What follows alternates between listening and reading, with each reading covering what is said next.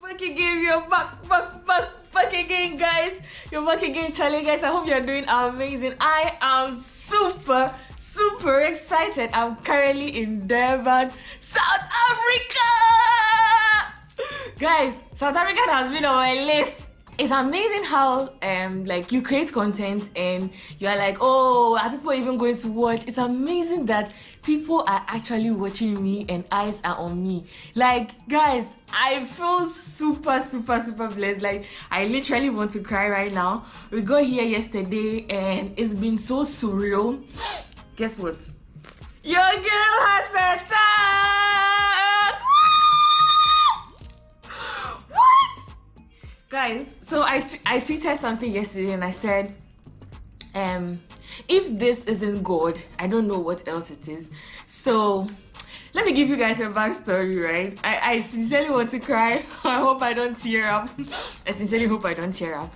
So I received a DM on Instagram from a rep and she was like, oh, hi, I want to send you an email. And I just responded. I was like, okay, yeah, here's my email. And she sent me an email and she's like, oh, you've been selected as one of the few content creators to come experience Africa's travel in Indaba 2022. So initially when the email came, I was like, oh, maybe it's a scam. But after all, what do you lose? Let me follow up. I followed up and boom, I am in South Africa. Thank you so much, South African Tourism Board. Thank you so much, Africa's Indaba, like Travel Indaba. Thank you to the team. Thank you to Travel SA for this opportunity. It's amazing that I am the only female travel vlogger that has been invited. In fact, we are two. It's me and Wedembaya. Like, who would have thought? Like, I'm out of words. I'm sincerely very happy, and thanks so much for the opportunity. I also want to say that this is just the beginning to greater things to come. I'm so happy. I want to cry right now. So let's talk about how I had the visa before coming to South Africa. So Ghanaians require visa from Ghana to South Africa, so I applied through the VFS. She sent me an invitation, my ticket and other documents which I attached, paid an amount of 300 and something, 340 cedis at the VFS office. Then I applied. So after a week, they sent me a text that my passport was ready for pickup. I went and boom, I have the South African visa. So that's how I was able to get the South African visa here. After today, I'm going to be sharing with you amazing videos from South Africa, to be precise, Durban.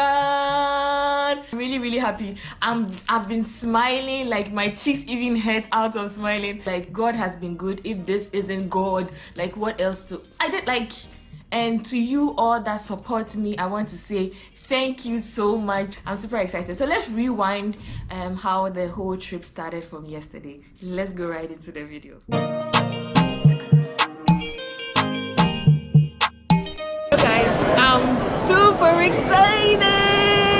I'm super excited. Guys, I haven't been to the airport to see this crowd, and guys, like everywhere is busy.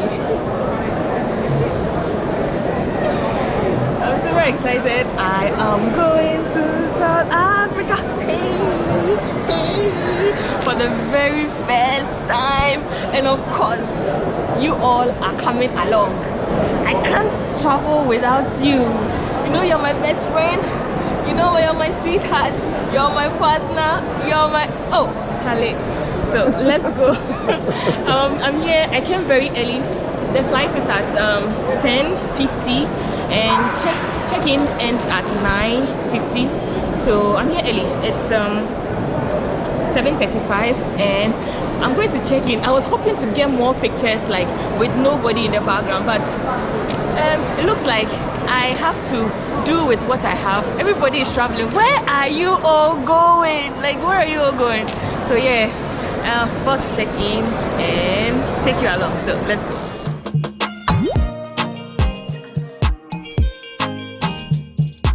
Guess who I saw? Was the Maya. I'm coming, yeah. So, you know the funny thing, when the list came in, and because he usually uses Wademaya, I had forgotten his name. He's called Akon.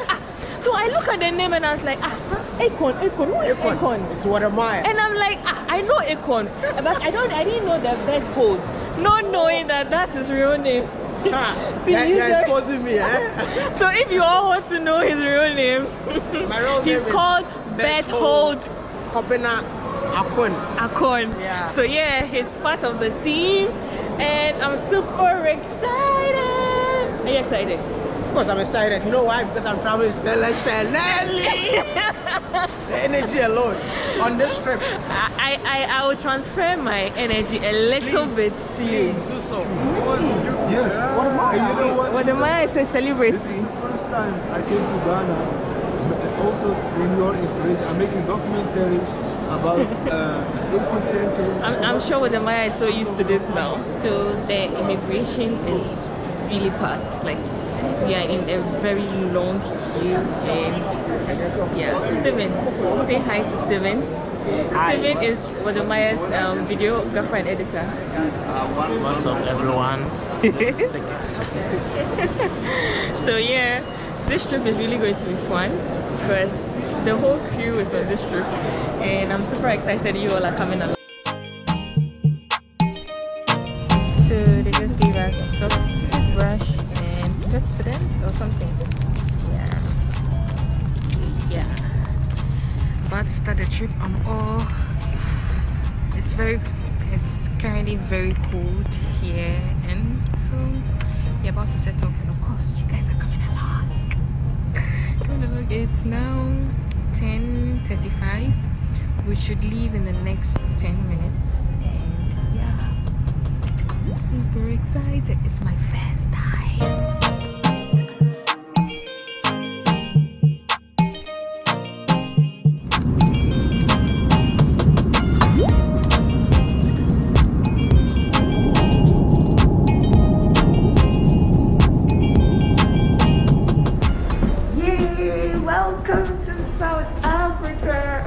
Here, super excited.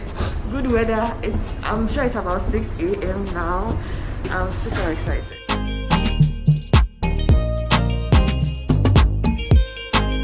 So the final destination is Durban. So we're going to pick our baggage and head to the domestic. Yay! I'm sure you can tell from my face I had been sleeping, but I had just like 3 hours, 4 hours sleep. And yeah, Maya is way behind there. How was the trip? It was very good, but it's so funny.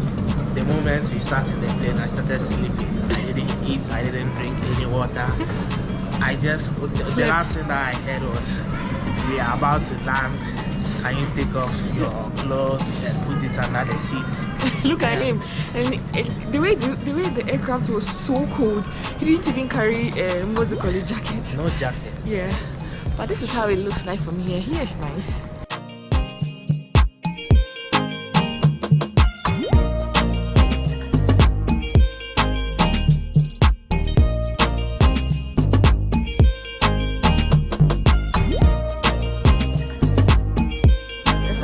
This is how it looks like from here.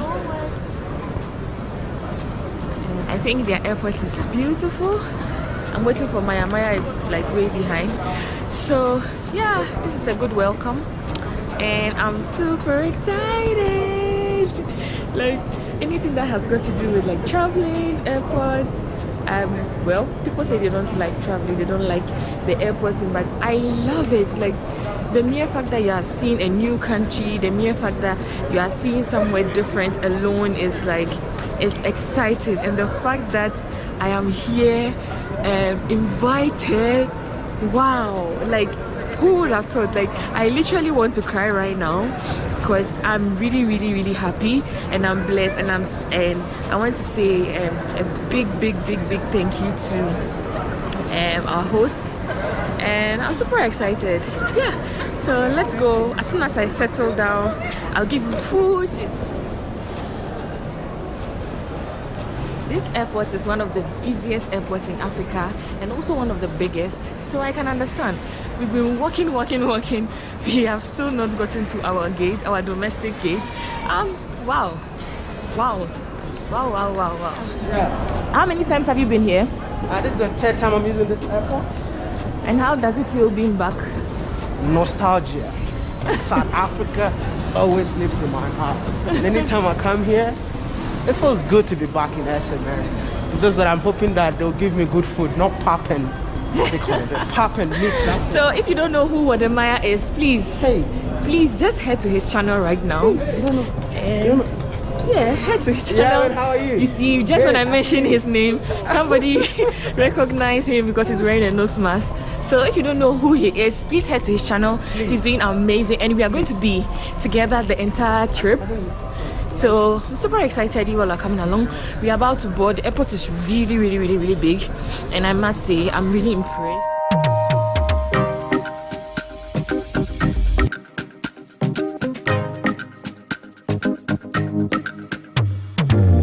So we are about boarding to Durban.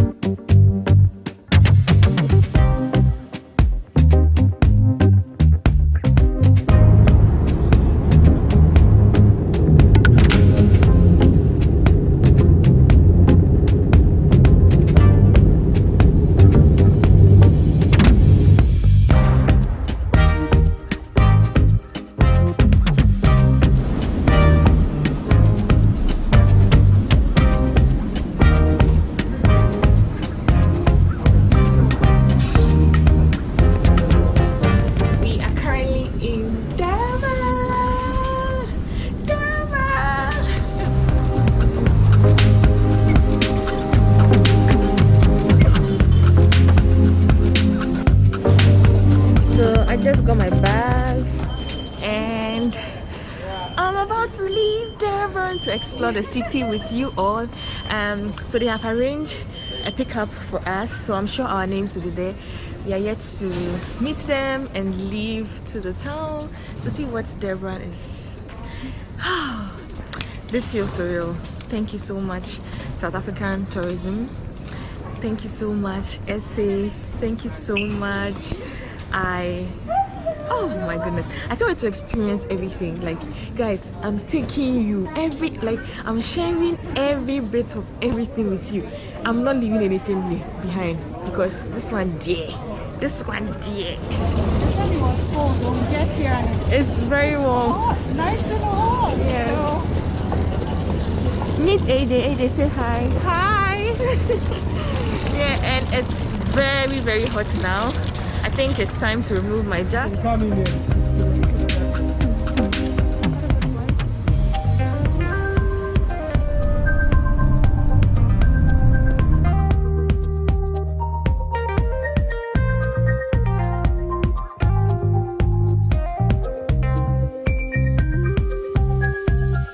We're currently here about to have lunch, and the place is called Circles. And of course, you guys, you know I said I was going to take you everywhere. This is my passion fruit. Like banana with peanut butter. Does it taste good? Very good. And this is your meal. Yours came earlier. Oh, this is nice. It looks nice. I hope it tastes. Cheers. Cheers. So this is my meal. I'm having prawns with mashed potatoes. And this is...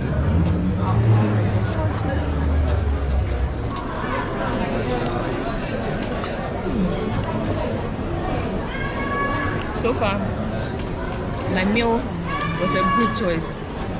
Like, I don't regret it at all. This is really good, especially when I added the lemon to the prawns. It gives it a different unique taste.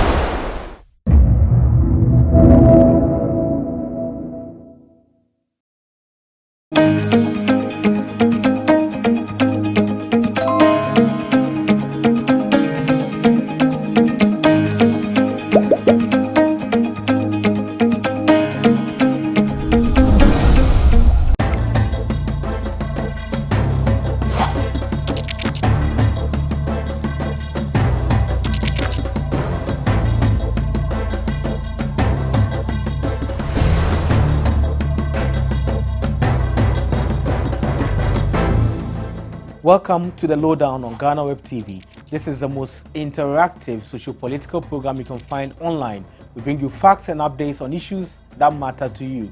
My name is Ismail Akwe, and in this edition, we are going to discuss tourism. The tourism industry has been very vibrant lately. We had Kwewu Easter celebrations and also other celebrations all over the country. We are going to discuss how the tourism industry can help build up or even bring in more revenue into our economy. Our guest is from the Ghana Tourism Authority. He will be doing this discussion with us. We'll be right back after this break.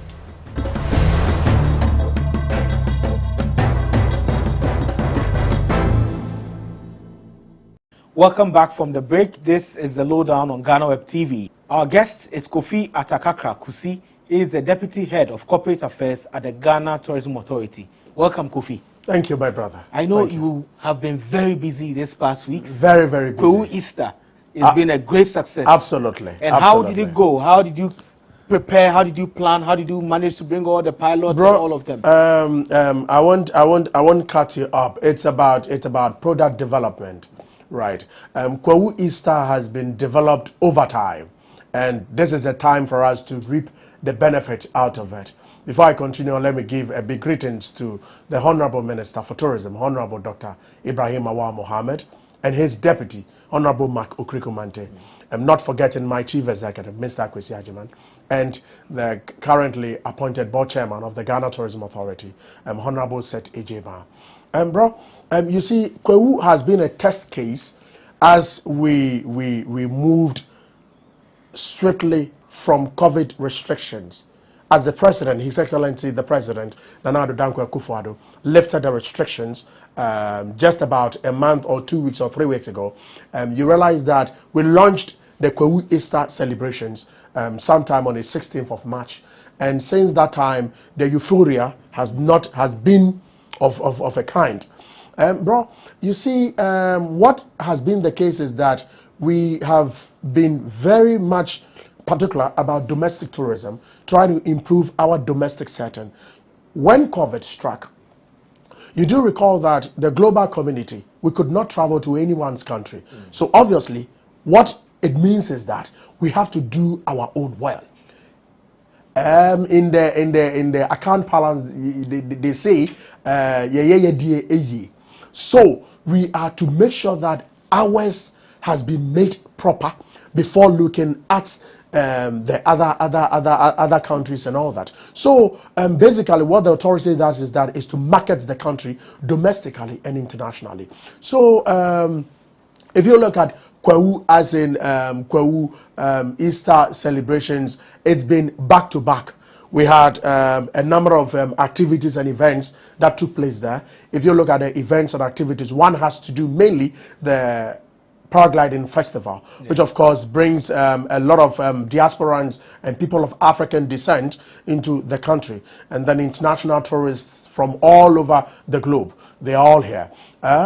Also, we have musical concerts, we have pool parties, we have a lot of activities took place. You have carnivals, street carnivals, masquerade festival, and all that. We saw all of them, yes, because you're doing so well with communication. Absolutely. But how long did it take you to plan the Kwawu Easter Festival? Yes, as a matter of fact, like I said, it's about product development. So even in the time of the restrictions, the authority under the leadership of Mr. Kwesi Agyeman was working assiduously behind the scenes, making sure that we were cementing all the loose holes in order to make sure that we get a clear picture of how it will look like. So our marketing actually started in the time of COVID. During the restrictions, we were working assiduously behind the scenes. Of course, what the authority has a research department, and the research department way back sometime last year even undertook what we call a farm tour to Kwawu and its environs in order to do a farm tour of the entire enclave. So that is exactly what we did, and this is the results. Did you have any data as to the number of people who were present at Kwawu? Good. This is a very good question. Let me commend you for this. Research is very key to any industry. Like it is, the Ghana Tourism Authority has been very strong when it comes to our research. So we have a whole directorate in charge of research. Our research department was stationed in Kwawu during the festivities. They have always been there. So always we generate a tourism report that gives you a report of what our event and activities was like. But of course, you know that we just came from Kwawu. So the research department is still working assiduously in order to generate the needed reports so that we could be able to feed the teeming public. And in as much as that be the case, of course, the Honorable Minister has indicated, Honorable Dr. Ibrahim Awar Mohammed had indicated early on that we are looking at raking in close to about annually, we are looking at raking in close to about $2.3 billion into the economy. $2.3 billion annually. Annually. An estimate. In estimate. Okay. So is Kwawu Easter going to be a regular event? I know Easter is annual. However, the other activities like the paragliding and then the others, which are done annually during Easter period, there are so many calls for it to be done, regularly, like maybe every month there should be something around paragliding. Is this something you're going to consider? Have you thought about it? Good, my brother. You've asked a very good question once again. I think I must commend GhanaWeb for your line of questions. It's very good. The CEO, my CEO had indicated early on during interviews with the media, he had indicated that because we are trying to entrench our domestic setting in terms of our domestic tourism, trying to improve our domestic tourism, what the Ghana Tourism Authority will be doing is that as part of the pilots, obviously, let me say this again. The pilots, we had pilots from Peru, Switzerland, USA, and then Germany. And then there was one Ghanaian pilot. What the authority is doing moving forward is to get a number of Ghanaian pilots to fly so that we would not depend on the white man. I am a Pan-Africanist personally, and I believe in we making our own better. In making our own better, we do not need the white man to be there for us. We have to develop our own. That is why Jonathan used to be a solo pilot. So Jonathan is a Ghanaian pilot? He's a Ghanaian pilot. Okay. Jonathan was the only Ghanaian one? The only Ghanaian Jonathan pilot. Quay. Jonathan Quay. Okay. He's a solo pilot, and then the others are, and then there are others who are also tandem pilots. What it means is that when someone is a solo pilot, the person flies alone. Okay. Then you graduate to become a tandem pilot. Fortunately enough, now Jonathan Quay is a tandem pilot. For years, he's been a solo pilot. He was training, and by the grace of God, he's now a tandem pilot. There is a certifying agency that looks at paragliders. So in Ghana? Yes, not in Ghana, okay, but outside there. Or was he training under the auspices of the Ghana Tourism Authority, or he was independent? Yes, we were part of the push. Okay. Yes, the Tourism Authority was part of the push. The Ministry of Tourism also part of the push. So that is why the Chief Executive had indicated, Mr. Kwesi Agyeman had indicated that moving forward, the Tourism Authority is looking at having local pilots, local content. Local content is very important in order to improve our tourism industry. So we are also looking at private investors coming in to invest in the paragliding sport as an aviation sport and other various events and activities that we have in the country. So are there any other Ghanaian pilots under training, tandem pilots? As at the moment, there are others who are also undergoing training, as CEO had indicated. But at the right time, we're going to make it public for Ghanaians to know exactly who they are, what they are, and then also we are trying to.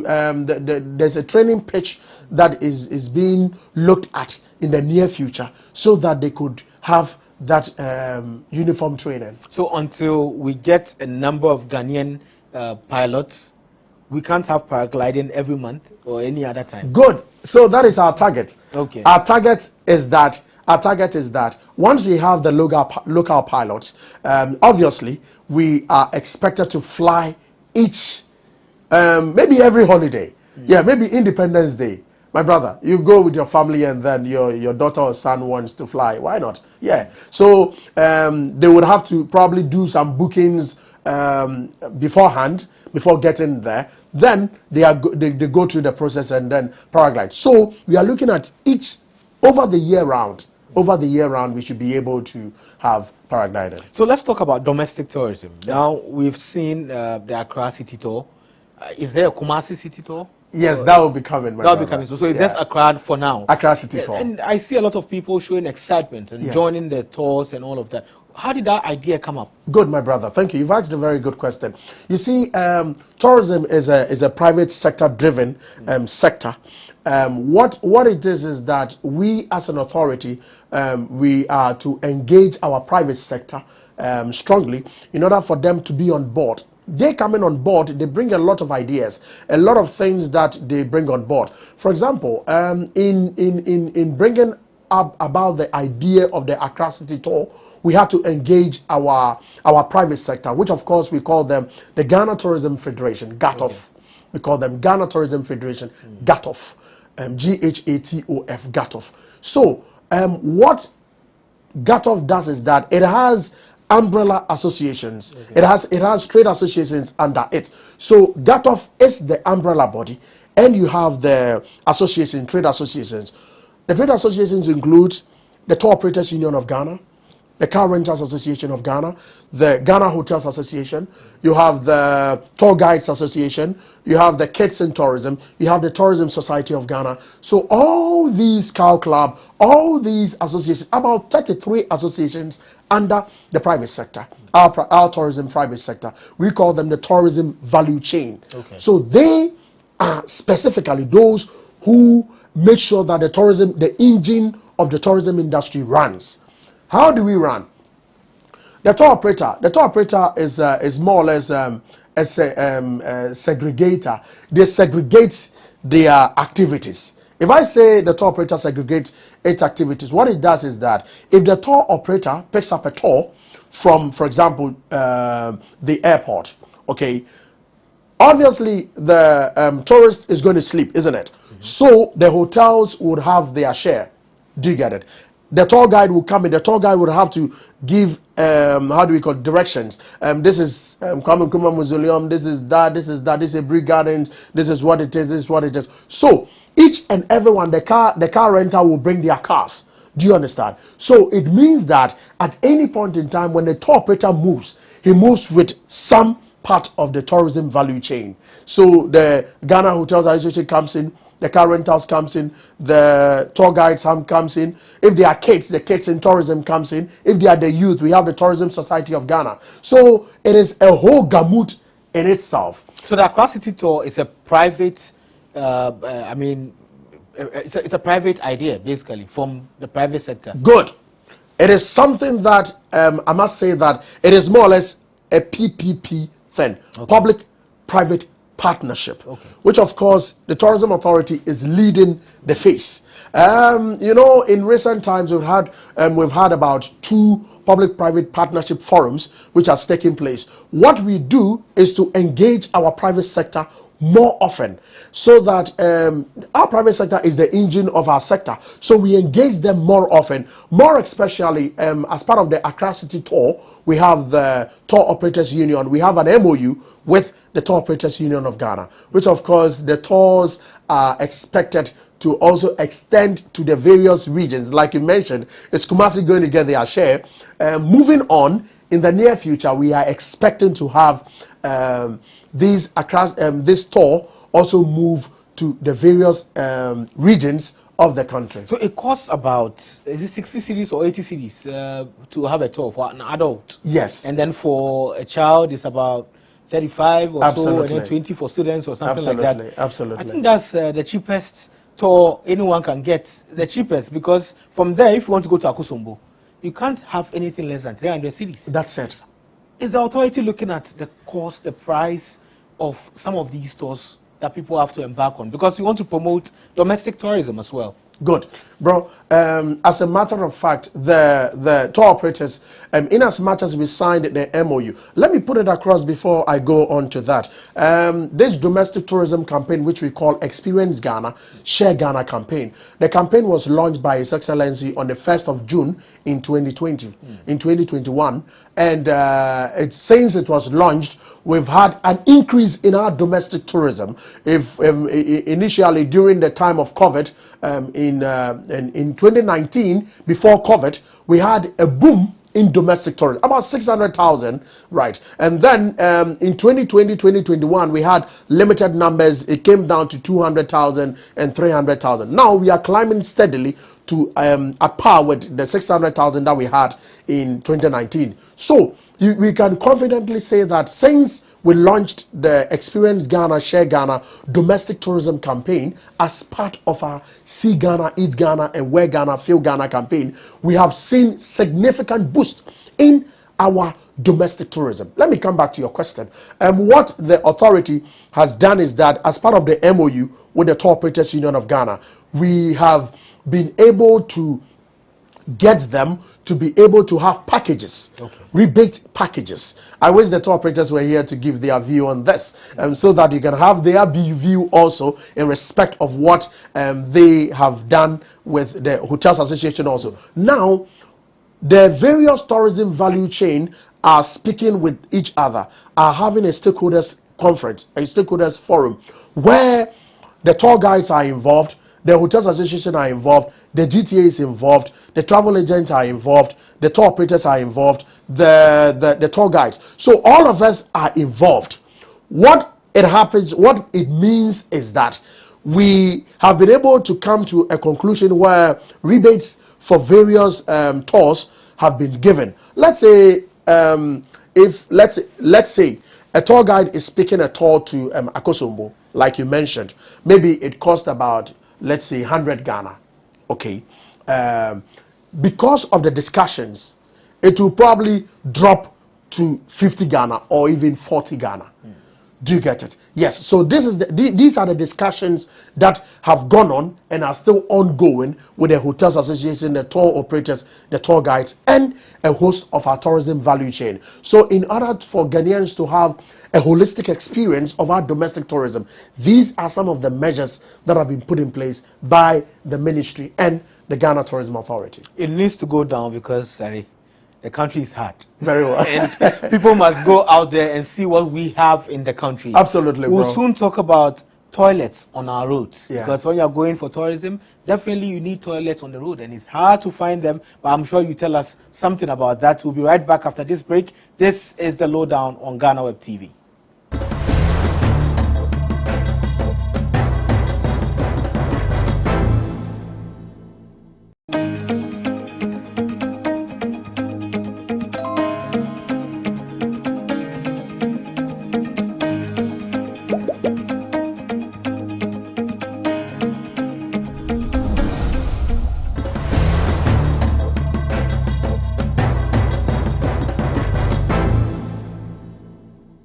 Welcome back from the break. This is the Lowdown on GhanaWeb TV. My name is Ismail Akwe. Our guest is Kofi Atakakra Kusi. He is the Deputy Head of Corporate Affairs at the Ghana Tourism Authority. We're talking about Kwewu Easter, we're talking about domestic tourism. But before we even talk about the public toilets on our roads, let's just go a little bit back to the Kwewu Easter celebration that was just held. What were some of the challenges that you faced as an authority? Good. We had a very successful event, and I would say that one of our major challenge, of course, it's been a major challenge, because if I say a major challenge, what I mean is that we had close to about over 400 people registering to fly the paragliding. A lot of people registered because a lot of thinking, a lot of marketing, a lot of PR went into we expecting people to come and register to fly. And the major challenge had to do with the weather. Okay. You do recall when I was giving my submissions, I indicated that we have various local organizing committees that we work with. We work with the Kwewu East, Kwewu West, Kwewu South district assemblies. We worked also with the Ministry of Health, the Ghana Health Service, the military service, the police service, the Ghana Meteorological Services. So one major challenge at the paragliding site was the weather. The weather was not favorable at all. So you could see that the numbers that we were able to fly dropped. We flew close to about 194 flights, and then out of the 194 we had 188 tandem pilots and then flying, and then 6 solo pilots. We were expecting to fly almost everyone, but that notwithstanding, what the authority has put in place is that, you know, we have this corporate paragliding festival which we usually do in September. September, it's usually the tourism month. So in September, our chief executive has indicated that corporate paragliding festival would be held, and that those who couldn't fly obviously would have the opportunity to fly. So our major challenge had to do no refunds. What is happening is that we are having a post-mortem. Obviously their monies are not locked up. Okay. They are still with us. And that would we are still having a post-mortem, and that's post-mortem we would know how to communicate back to the But some of them are not from here. Yes, some they would be leaving. So, you know. Exactly, my brother. And one thing also is that, you know, because Ghana has been sold out there so well. You do recall when the president visited London, there was a launch of Destination Ghana. Yeah. That launch is to showcase Ghana back to the world after the restrictions have been lifted. And what it means is that Ghana is absolutely ready, open and ready to receive our foreigners, our tourists, people of African descent, our diasporans. So, bro, if you asked with the question where you are saying that some would have to go and come back, of course, we have sold Ghana to the world to understand that they even want to go and come back again. Yes. So, in as much as they have not been able to fly, they would want to go back, go and come back. Already they were here, they have experienced our culture, our heritage, our adventure, our history, our customs, our traditions, and as part of that, they have been able to inculcate themselves in the Ghanaian setting as part of our Experience Ghana, Share Ghana agenda. So obviously, they even want to come back. So they would definitely come back for the corporate paragliding festival. And the other challenges? Yes, the other challenges had to do with the various events that went on. Those, I would say, were not challenges, but they were goodwill. We had a number of people at the various events and activities that took place, and that also there were the various tourist sites and attractions. The other challenges also had to do with the tourist sites and attractions. Of course, some of these tourist sites and attractions are the Tourism Authority and the ministry is looking at bringing them to that global standard. Yes, there are various tourist sites and attractions in the Kwewu Enclave. So in 2019, there was an LI 2393, which was passed by Parliament, Tourist Sites and Attractions Regulations. And that regulations is giving the Tourism Authority a lot of support in order to be able to regulate the activities at the tourist sites and attractions. So you look at the paragliding site, the road to the center was being fixed. As we were there, you could see that the road was still under construction. Those are some of the challenges. But of course, it wasn't too much of a challenge because it was easily motorable.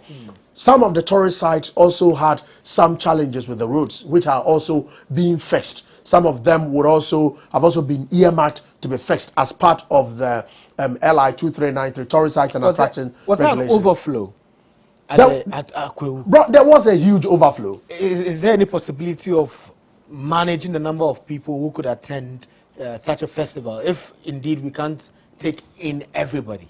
Indeed, we can take. We are possible to take almost everyone. All the hotels were full, brother. Yeah. Yes, all the hotels, the guest houses, there were a lot of people, and the traffic. Let me commend the Ghana Police Service. Right. We thought it would have been a challenge, but Dr. Dampare and his men really were up to the game. Yes, you could see the traffic flow was just so excellent. You could see how they brought a certain motorcycle, which of course they call it police visibility. Yeah. It was really on point, advantage point, making sure that traffic flow was really on point. So let me commend once again the police administration for the support to the industry. And the tourism industry is a multi-sectoral industry, and we cut across various sectors of the economy. So the security services, the meteorological services, the health services, the military service, all of them did a great job, and it minimized some of the challenges that we thought could have been the case. For example, hitherto, at some point in time, some of the hotels also had some challenges, right? But in recent times when we went, we didn't find those challenges there. Like some of the hotels were not keeping their places well, but we sensitized them for them to make sure that we made them aware of the fact that because of the advent of COVID, we have to be very careful and ensure that the right things are done at the various hotels and various tourism establishments in order for us to have a holistic celebration. So, bro, if you ask, it was a very wonderful experience. Security was good? Excellent. Okay. Excellent. Yeah. So now let's go back to our domestic tourism discussion, where there's distance between some tourist sites and also some towns. So let's say someone from Accra wants to go to maybe the central part of Ghana, Ashanti region. You can count the number of washrooms you could use on the roads. And we had an interview with the MPA, and they are saying it's under their jurisdiction to make sure that every fuel station has a washroom because it's mandatory per law. However, we still have inadequate washrooms. Is this something that's of concern to the authority? Yes, you see, sanitation is very key, right? You do not expect that people would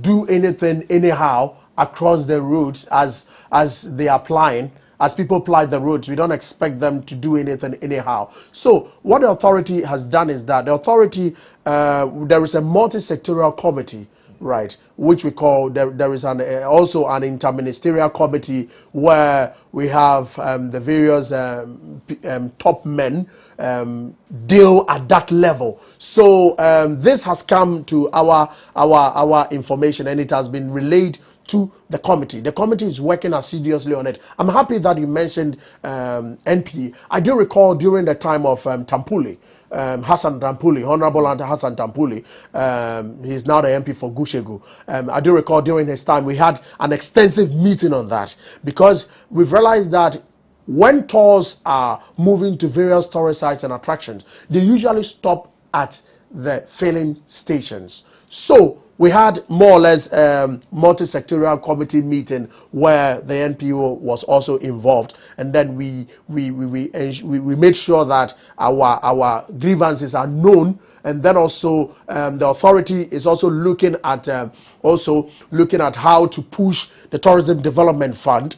You know, we have a tourism development fund which is paid 1% from all the patrons who visit the various tourism establishments. So the authority is also looking at also pushing more in terms of looking at the washrooms along the roads to the various tourist sites and attractions, and also the tourism establishments. Now, when we come to the tour companies or some of the tour organizations that we have, are they all regulated? And are they supposed to be regulated or licensed by the tourism authority? Thank you. That's a very good question. Good. That is where the tourism authority's work comes to fore.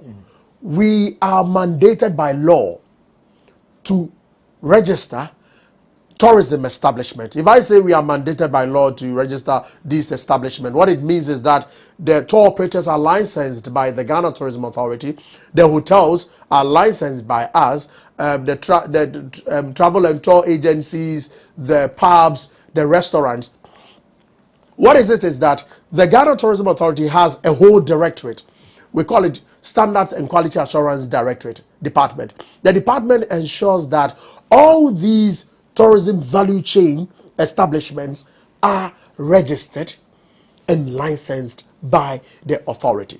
That is why if the authority wants to embark on a city tour, we will deal with the tour operators. The tour operators are all licensed by the authority. So on this note, I would urge all travel and tour agencies and tour operators to register also with the authority, and also register with the tour operators in order to make sure that your activities are regulated accordingly.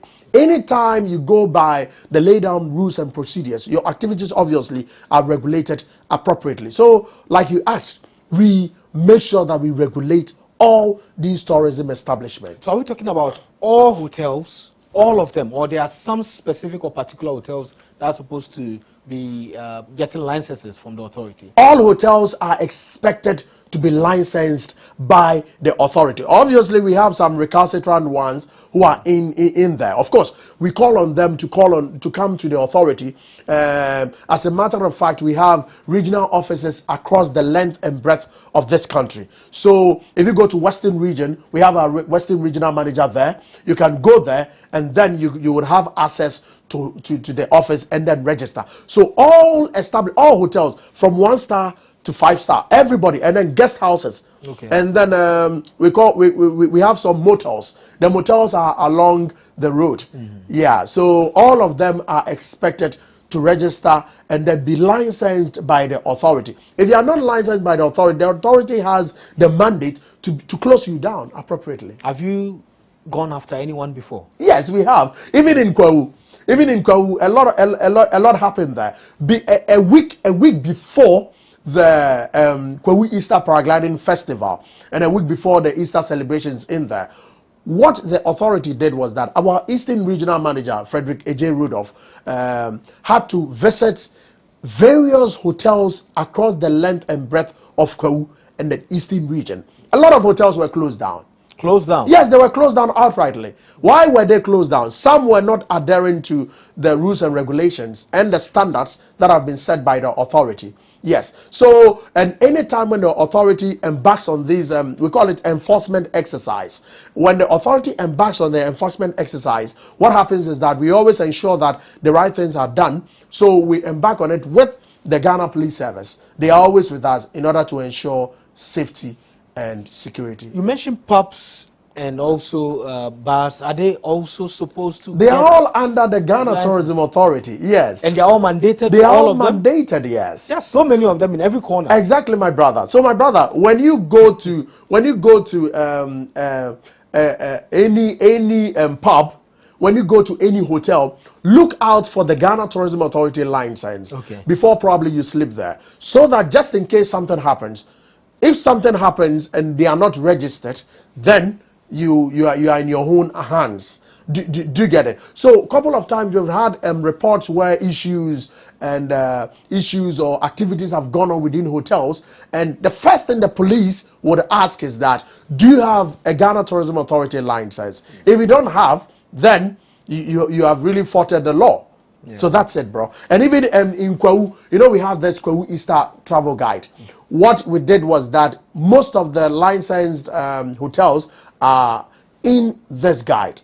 So if you are not, some of them who are not registered are not here. And this guide gives you a whole lot of activities that went on, whatever went on in Kwahu is all in the guide. I think I'll leave this copy with you, my brother. Thank you very much. So this is quite very nice copy. Is it going to be in every hotel? Is it going to be in our flights? Good. Where can we find them? Good. What is it is that a lot were given out in Kwahu, and then we are trying as much as possible to print a lot more copies for the various institutions. A lot were sent to the hotels in Kwahu, a lot were sent to the pubs, the car rentals, travel and tour agencies, and then even revelers ranging from Obomin to Mprayaso to ATBA to Abetifi, and all environment within Kwahu. What's the next festival, the next big one that's coming up? Good. The next one is Pan-African Emancipation Day celebrations, okay. And that is where our we appreciate our heritage as a people. It has to do with the slave trade movement. The slave movement that went on. I told you early on that I'm a Pan-Africanist, so I believe in the Pan-African experience, and it has to do also with the fact that we try to connect with our roots. We try to connect with our ancestors for them to, for us to feel part of the history. Marcus Garvey makes a statement that a people without a history probably are not worth dying for, isn't it? Good. If you do not have a history, then you are not existent. So we need to entrench our history as a people. If I say we need to entrench our history as a people, what I mean is this. The Ghana Tourism Authority, during the year of return, one of our main selling point had to do, during the year of return, had to do with our heritage sites. And the year of return was tied to the slave trade movement. So you see that our heritage as a people is very important. And it is one selling point which really gives Ghana it gave Ghana the international recognition out there. So what's the authority going to do during the Emancipation Day? Is there going to be any surprises for us? Is there anything special? Yes, usually during the Emancipation Day, what the authority does is that we have visits to Assini Manso, Assini Praso, those river, those places where the slaves were taken to, and then that is where they had their last bath before they were transported outside there. As a matter of fact, during the year of return, the year of return really is in 1619, about 400 years, when our ancestors were picked up from Jamestown in Accra here to Jamestown in Virginia. Right. So there is Jamestown also in Virginia, in USA. So it connects with the Pan-African Emancipation thing. So this year we are also trying as much as possible to make it big. Why would we say that we are trying as much as possible to make it big?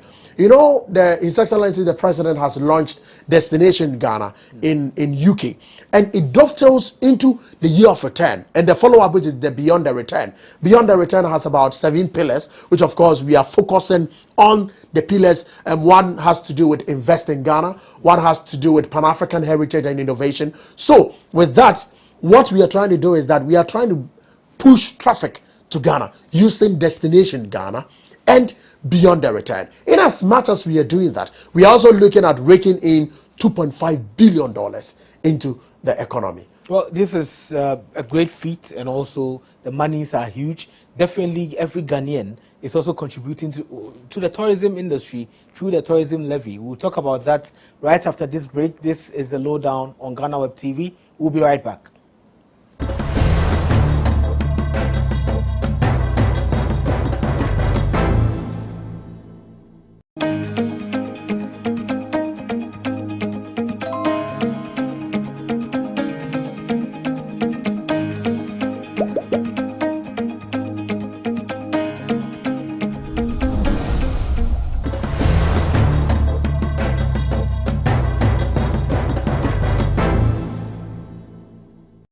Welcome back from the break. This is the Lowdown on GhanaWeb TV. My name is Ismail Akwe, and our guest is Kofi Atakusi, and you are the Deputy Head of Corporate Affairs at the Ghana Tourism Authority. You've given us so much insight into the tourism industry in Ghana and how it's operating. And I think this is quite an important discussion because every Ghanaian should be in on it and also be rooting for more people to come into the country, more people to see our heritage and our culture. And if you don't bring it out, people will just tell your story for you. So we are telling our own story, and we are bringing in people to see them. However, every Ghanaian is also paying some money as tourism levy to the tourism authority. But why so? Because at the end of the day, we also go through domestic tourism and we pay for it. So why do you need to pay extra levy for tourism? Bro, as a matter of fact, what the tourism levy seeks to achieve as part of the National Tourism Development Plan 2013 to 2027, what the authority is doing and has done is to fashion out the tourism development levy. The tourism development levy is charged on the service that the patron seeks to achieve from the tourism establishment. For example, my brother, if you sleep in a hotel, right, it is rather charged on the establishment that will pay to the authority. So the money you give to the money you will give to the hotel, right? The hotel will charge the 1% on that money and remit back to the authority. Okay. Good. You were asking why is it so? Good. As part of the National Tourism Plan, National Tourism Development Plan, and our marketing strategy, what the authority seeks to achieve is to look at development of our tourist sites and attractions, and that also the development of tourism in general. What I mean is this: when the president launched Destination Ghana in the UK, he mentioned that $40 million is going to be put aside as part of the Ghana Tourism Development Bank project. Ghana Tourism Development Bank project, yes. What it seeks to achieve is to be able to develop the various tourist sites and attractions, and this one we have support also from the World Bank. So we are looking at be able to develop the various tourist sites and attractions across the length and breadth of the country. As I'm speaking with you, renovation works are ongoing at Ebri Botanical Gardens. 1, 2, Kwame Nkrumah Mausoleum. I was going to mention that one because it's been left to rot. Exactly. And we still take money. Work go is there ongoing. See nothing. Yes, my brother. Work is ongoing. Work is ongoing. So yes. has it been closed now, or is it still operating? It is operating, but not because of the works ongoing. The place is not really functioning too much. The last time I went there, I didn't see any signs of work being done. Work is ongoing, my brother. As a matter of fact, the funds have been made available, okay. And if you speak with the director of the place, Alaji would indicate to you that yes, renovation works has started, and we hope to achieve the best for that park because it rakes in a lot into the economy. As a matter of fact, Ebri Botanical Gardens is also there. We have Yas Antoine Museum in Ejiso is also there. Menchia Museum are all under the World Bank project, where we are trying as much as possible to be able to renovate, refurbish, and be able to make sure that these tourist sites and attractions are brought to that in global and international standard. So, my brother, if you ask, the tourism levy, it helps in being able to bring our tourism back to fruition. You know, in recent times, most of our activities, most of it has been from the tourism levy, because it helps us to be able to look at where the loopholes are, and then we are able to clip them appropriately. So which loopholes were there in the past that now have been sealed? What are like the successes of the tourism authority compared to, let's say, 10 years ago or 15 years ago? Good. Good, bro. You've asked a very good question. Some of the loopholes, I must confess, probably may have to do with the tourist sites and attractions, right? That is why the tourist sites and attractions regulations LI 2393 came into force in 2019, in order to be able to, for us to focus more on our tourist sites and attractions, and then packaging of our cultural experiences, packaging of some of the natural experiences, natural resources, our cultural, societal experiences, and all that. So all these had to do with marketing, how we were able to bring up this project development plan in order to make sure that our tourism is up to that international standard. So some of these challenges, of course, since the inception of the tourism levy, we've been able to put them to that. We've been able to make sure that they are brought to that international standard. For example, the roads leading to some of the tourist sites. Okay. Right. You do recall when Kintampo Waterfall, when we had the issue there. You do recall the incident where someone died. Exactly. That, for instance, it was the Tourism Development Fund that quickly rushed in to be able to salvage the situation. So if you go to Kintampo now, you realize that the place has been kept very well, and that brought to fruition the tourism levy, the tourism levy, the tourism regulations. That is the LI 2393, tourist sites and attractions regulation. So obviously, since we got the tourism levy, it has helped the authority to plan. Right. Planning has become one of our major things that we do, because of a little bit of funding around, so that we are able to know where we need to put the trucks. Besides Kakum, we have other canopy walkways in the country. I know there's one in Tema area. There's another around Akosombo and other places. Have they all been certified by the Tourism Authority?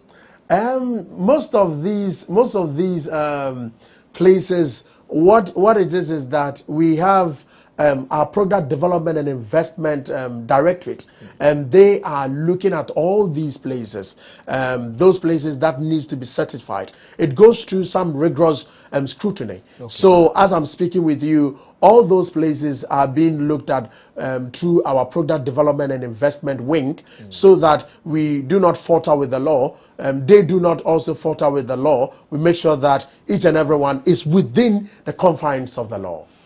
Helicopter tours, do you have that yet? No?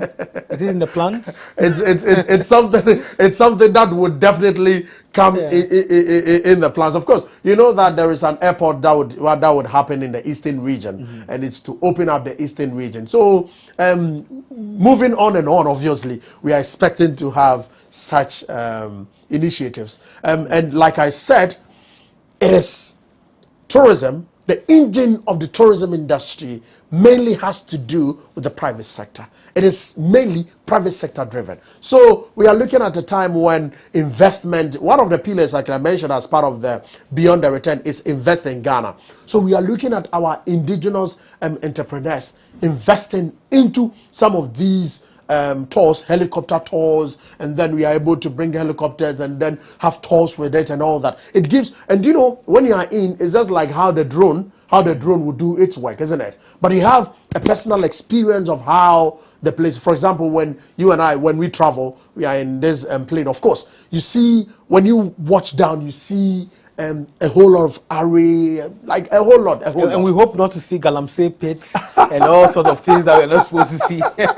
However, let's talk about outbound tourism, where Ghanaians go out there to other places. Does the authority have a hand in that as well? Because so many countries are coming up, and there are some places Ghanaians go and then they are not allowed entry, and some people suffer at certain countries where you might not even expect people to be rejected or returned. Do you have a hand in those traveling outside Ghana for touristic purposes? What the authority does is that we directly liaise with the Ghana Immigration Service and the Ministry of Foreign Affairs. So at any point in time when Ghanaians have issues, when they have issues, of course, anytime they call on us, what we do is that if it has to be referred to the Ministry of Foreign Affairs or the Ghana Immigration Service, we do that. What the authority also does is that we, as an authority, we are mandated by the law by the law, as in the Tourism Act, Act 817/2011, passed in 2011. What it mandates us is to market the country out there. So, as an authority, we always undertake international fairs and exhibitions.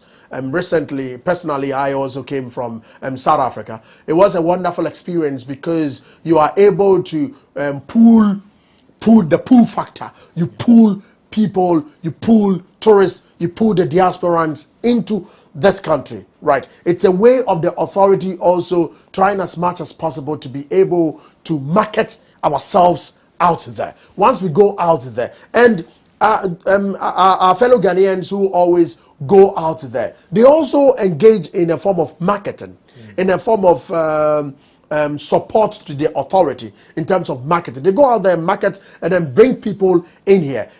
For example, the tour operators, they always go out there and then they bring clients in here. So it helps us to be able to streamline our activities as an authority.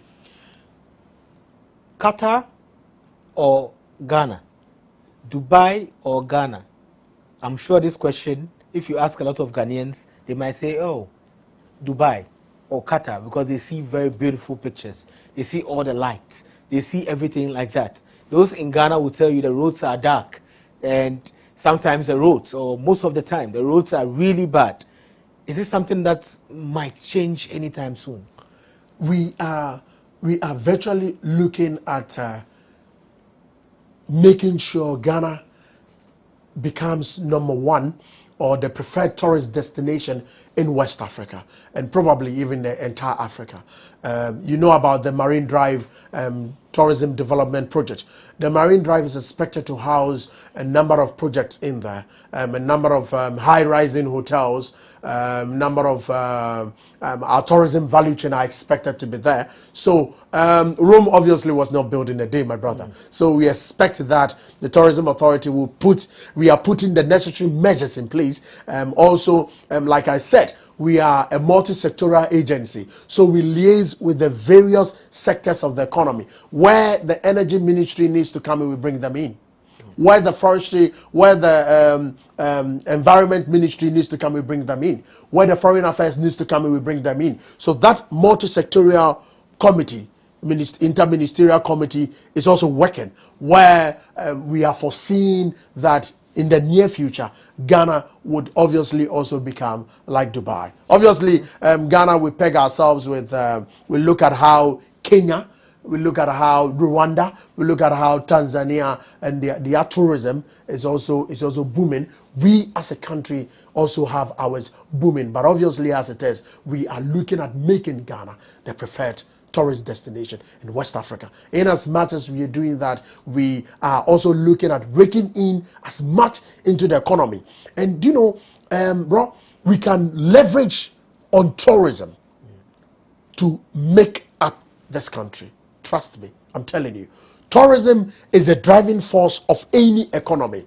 That is why successive governments over the time, I must commend successive governments over the time, have been able to invest into the tourism industry. They have always been able to bring tourism to that pedestal. More especially, let me say, this few years, we've had the year of return bringing in tourists beyond the return, and now Destination Ghana.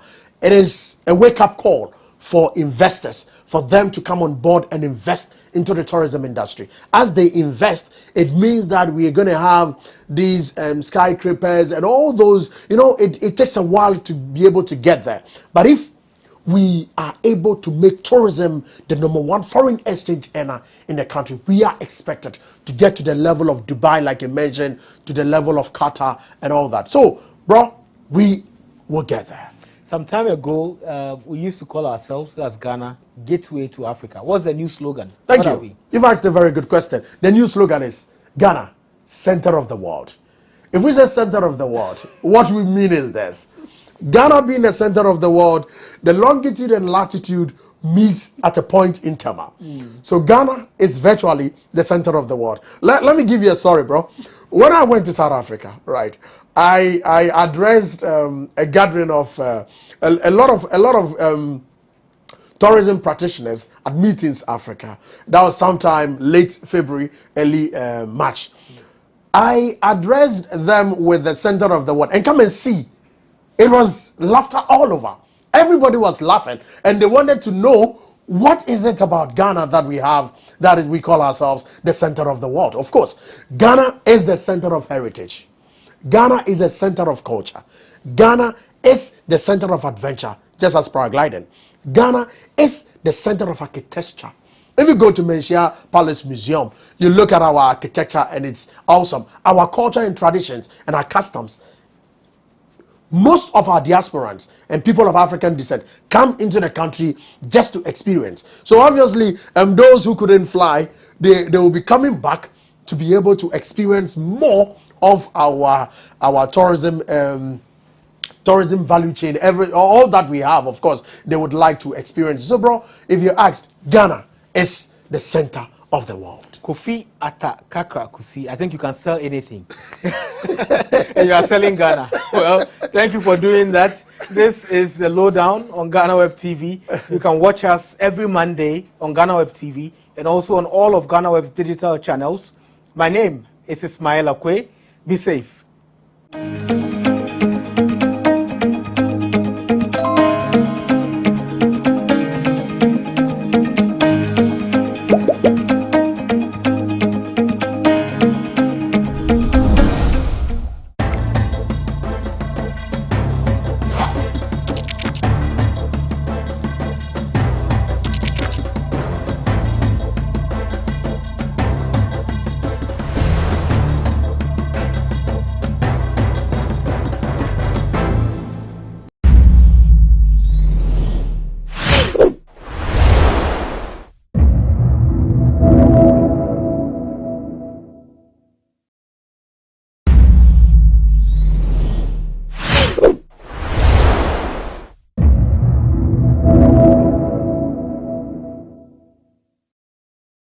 I went in to buy these animals to add the value of tourism in our country.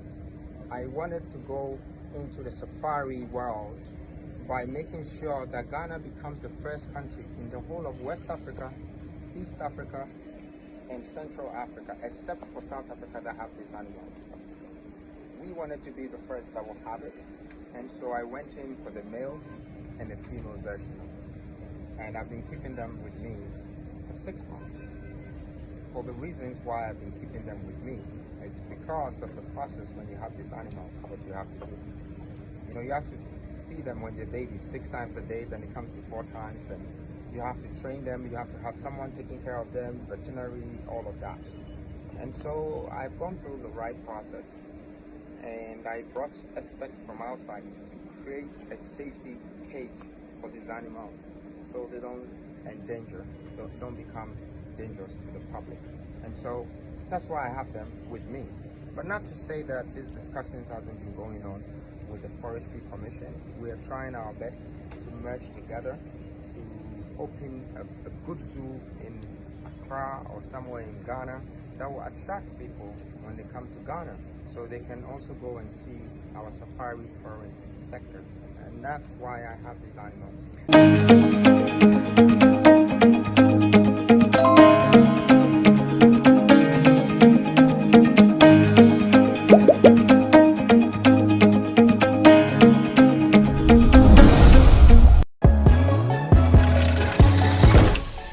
This week on Bloggers Forum. I have not given birth, I am not pregnant, and I'm not being sacked. We're losing a golden opportunity of drawing bars, traffic, attention to the show no, when next she hosts. Because I would have fed the rumor. Even though I may want another media platform, I would have fed the rumor, say, meba back.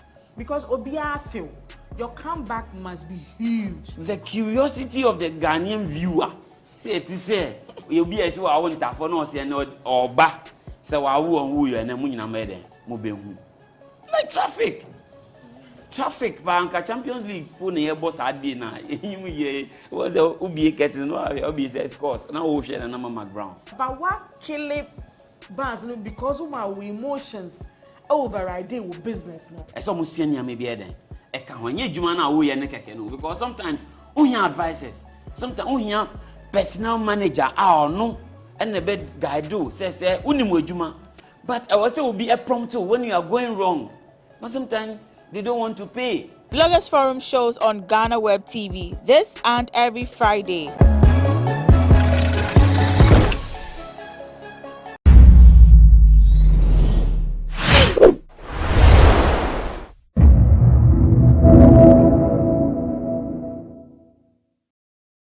Beautiful day. Good morning, my neighbors.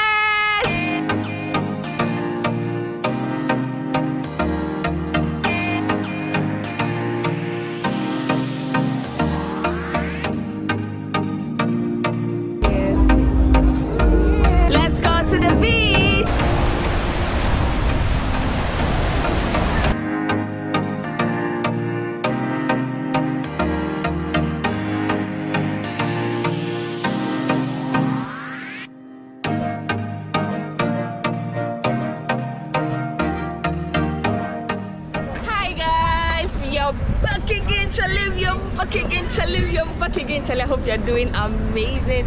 I'm currently here in Durban, South Africa, and guys, behind me is Southern Sun Hotel, which is the biggest hotel in South Africa. I'm sure you're interested. You want to see how it looks like, you want to see my experiences here. I'm going to be here for a few days. Shout out to South African tourism. You guys are coming along, so let's see what's inside here. Let me share my experiences here, cost and everything. So let's go right into the video. The Southern Sun Hotel is an iconic hotel located on the coast of Durban. It is currently the biggest hotel in South Africa with over 749 rooms.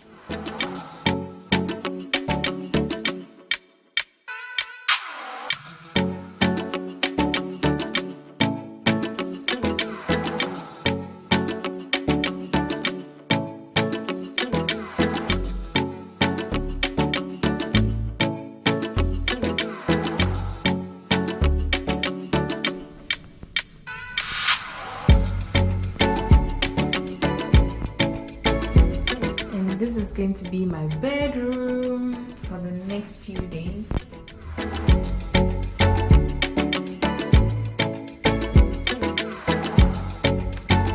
The best part is the view from my room. This is the view. So this is going to be my room for the next few days. Woo! I'm super excited. The room is beautiful. The view is amazing. I get to see the Indian Ocean every day, every morning. Wow.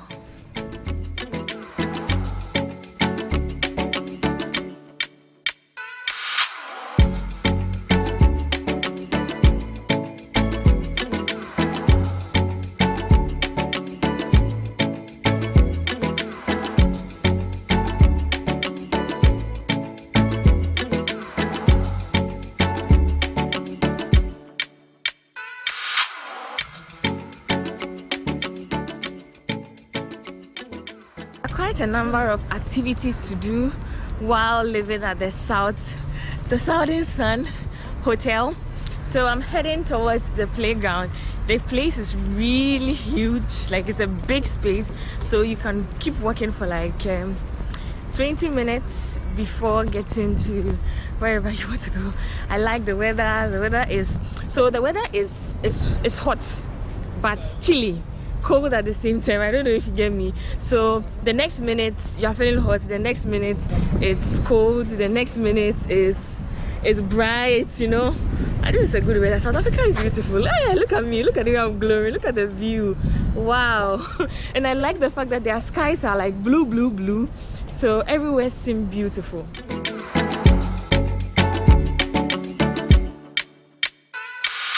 So there's also a skating park where you can come and skate for free. Let's find out if it's for free, because I see a lot of folks riding their bicycle and also skating on their boards. This is pretty nice. Look at this.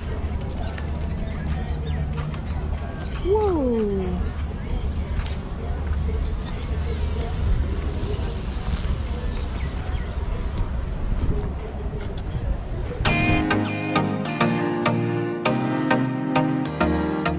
Can come here, have a chill time. The weather is chilly, nice, warm at the same time. There are a lot of people skating here. Yeah, let's go to the beach. Let's go to the beach. Let's go to the beach now.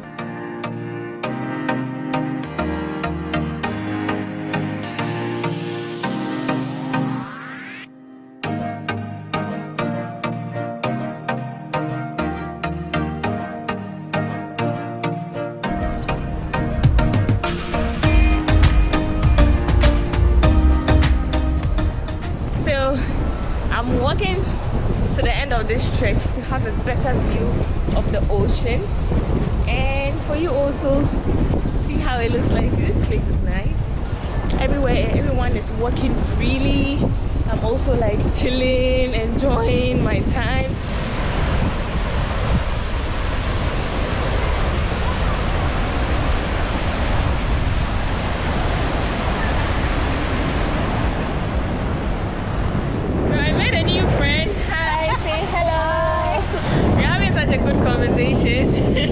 So if you know her, tell her you've seen her on my channel.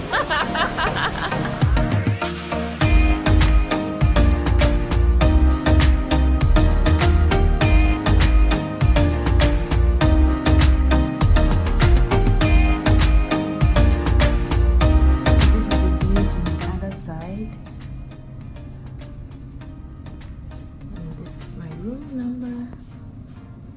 I was trying to fly a drone from my room so that I could get you this view, like the whole outside, to get this beautiful view. As soon as it got to the green grass, it crashed, and it crashed on top of the building. So I did a lot of follow-up, and guess what? The drone is finally here and it's in terrible state. I want to cry right now. This is how the drone is looking now. This is broken. This side is broken. This side is also broken. The gimbal, which is this side, is also broken.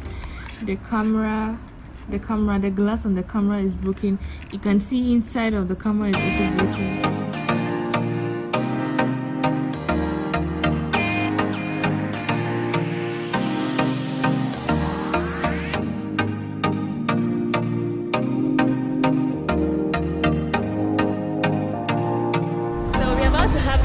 Here, let's see how it looks like. Come, let's go.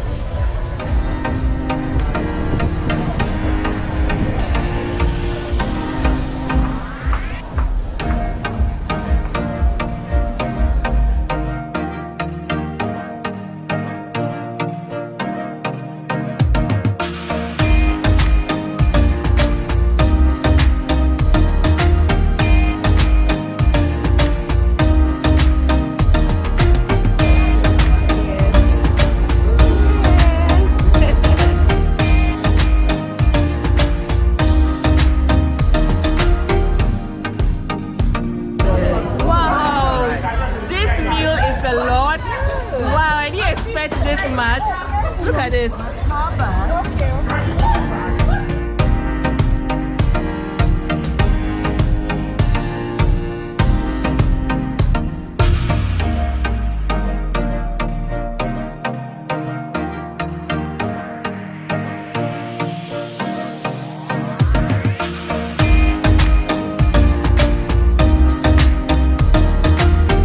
are done with our meal. Our meal was so delicious.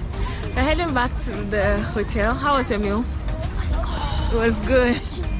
It looks like since I came, I've been enjoying all my meal. I had prawns and it was really grilled. Like, was nice. It was nice. And one thing I've noticed so far on my second day here is their food comes in like large quantities, so you can order for like one. And the plate, your plate feels as though is for 2 people. They have a surprise for us, and it's a spa. So I just took my bath. I'm going to have a massage, have a good time here. So I'm on my way downstairs, and of course you guys are coming with me, so let's go. So I'm here. The name of this place is Elengani, which is very close to my hotel. So we are going to have a spa.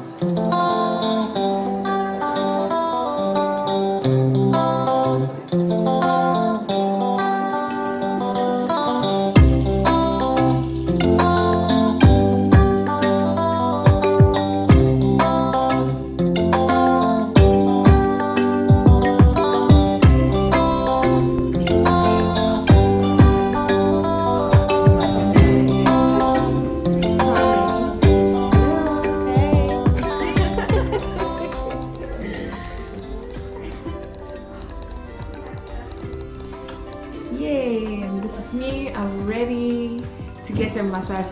What are you giving me? What type of massage are we having today? It's a full body massage with hot stones. Okay. For an hour. Alright. Yes. So I'm sincerely used to deep tissue massage. So for a relaxing massage like this, I'm really hoping to enjoy it very well. Like you can tell from the look of my face. My hair ready, Ankasa. So yeah, let's have this party together. Anita, you're having it too, right? Yes, I am. If you don't know Anita, go to her Instagram channel. Hey, her Instagram page. You find I think I need to start my own YouTube channel. You guys have to like, want to. Please start. The way you are traveling alone. She's going to join the YouTube family soon. So let's go for the massage.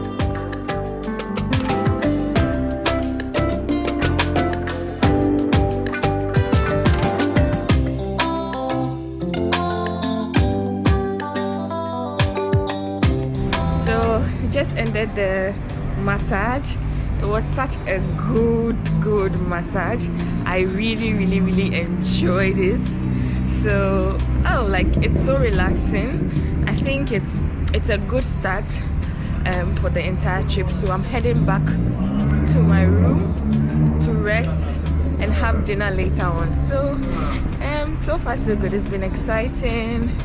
I'm really having a good time, and yeah, so catch you later. Good morning, South Africa. Good morning, Durban. Good morning. Look at the glow. Guys, I am really having a good time here. Good morning. I had pretty good sleep. I just washed my face, put on some lip gloss. I'm heading out for breakfast, and of course, you all are coming with me. Look at my view here. I don't think I would get used to this view because it's too beautiful. Yesterday at night the whole place was dark. Let's go have some breakfast. Let's go.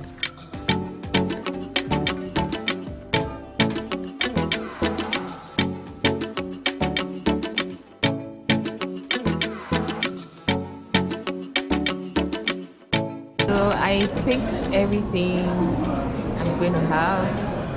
Having some bacon, eggs, beans, potatoes, mushrooms. This is going to be my dessert.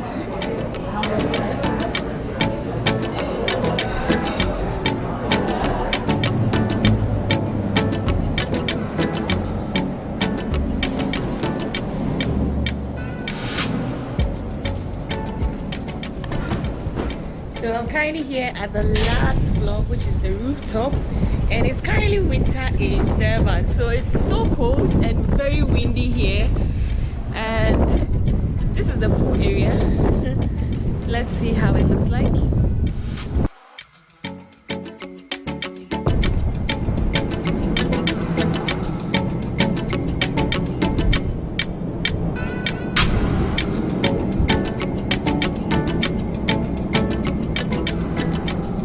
The good part is the fact that everywhere has a beautiful view.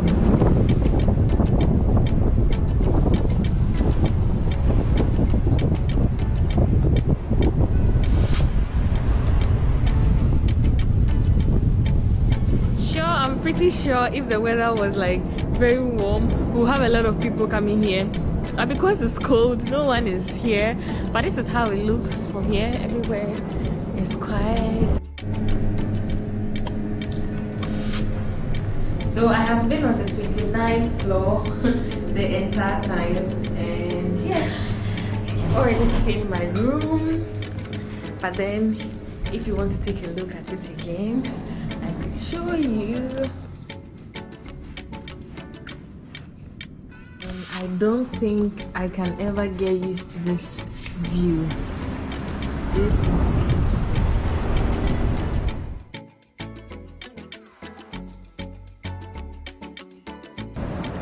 Good morning, it's a beautiful day. Good morning, my neighbors.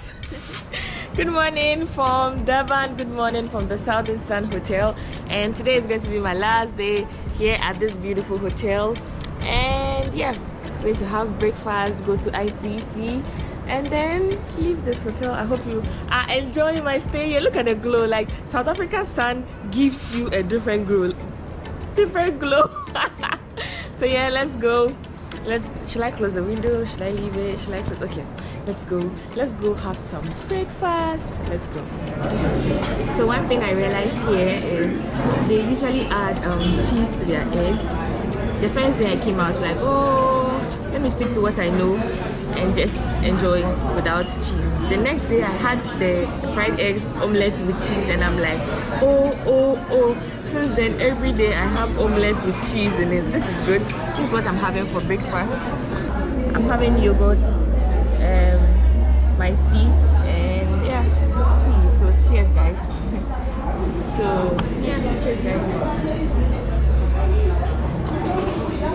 And oh, I forgot to mention that their tea is also very unique and different. I'm really going to miss this view. So guys, I want to say thank you so much for watching this video as much as I enjoyed documenting my entire experience here at the Southern Sun Hotel. A big shout out to the South African tourism for this experience. Follow them on Instagram, show them some love. Until then, don't forget to subscribe, like and share. See you on my next video in South Africa. I love you all. Mwah.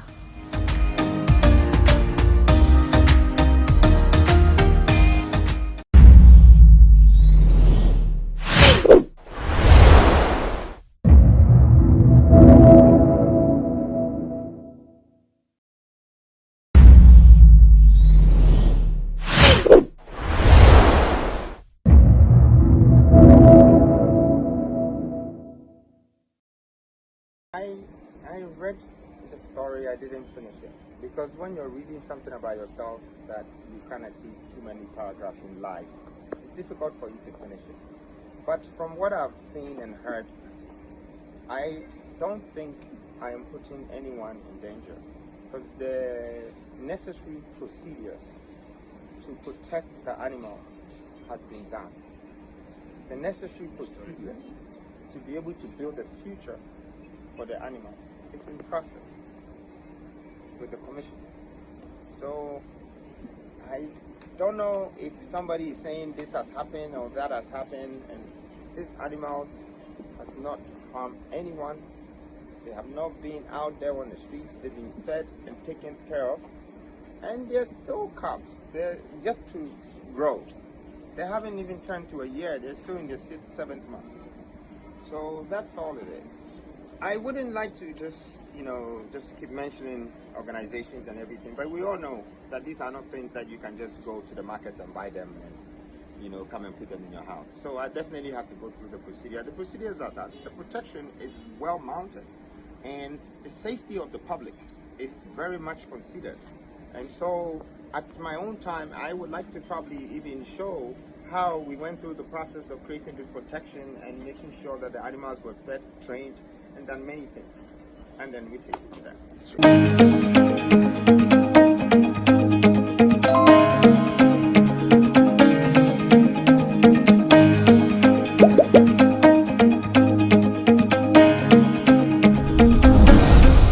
Hi, my name is Kojo Oponkroma, Minister responsible for information. You are ultimately responsible for the information you consume. And to ensure that you consume the right kind of information, here are 3 quick tips to follow whenever you come across information online. Number 1, check the source. Look it up. Is this a well-known, well-respected website that is publishing this information?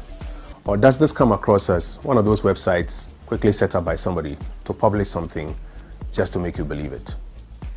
Number 2, read the whole article, not just the headline. Many people just screen grab a headline and share it across.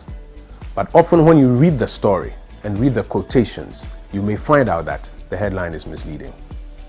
Number 3, check the date. Some persons have a penchant for picking very old stories and sharing them across as though they were new developments.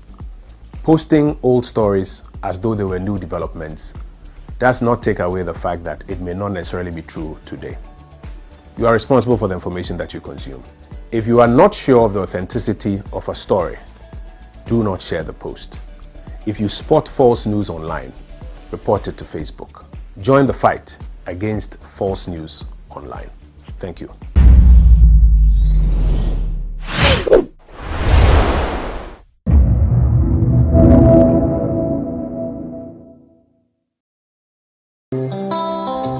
This is Africa's Travel Indaba 2022.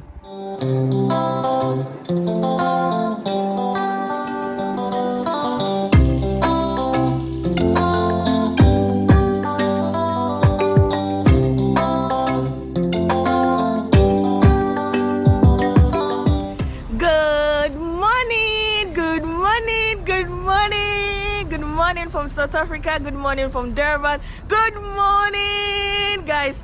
Today is the conference day. I'm super excited. The main reason why we are here, and guess who is here with me? I'm so happy. I've missed Stella so much. It's been 2 years. The last time was when she was in Ghana. Yes. So we're here for the Africa Indaba conference. Period. So we are already late. We are going to catch the bus to the conference ground, and I'm super excited. Oh, the lighting is here. Yeah, it's better. Yeah, so I'll catch you when I get there. I love you. One of the main reasons for coming to South Africa is to attend the Africa's Travel Indaba, which is one of the largest tourism marketing events in Africa's calendar.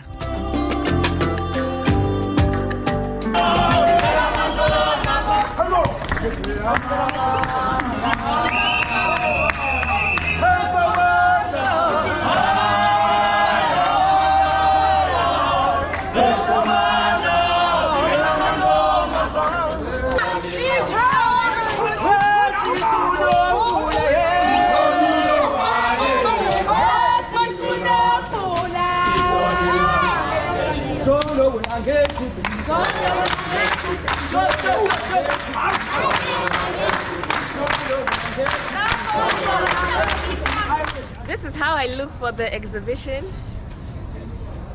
It's from Katie. Oh, Katie, oh, thank you so much for this beautiful outfit. I'm looking so cute. Guys, let me know in the comment section if I look cute, because I feel so cute. Let's go. Let's go. Let's go. Let's go. Africa's tourism Indaba is an important gathering which over the next few days will witness the collective effort of rising together against the West faults. For us as KwaZulu-Natal, this travel Indaba is a welcome boost as we emerge from the recent devastation of floods that affected especially eThekwini, but also This event showcases the widest variety of Africa's best tourism products and attracts international buyers and media all across the world. And this is the essence of the African Travel Indaba.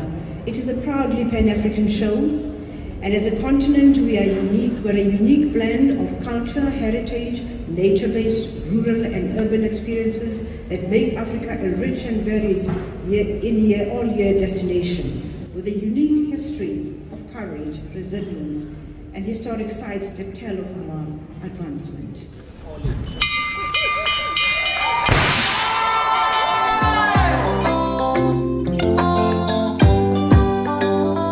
After the main event, we had the privilege to meet exhibitors in South Africa and beyond. We had exhibitors from these categories: accommodation, tour operators, game lodges, transport, online travel, luxury products, hidden gems, and others to showcase all their products.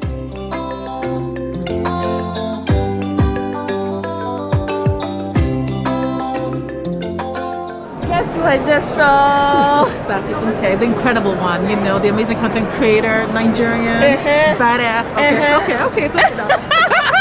How has it been so far? How has the experience been so far? No, it's great. It's really great to have a lot of sort of like African businesses coming together to promote Africa. And I love the fact that if you heard the minister, she was talking about how we need to tell our own stories, right? How we project Africa is important, and we need to be the ones doing that in the best way, shaping our world. So far I'm loving it. I'm super excited. All right.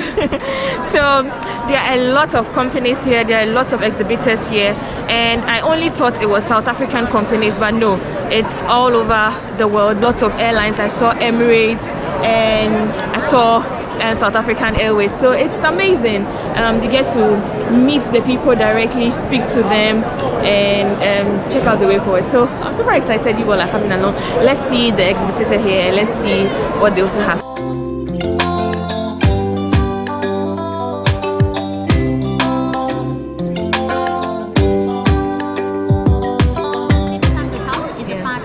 Located in the city centre of Cape Town.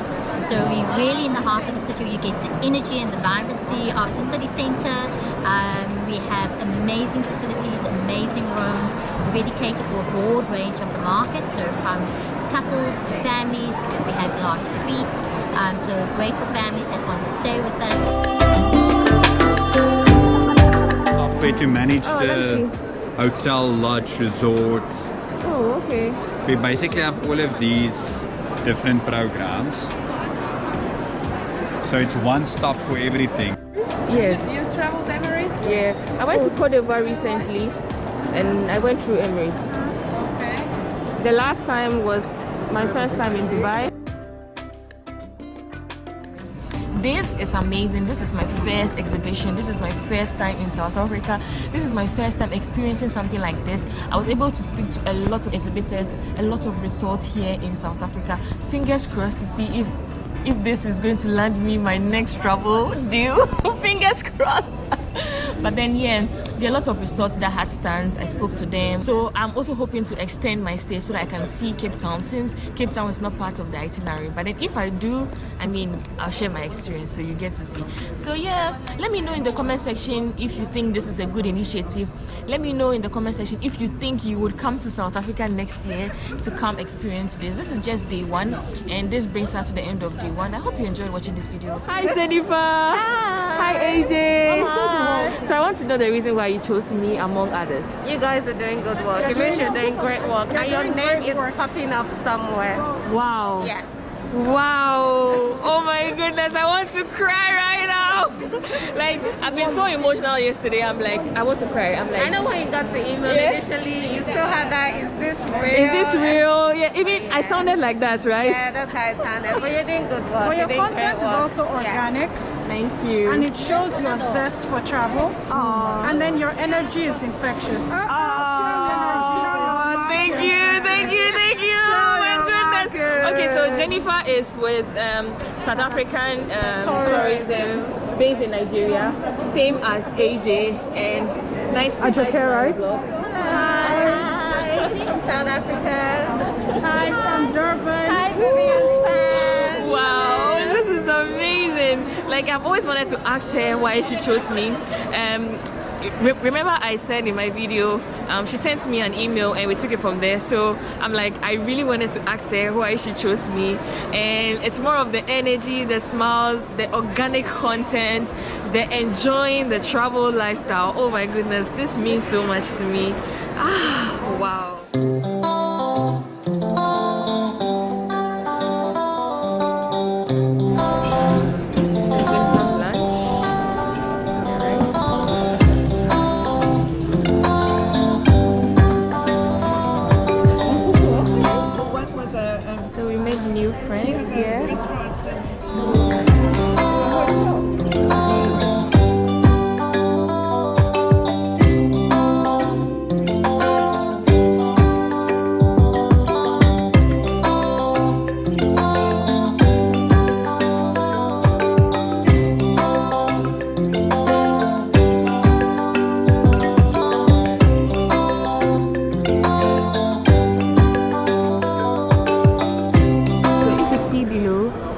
Fortune teller telling the lady about her future. Is it something you would do when you find yourself in another country? I sincerely don't believe in the ancestors and all that. I'm Christian and I don't believe in those things. But if you were here, would you go for your future to be told by a stranger? Let me know in the comment section if you think you would have. So it's time for lunch and we are here at the conference center about to have lunch. This is what I'm having together with fruits for dessert. So, and of course I forgot to add that I also have tea. Since I came here, I've been having a lot of tea here and it feels so good now. So we're about to have lunch. What is happening is we're going to have lunch and continue the city tour. So I hope you are enjoying the vlog as much as I'm enjoying being here, as much as I'm enjoying documenting my entire experience. You see the fortune tellers I mentioned earlier on, right? Sasifunke is about to go and MC her, and I just asked her one question. What if you go there and she says your husband is not meant to be your husband? I don't believe this thing. So for me, it's just pure jokes, right? That is her own now. Me, I know my husband, so whichever one she said, she's doing it for herself. Okay, so I will be on the standby just to vlog her experience. But if I have nothing, what type of healing? What's happening on healing? Yeah, like no, I mean what type of healing? I do consultations, readings, and healing, spiritual healing, traditional ones. Okay. Yeah. So I guess it's readings then, because I don't have anything I want to heal, right? Yeah. So how does it work in terms of payment? Okay, you can just pay everything that you have. Like a donation, right? Yes, a donation. And then I throw the bones, and it depends. If the spirit says I'm asked to throw the bones, then I do the reading through spiritual realm. Okay. And then that's it. Okay, I'll do it. Yeah. Okay, so you're going to do it. Okay, Yeah. I'll be afar then. Just sitting here, waiting for Sasifunke, and this is what is happening. She's whispering into the lady's bowl. She is shaking it now. I don't want to be close because it's very private.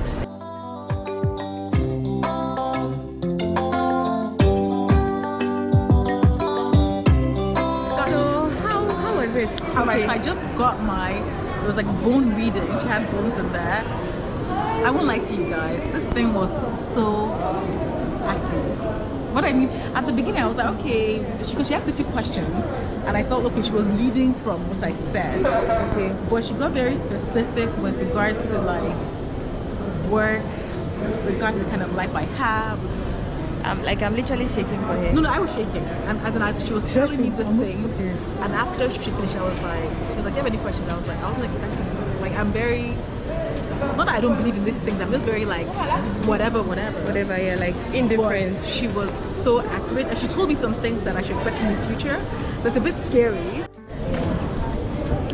So Vivian is also gone to have her readings. When she comes, she will share her experiences too. How was your experience? It was so accurate, Stella. I'm shook. It was so accurate. Like, she was so on point. I don't want to share, but she was just on point with a lot of things. And it just got me thinking. Were they good or bad? Good. I would say it's a good thing. It's a good thing because now I can release myself from whatever it is. So guys, today's the last day of Africa's Travel in Durban, and here with me is Anita. Anita, say hi. Say hello to the team. Say hello to AJ. Hi. Hi Jennifer. Hi darling. Hi. Hi Daniel. Hello darling. This is my photographer. He's been taking pictures of me and Daniel too. Hi Wadzemaya. Wadzemaya. Tayo, say hi. So guys, when you see Tayo on the internet, he's so different in person. He's so calm. You're calm and collected, yes, in person. On internet, you look like you're like outgoing, yes. And hi, Funke, Sasti Funke. Hello, everyone. How you doing? Good morning. Good morning. Yeah, so that's everyone. We're about to take some group pictures and end this conference. So yeah.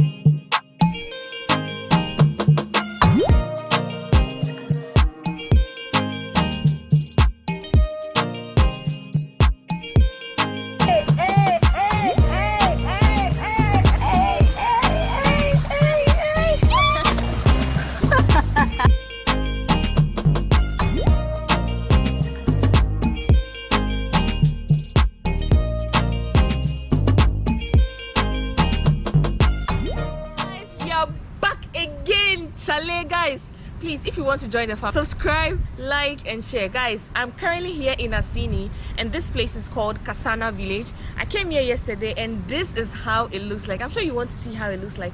Let's start from my room. Let's go. One thing about the place is each chalet is named by lots of cities in the world. I saw Accra, I'm sure you're going to see that. But yesterday we slept at Monrovia. Come, let's see how it looks like. So this is how the entrance looks like. They gave us a little flower here.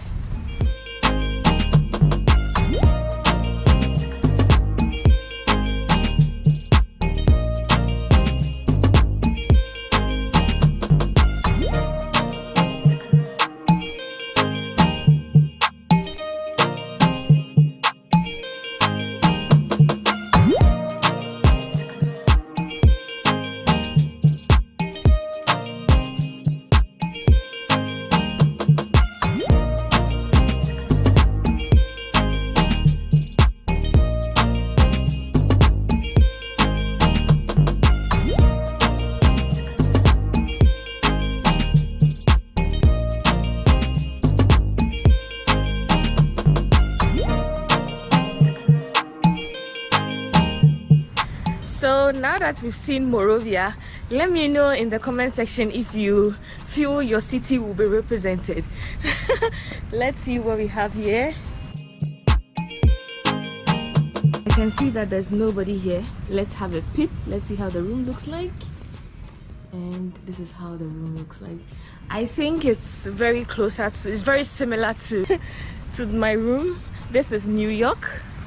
New York representing. New York is very close to the pool. We have Paris, Abidjan. Of course, they have to represent their country.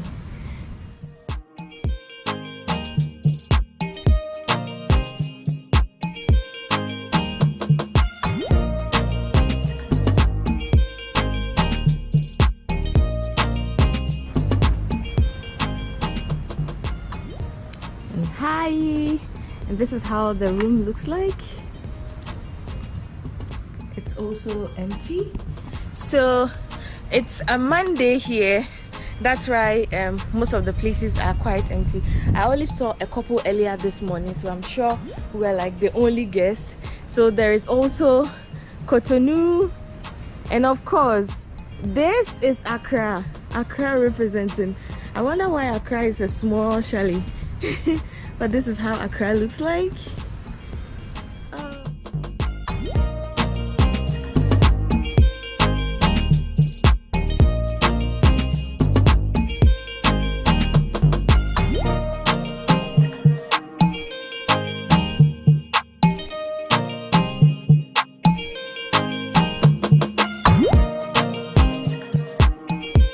So guys, let me know in the comment section if you've seen your city here at the Kasana village. Anyway, let me my earrings are from Lodell on Instagram. I'm going to tag you her page. If you want to get an African earring like this, you can contact her. So yeah. Oh, I also see Rabat, which is just behind me, and this is Addis Ababa. So yeah, so far those are the only cities here. If this place represented your city, let me know in the comment section. I think it's a good weather today. The place is beautiful. I feel pretty. Let's check the other places out.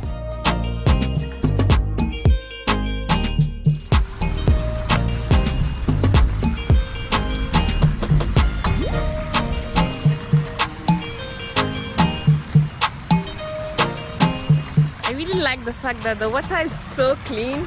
I can't wait to dip myself into the pool. You always know whenever I come somewhere and there is a pool, I won't hesitate. And it's very close to the sea. I can't wait for you all to see. So let's go to the kitchen area, the lounge, and then let's see what they have. So this is the lounge area.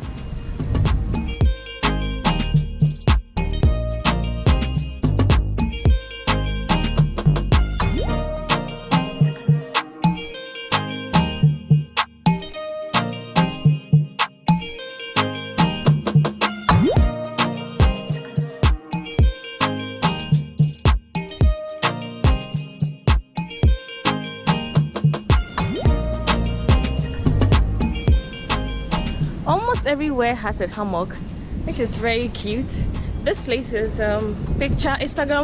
Instagram perfect for your lovely pictures. So yeah, this is how it looks from behind, and I'm very close to the ocean. The breeze here is something else. It really feels good. This is the restaurant, very close to the kitchen. And then while here at the restaurant, you can have a beautiful view of this place.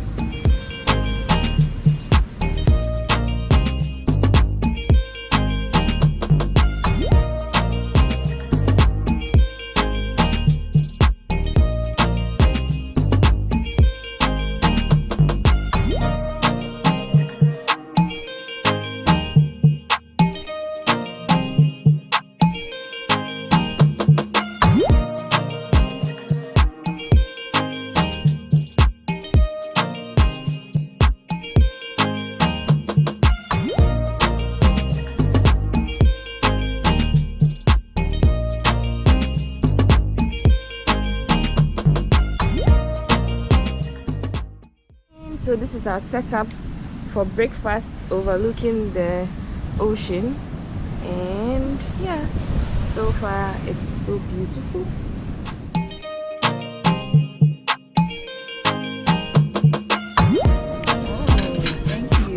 Thank you so much.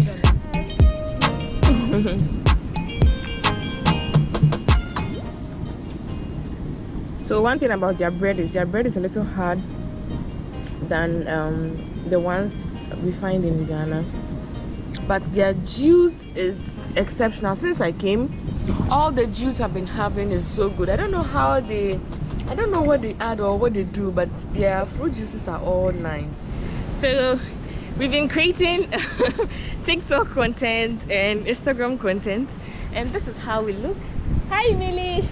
Hello. Are you having a good time here? Great time. The place is really nice. We are even tired. It's almost 12 noon now. The sun is out. I'm feeling good. And how do you feel? I'm tired. Too bad. You're tired of enjoyment. I'm having a good time, but I'm tired. Yeah. I need rest. Yes. So far so good. I hope you're enjoying watching this video as much as I'm enjoying being here, as much as I'm enjoying showing you my experience. This place was quite expensive for us, but I think being here, it's becoming worth it. When we came, we were like complaining a little bit about the place. No Wi-Fi, especially last night, and so we had to deal with data, and the data tool was on and off. But then I think it's good so far. You sit. I can't even get up again.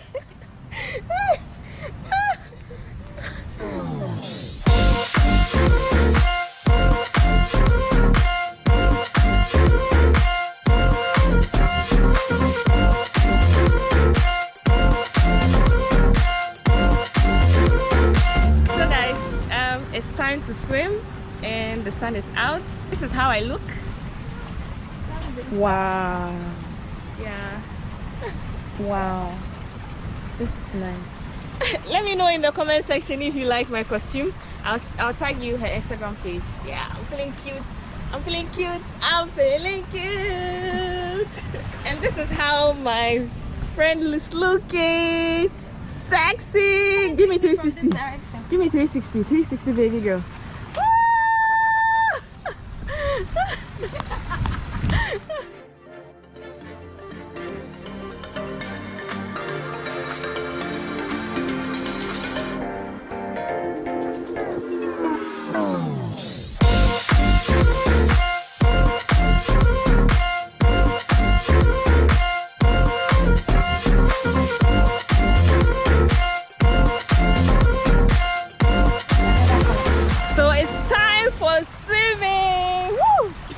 The perfect time.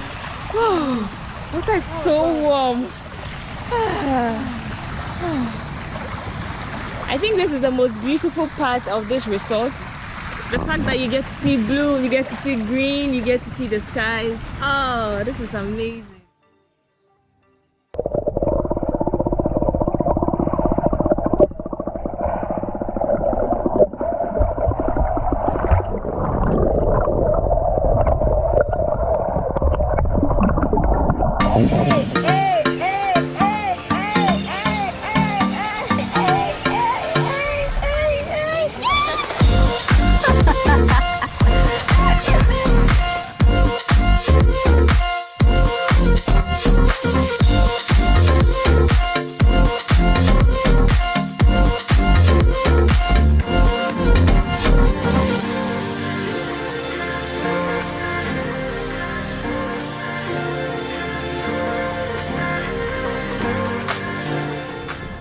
lunch just came in. We have fish, some vegetables, we have fried yam, and we have rice with an amazing view. After having a good time at the Kasana village, I had a minor injury and the only first aid was a mosquito spray, which they used. Esther, what does that mean?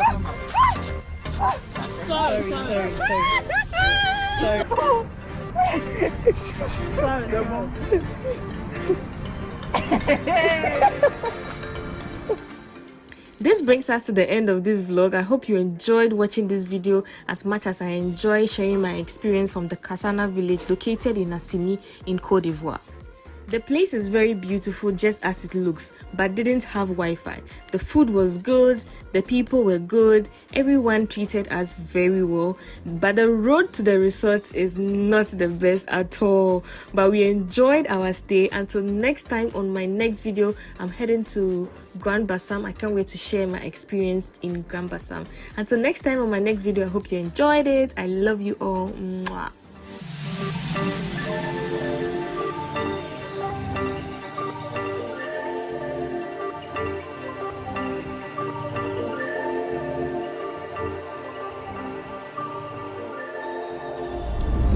So we are currently on our way to the bus station, and the hotel pickup is taking us there. So we are so fortunate. This is how it looks from here. So we are like in the village of Assini.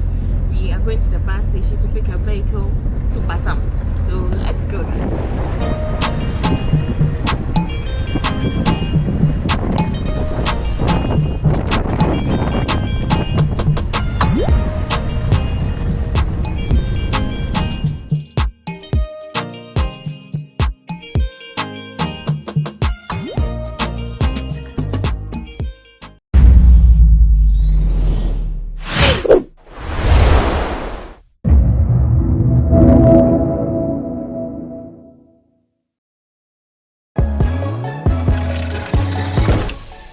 This week on Bloggers Forum. I have not given birth, I am not pregnant, and I'm not being sacked. We're losing a golden opportunity of drawing bars, traffic, attention to the show no, when next she hosts. Because I would have fed the rumor. Even though I'm another media platform, I would have fed the rumor, say, maybe back. Because Obia feel your comeback must be huge. The curiosity of the Ghanaian viewer. Say it is you'll be as well. I want to for no say no or back. So I will you and then when I'm like traffic. Traffic bank Champions League phone here boss adi na was the Ubi getting no Ubi says course now ocean and number ground. But what kill it bars because of our emotions overriding with business now. I saw Musiania maybe then. I can't when you Jumana we and because sometimes we hear advices, sometimes we hear personal manager no and the bed guy do says Juma. But I was say will be a prompt when you are going wrong. But sometimes they don't want to pay. Bloggers Forum shows on GhanaWeb TV this and every Friday.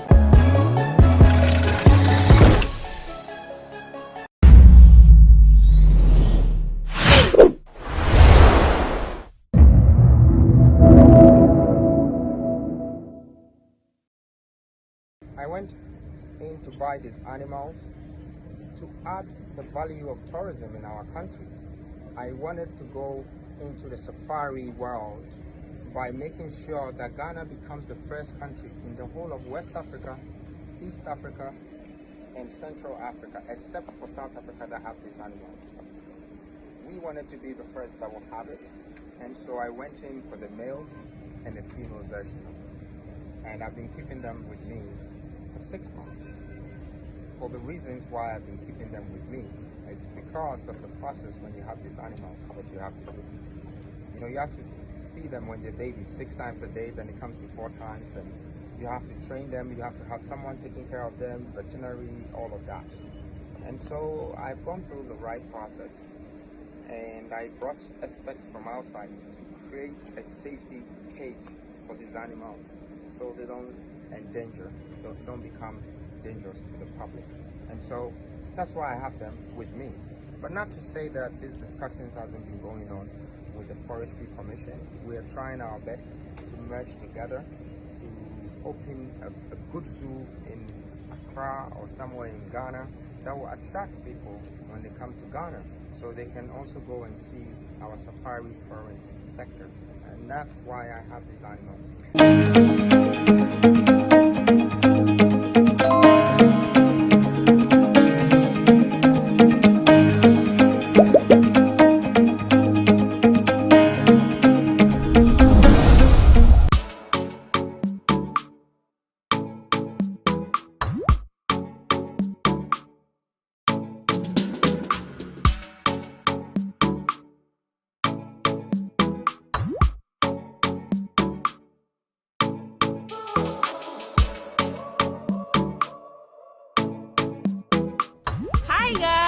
We are back again, Chile, and I'm currently in Grand Bassam, and everybody says you have to go to Grand Bassam, you have to see Grand Bassam, because here is known for colonial buildings and history.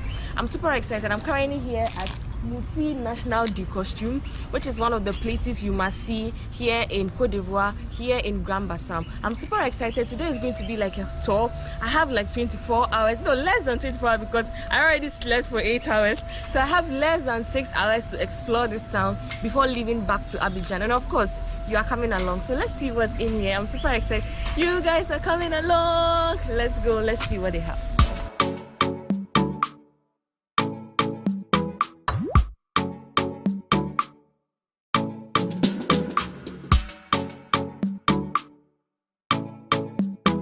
It costs 1,000 per person. Thank you, madam.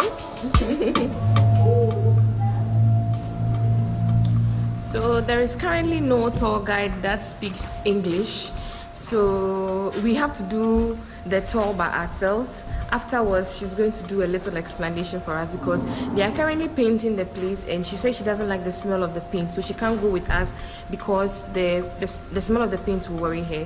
But then if we don't mind, we can actually have a tour. And since we are here, we don't know when we are going to come here again, so let's see how it looks. If you have any history or you know about this place, kindly let me know in the comment section. Yeah.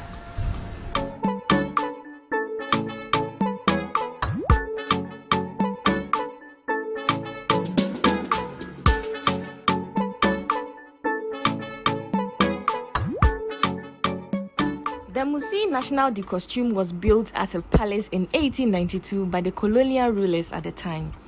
The first president of Côte d'Ivoire converted it to a museum. The model of dresses and customs of the local communities, including the kings and chiefs from other regions of Côte d'Ivoire, are displayed in this video.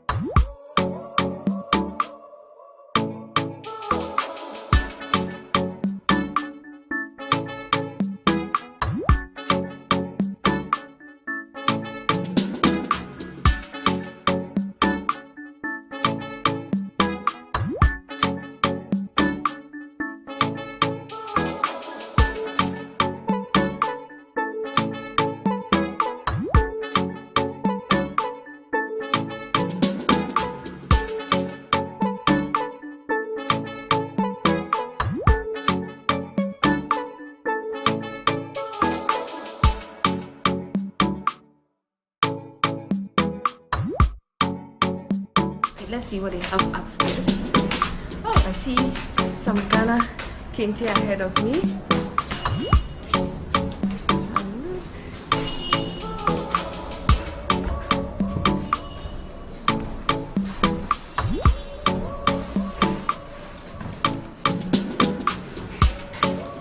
Oh, this is the Ghana kente.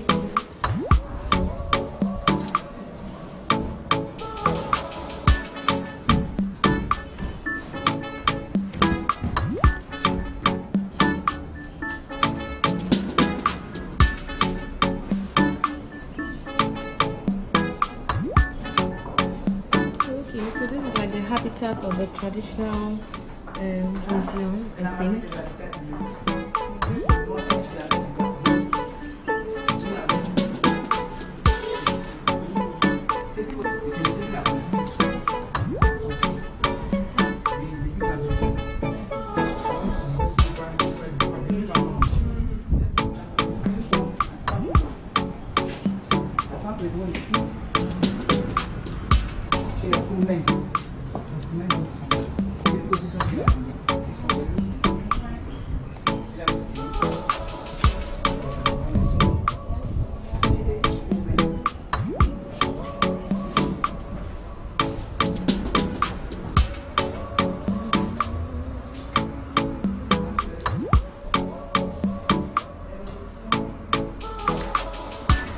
I don't know if this is how they used to dress, but this outfit is so pretty. Like, this is very nice. I don't know what it means, but then yeah, if you guys know what it means, please let me know in the comment section. Is that how the ladies used to dress in the past? And this looks like a wedding outfit, which is so pretty. You can see some nice beadwork here. Oh, I'm sure we are not supposed to touch because there is no tour guide for us. Look at the outfits, like a wedding gown.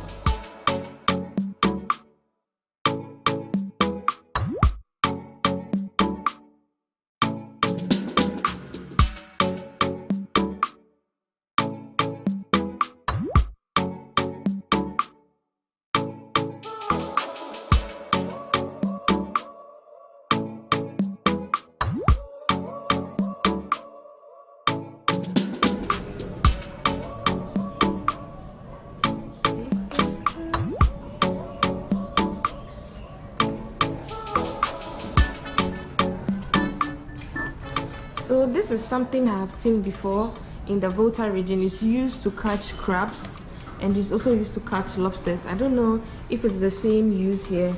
If you know, let me know in the comment section. Yeah, this I have seen before. It's a trap. It's actually a trap to catch crabs. And this, I like how they represented everything in how it was represented back in the 80s.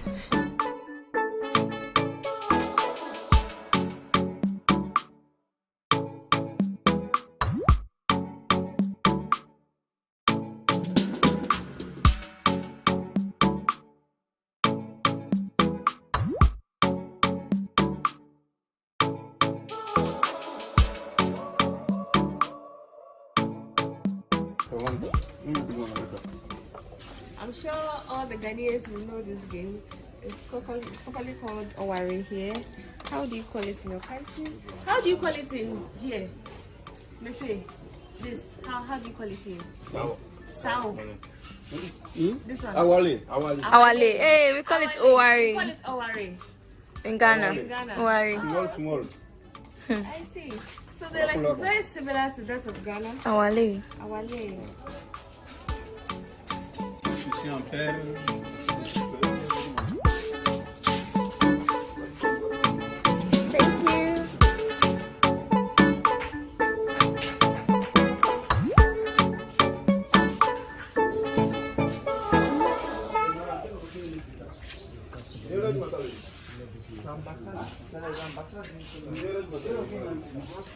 Oh, this is so beautiful. This facility. Something like this. The two of us. Yeah. So from the museum, we are going to Maison Ganame,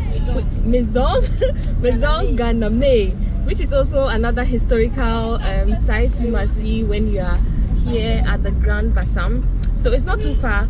We picked a loading taxi. There were other people in the car. They just alighted.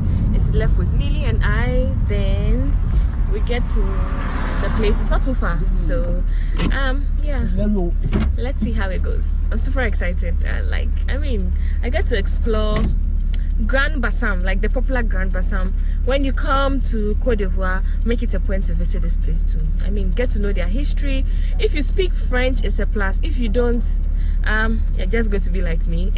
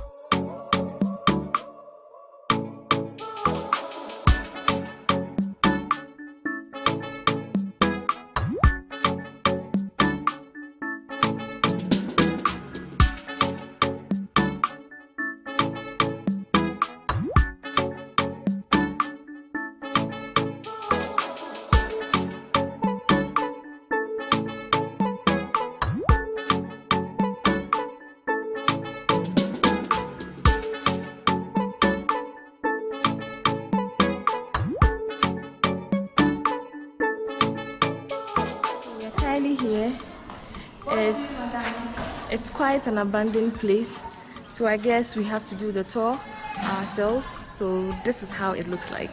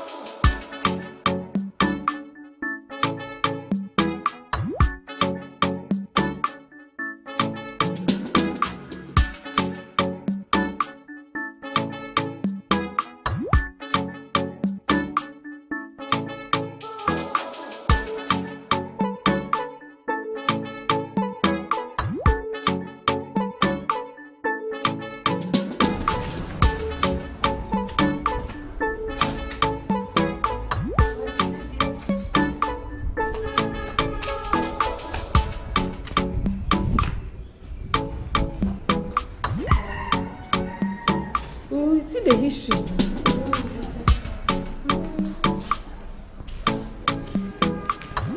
So it's quite an abandoned place, but then since it's one of the most historical places here, it's a must to see when you come.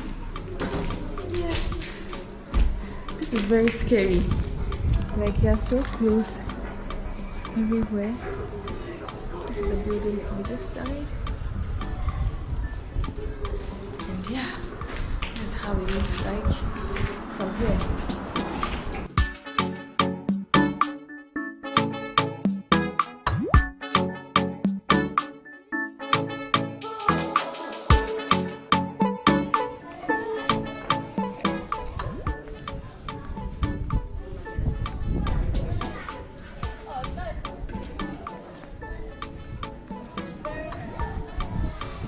So this is how the whole building looks like, and it's very close to old buildings. So we're here to take some pictures. Hi Mimi! Hello! Yeah, if you want to see the beauty of Mimi, please go to her Instagram. Yeah, at Miliwomorrr, MLIWOMORRR. So yeah, you're here to take some pictures. Let me just fly the drone for you to see how it looks like from the top. Then we are going to leave here to our next destination.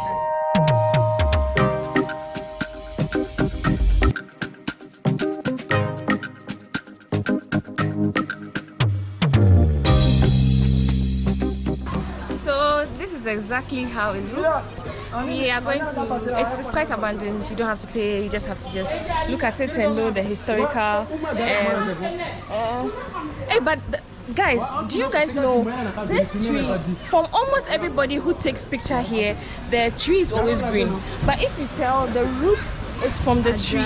Yeah, and they are dried. So I'm wondering, what's the historic meaning, or what does it mean? Why does the tree look green? Where is the source of water from? It's amazing. Like, yeah. So let's go to the next. You're coming along. Let's go.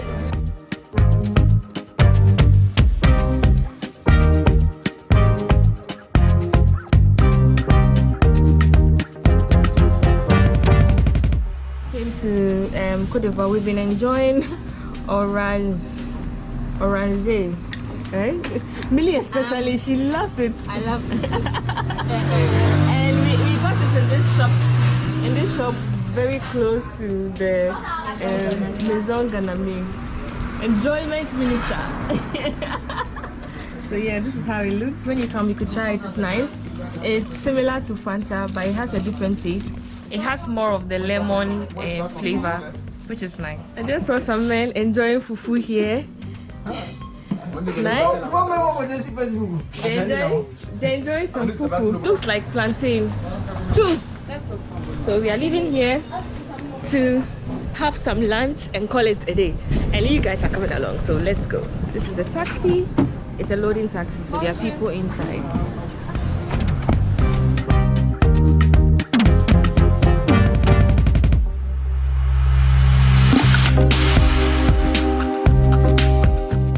So we are finally come to have lunch at Coco Girl. This is how it looks like.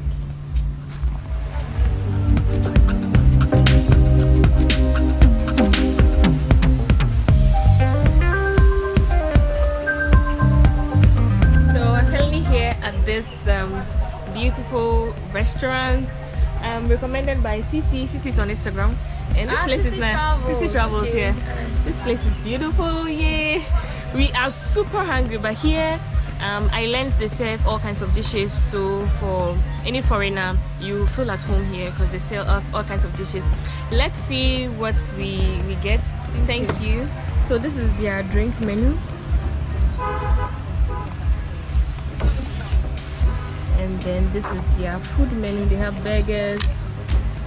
It's called Coco Grill. Poulet, poisson, and yam. What's yam? Yam and aloko, plantain, yam. That's what you're ordering. Rice, yeah, rice. They don't have rice, so poisson, poulet, aloko. And then she's having aloko, and I'm having yam chips. Yam chips together. With it together, yeah. So yeah. Chicken poulet, poisson, aloko. So far so good. Our French is going well. If you've been following my Côte d'Ivoire video so far, you realize that since I came and now I've been doing amazing. If you haven't, please go back and watch my videos. While here, also do well to show me some love, subscribe, like and share. Oh, we can put it down. This is so nice. Thank you, merci. Whoa, interesting. I like that.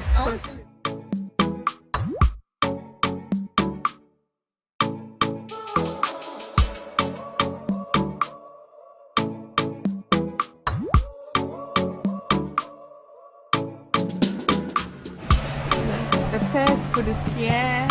Oh, this looks good. Thank you.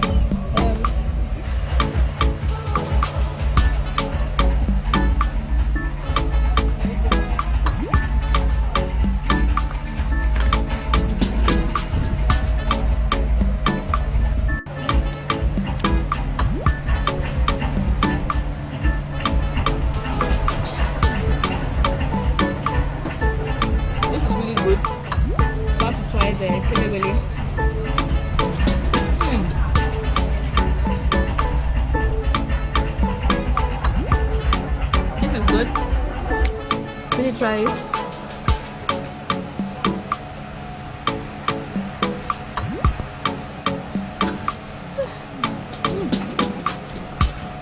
I think this is going to be our best meal. So this is how much we spent at the Coco Grill. This is quite expensive, 27,500. We spent almost 27,500 on food, which is very close to $1, except for $50, yeah, which is very close to $50. So we just had lunch. It's quite expensive, but then since we came, we've not really had an expensive meal, so I think it's fine. We are going to the beach. We're going to the beach, soak some beach energy, and head to Abidjan. And this is going to end our last tour here at Grand Bassam. So this is the name of the beach. It's close to Tavarine. They have some beach outfits. Millie, are you going to get something?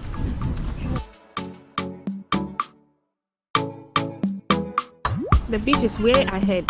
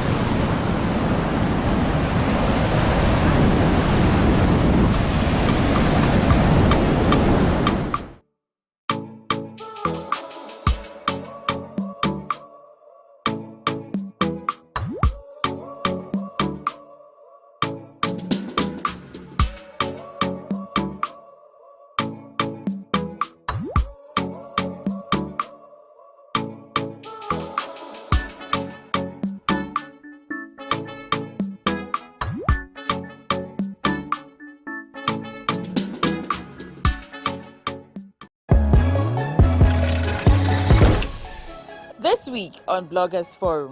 I have not given birth. I am not pregnant. And I'm not being sacked. We're losing a golden opportunity of drawing bars, traffic, attention to the show no, when next she hosts. Because I would have fed the rumor. Even though I may want another media platform, I would have fed the rumor, say, meba back. Because Obia feel your comeback must be huge. The curiosity of the Ghanaian viewer. Say, you'll be as well. I want to for no say no or back.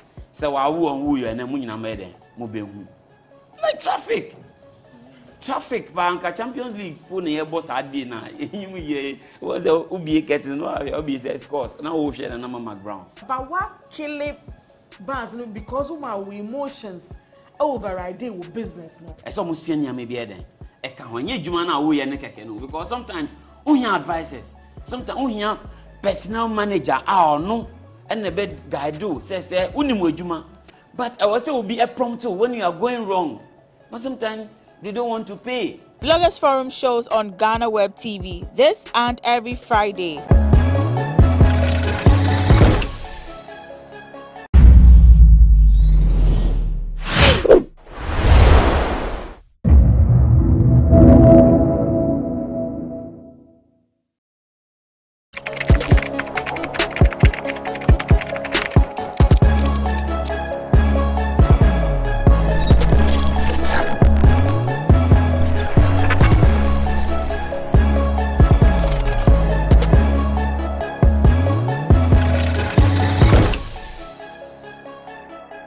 It's good to be back again on your screens. It's Bloggers Forum on GhanaWeb TV, and we are seated for a riveting conversation on issues relating to the arts and entertainment, of course, with a touch of wit. I am Benefo Boabin Abrantepa. Welcome to Bloggers Forum on GhanaWeb TV.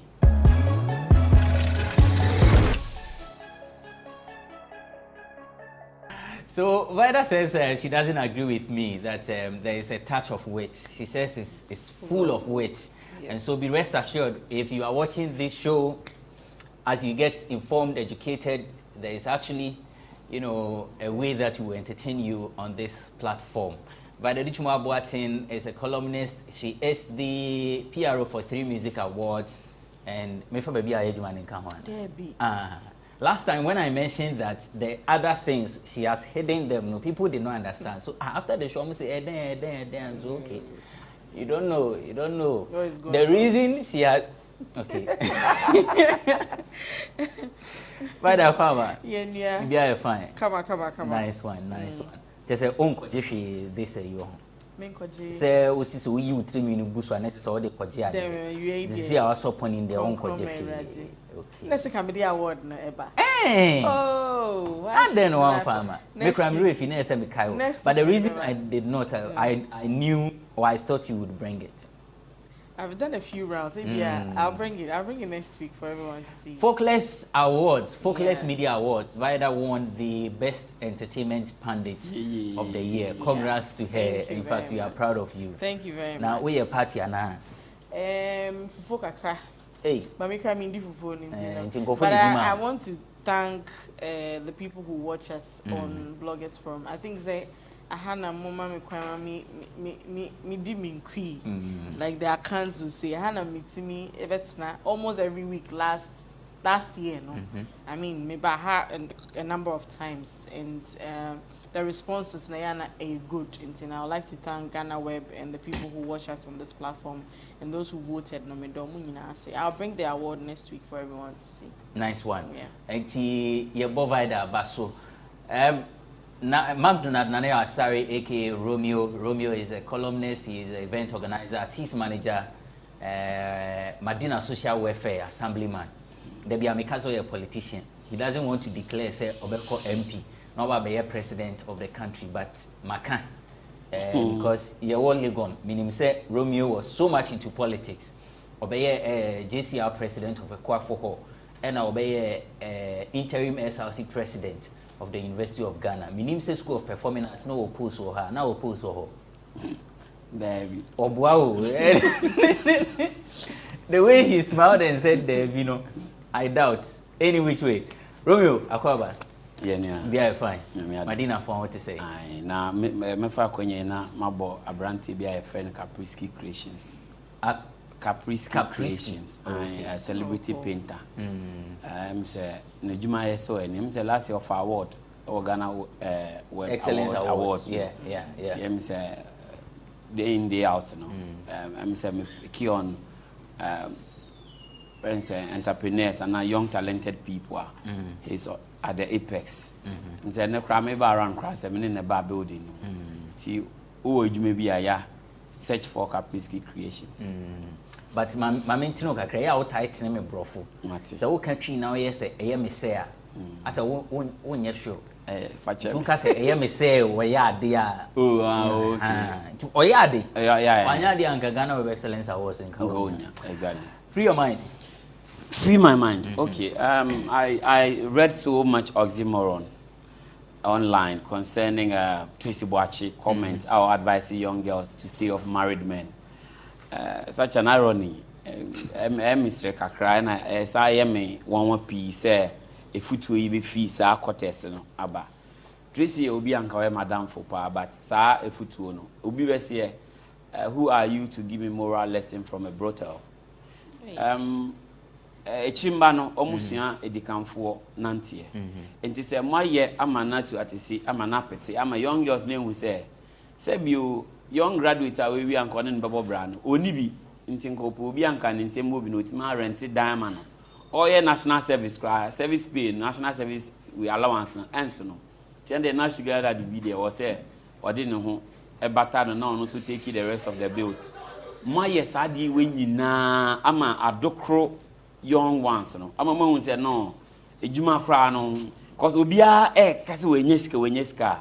Say na ye kase your friend is saying ye kase bia oforisa kwenyeska but ma attract businesses or war at least wait ma monitor and returns even despite me na say for there are generational rich people are achieve so much wait ma track almost sources but these young people especially the young ladies na ye to yam pia be kwa pm no na bet say yes obi blackmail obi and yes I don't know as to whether say papa no discussions this kind of bow say blackmail soon this kind of bow like Nana Tornado kasa but there is no proof exactly no but what I'm trying to say is Nana Tornado especially or make a comment he falls within that camp that kind of camp or kasa follow you hear issues of blackmail in what he says so I'm picking from that angle and no not all can say yeah you use words like oxymoron you said it's an irony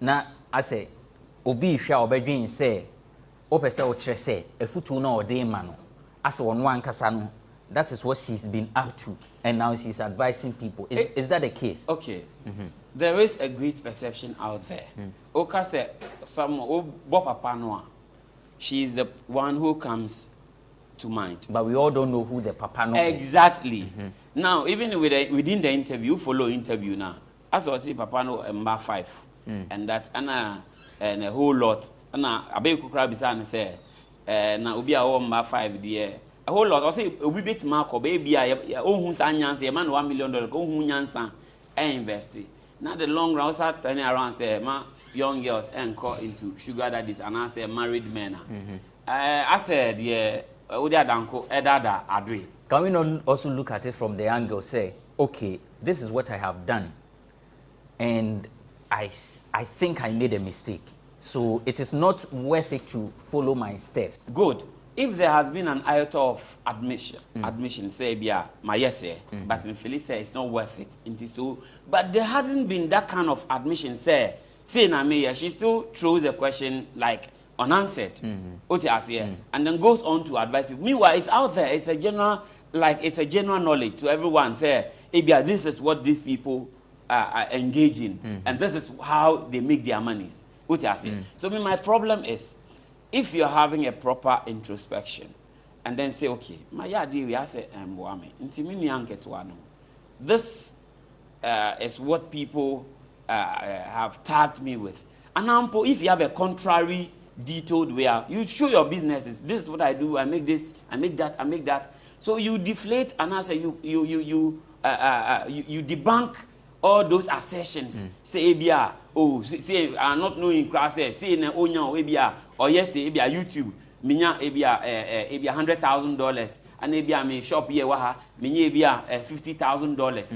So obia di ni bubu nim say oh, and they said they wait my. But there hasn't been such breakdown. There hasn't been such explanations. And she has said she is into real estate.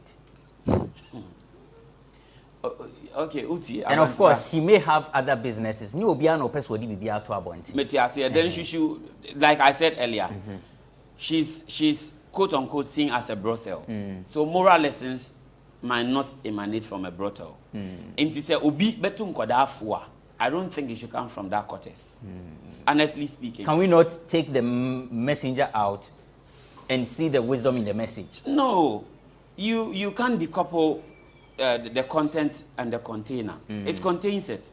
So as you display, for instance, we are talking about some people's dressing. If your daughter today cannot tell me to advise kids to start dressing, not to show off until she stops. What did I make an answer? Until so per se, we be say jaya. I say jaya no. Now we do we cry heavy power and see jaya until moon no na moon fan to mohofu. But the pan on cast then jaya.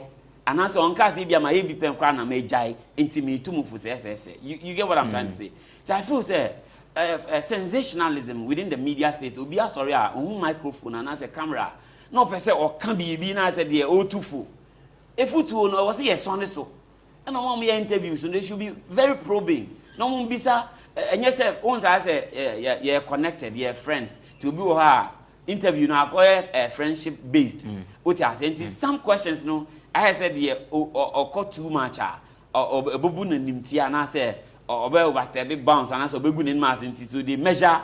But I think there should be some level of professionalism when we are dealing with issues of this caliber. And that advice, honestly speaking, if it comes from some other source, maybe Emma Morrison, you know, there are people whose brand undoubtedly, even Obi Anya saying to, but once Odi Ewa Pastor Obi Ehuno, I didn't say Ebeji Wedi say, Uma say Futu and Crofo.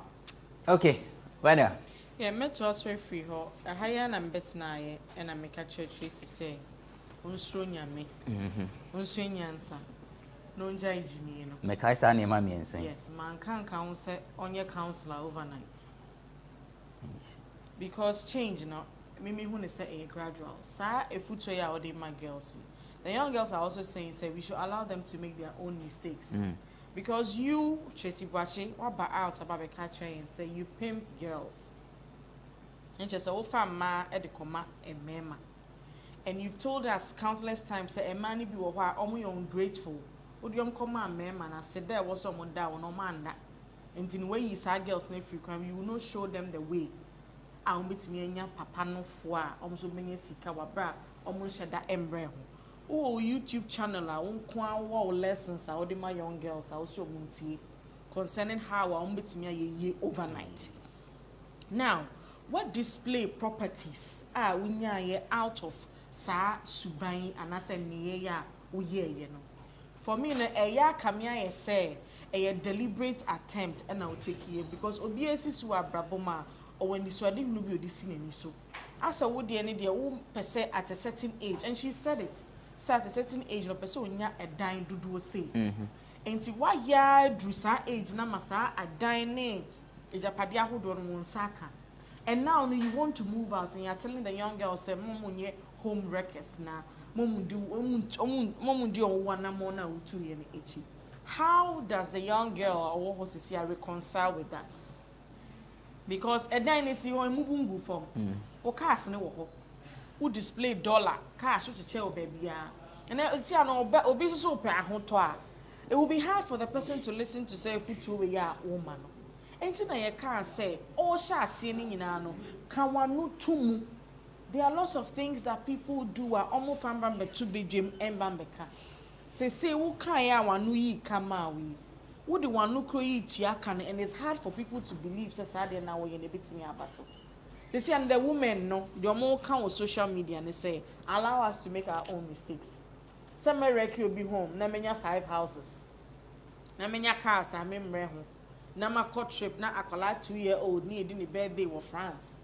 na ye ko ha na ye ko aye lift standard ne ma ye ho no why no person better sa amena we mu just to have life easy who we are now some preachy hard work how does that two way marry each other enti ne kan say wo wani me gidi sa na efofo no wo yes ani mani na ne etu fu sa tobo secondly no so no ebetimi aye a mover or dey chere papa no say sesi ano a changed girl enti odi nsem fon no say na allowance ne 2 million Ghana cedis na say ne what so about 1 million no can nsem need to prove to you say wasakra it is only say obetu ni allowance ni mo ama no won say e say no ye oban mu a o kana nutuma on trigger enyema bebree e wo Ghana hanum say so the Efutuo is good, but I'm sad to say I falling on deaf ears because everybody is clamoring for a Japadia no more than thinking about wrecking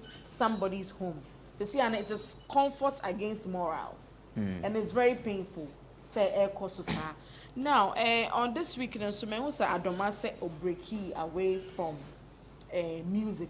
It hurts me a lot because. So alternative music for no, they don't do the regular commercial songs that we want to hear at parties. But then no, they have too much soul, like and it's hard for us to accept them. I'm grateful for 3 music awards category on my creative for alternative music. Yeah, reward you. But then you ask yourself, say after that award, no what next?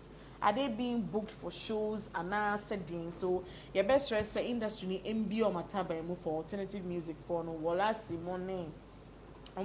Pure can. Yes, they do, you know, great stuff. Yvonne Nelson, you are talking too much. Or movie premiere. And no na warrior yeah, and I will be a break you heart. Must only broken heart and it's a chrome and my dear share why it's a issue. That when you be on. When him the akos or man for babum. And I say, and I broke our now, Koyama, take his retrospective. A friend is saying, that's not in it, and you'll be an your boy, our real man. It is a ocean, say, and Koyama, stop talking the young girls into believing, say, they say, the Diabane say, a better say, Obekako be a wonder, no now and now. Since Obefadi Obedo, because no door, no, Obe Chiti, Uchitia, Wakuma Tua, now why Basa, and Zuko, any kofa, but then ye. No feelings. What's my say? But then no around the one that don't any feelings. You're confident. Uncle Yamawa, Tina Sinache left, right. Oh, Misha, Mwame, Matiname Hoso, me or me ba, me or me carrier. Basaka satin or don't yo, no, or don't quan intimidate now. Abrabum surviviana. I mean, she should focus more on the carrier as a movie nowadays. Many interviews are popular if although Uncle Yamana broken heart when Yahoo sing moving a title crampa SF like Casado. Casado say una be to abnako for say uncle monetizing nudity. Adia yes renya me say bibia betu to yi enu agyan na nkofo kunu ho atom no. Wo de also uncle monetize it. Now monetization no obeyi ni bosu me penu agyan na. Say twice for the rest of the life. Because I want to bring in sika edidi. And in your bebo dina consider be no monetizing. I mean, my bro Nelson, Auntie Nelson Chasso. I'm very happy set Kim promises so are realizing the mistakes. Say I feel they only that visible, and it's hard for people to vote for or not. Sometimes no nominating artists but bohu de ropo country or fans say. You're nominating your hand to 10 pesos be a fatwa bamami. They don't even do that campaign. I feel now to I say who winning awards when you're broke, I feel they also very visible. Mako a couple of interviews you're inviting a over friend in the team no you're nam kwan so be now time so on see her. Which is very bad. It's hard say Uber we say we are very good without the laurels to show. It's very painful sometimes. You know, almost concentrating on that. More bontina, more opportunity to be on international stages now. Sometimes when they Google your name and they are looking out for these awards to show, say, home-based fans, ne crampo support. You know, I'm glad say we sad. You know, cheddar. Say who's who did that? Say, Diana, we didn't know amount from Potem. Bra, add them. Any of Mompotem, I say when you feel. Na say na me on river walls one and I nyanya high jump lessons man. Mompad is scared there was any pain in any. Kojonchi when you be sick. Jatadi where my poor crati. Where man in nam ye pen and chinam dia bon quine. Majata.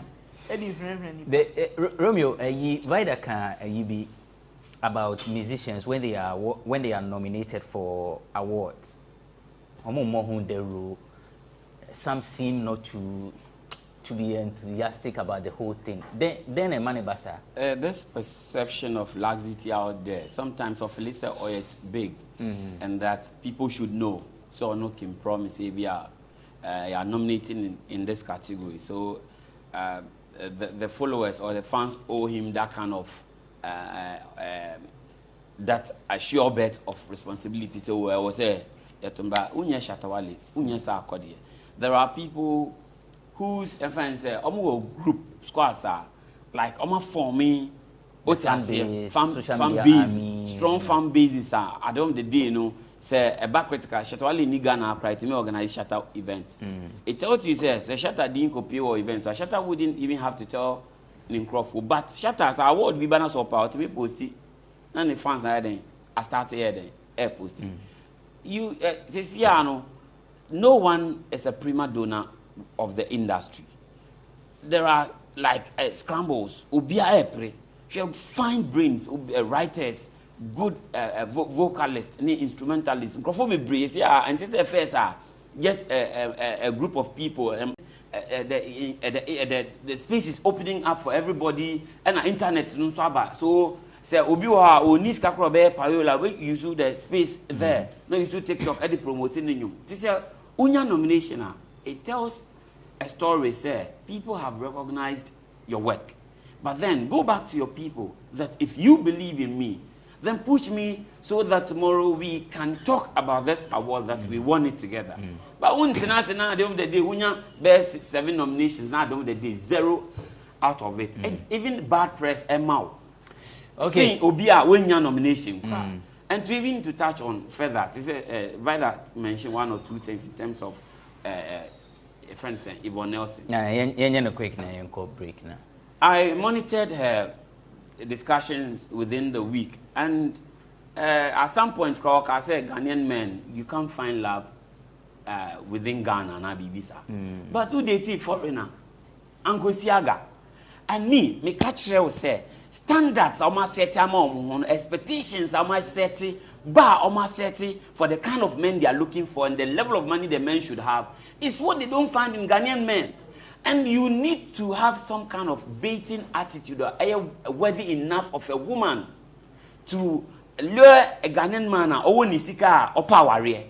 But if you want the fan-based bad boys, they have the money. But you should know, sir, they are not in for your type for marriage. Sebi, they say away from road. They want younger ones if they really want to spend. So if Yvonne wants to speak, you leave Ghanaian men alone. But on my who say expectations are what? Or pe bema bit man free vacation. Or pe bema ni babe do bit man Range Rover. Or pe bema Trazako bit man to apartment and a building be a man at any time.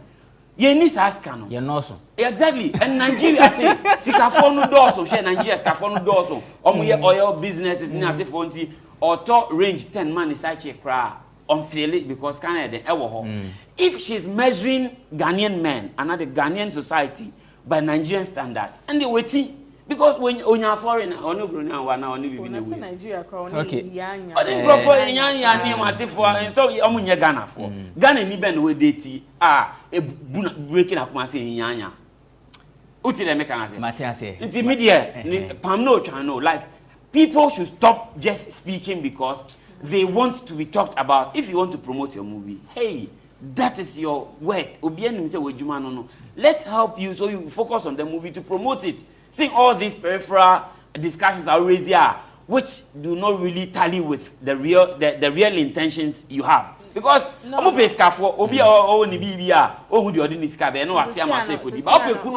you need to also be a wife material. Bema papa ne crampo ba. Nyoma wa kan o radio so yi. Obe onko onim se o wadwunim se onfa ne nyehwe because unji Ghana ni bema crampo ndi ne fe. So beti makase no de gidi meka ne wa antifa no wa. Sure. And you will be as me fa wa.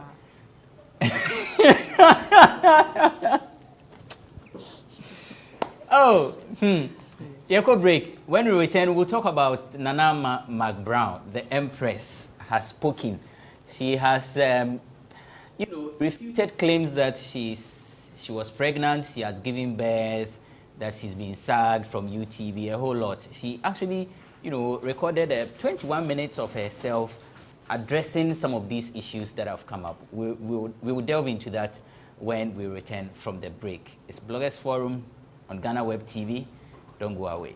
What's up, guys? This is Black Sharif, and I'm outside with Bloggers Forum with Abrantipa on GhanaWeb TV. Keep watching, keep it locked, you understand? Love.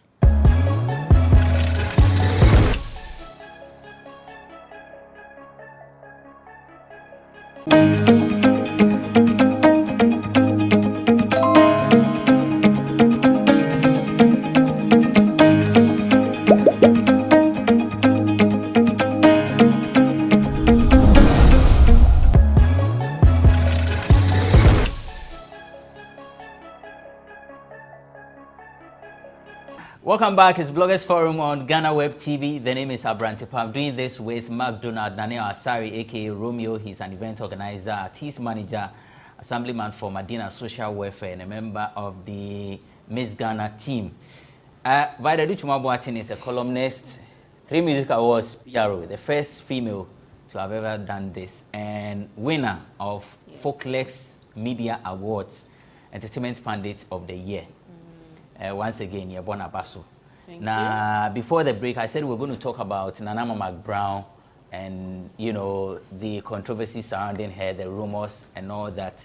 She's also one of the people on Mutimi Sleep. Yeah. And she say, your kind of fashion and lifestyle there. I say, Irabna Everett will definitely be on standby for the segment Vogue.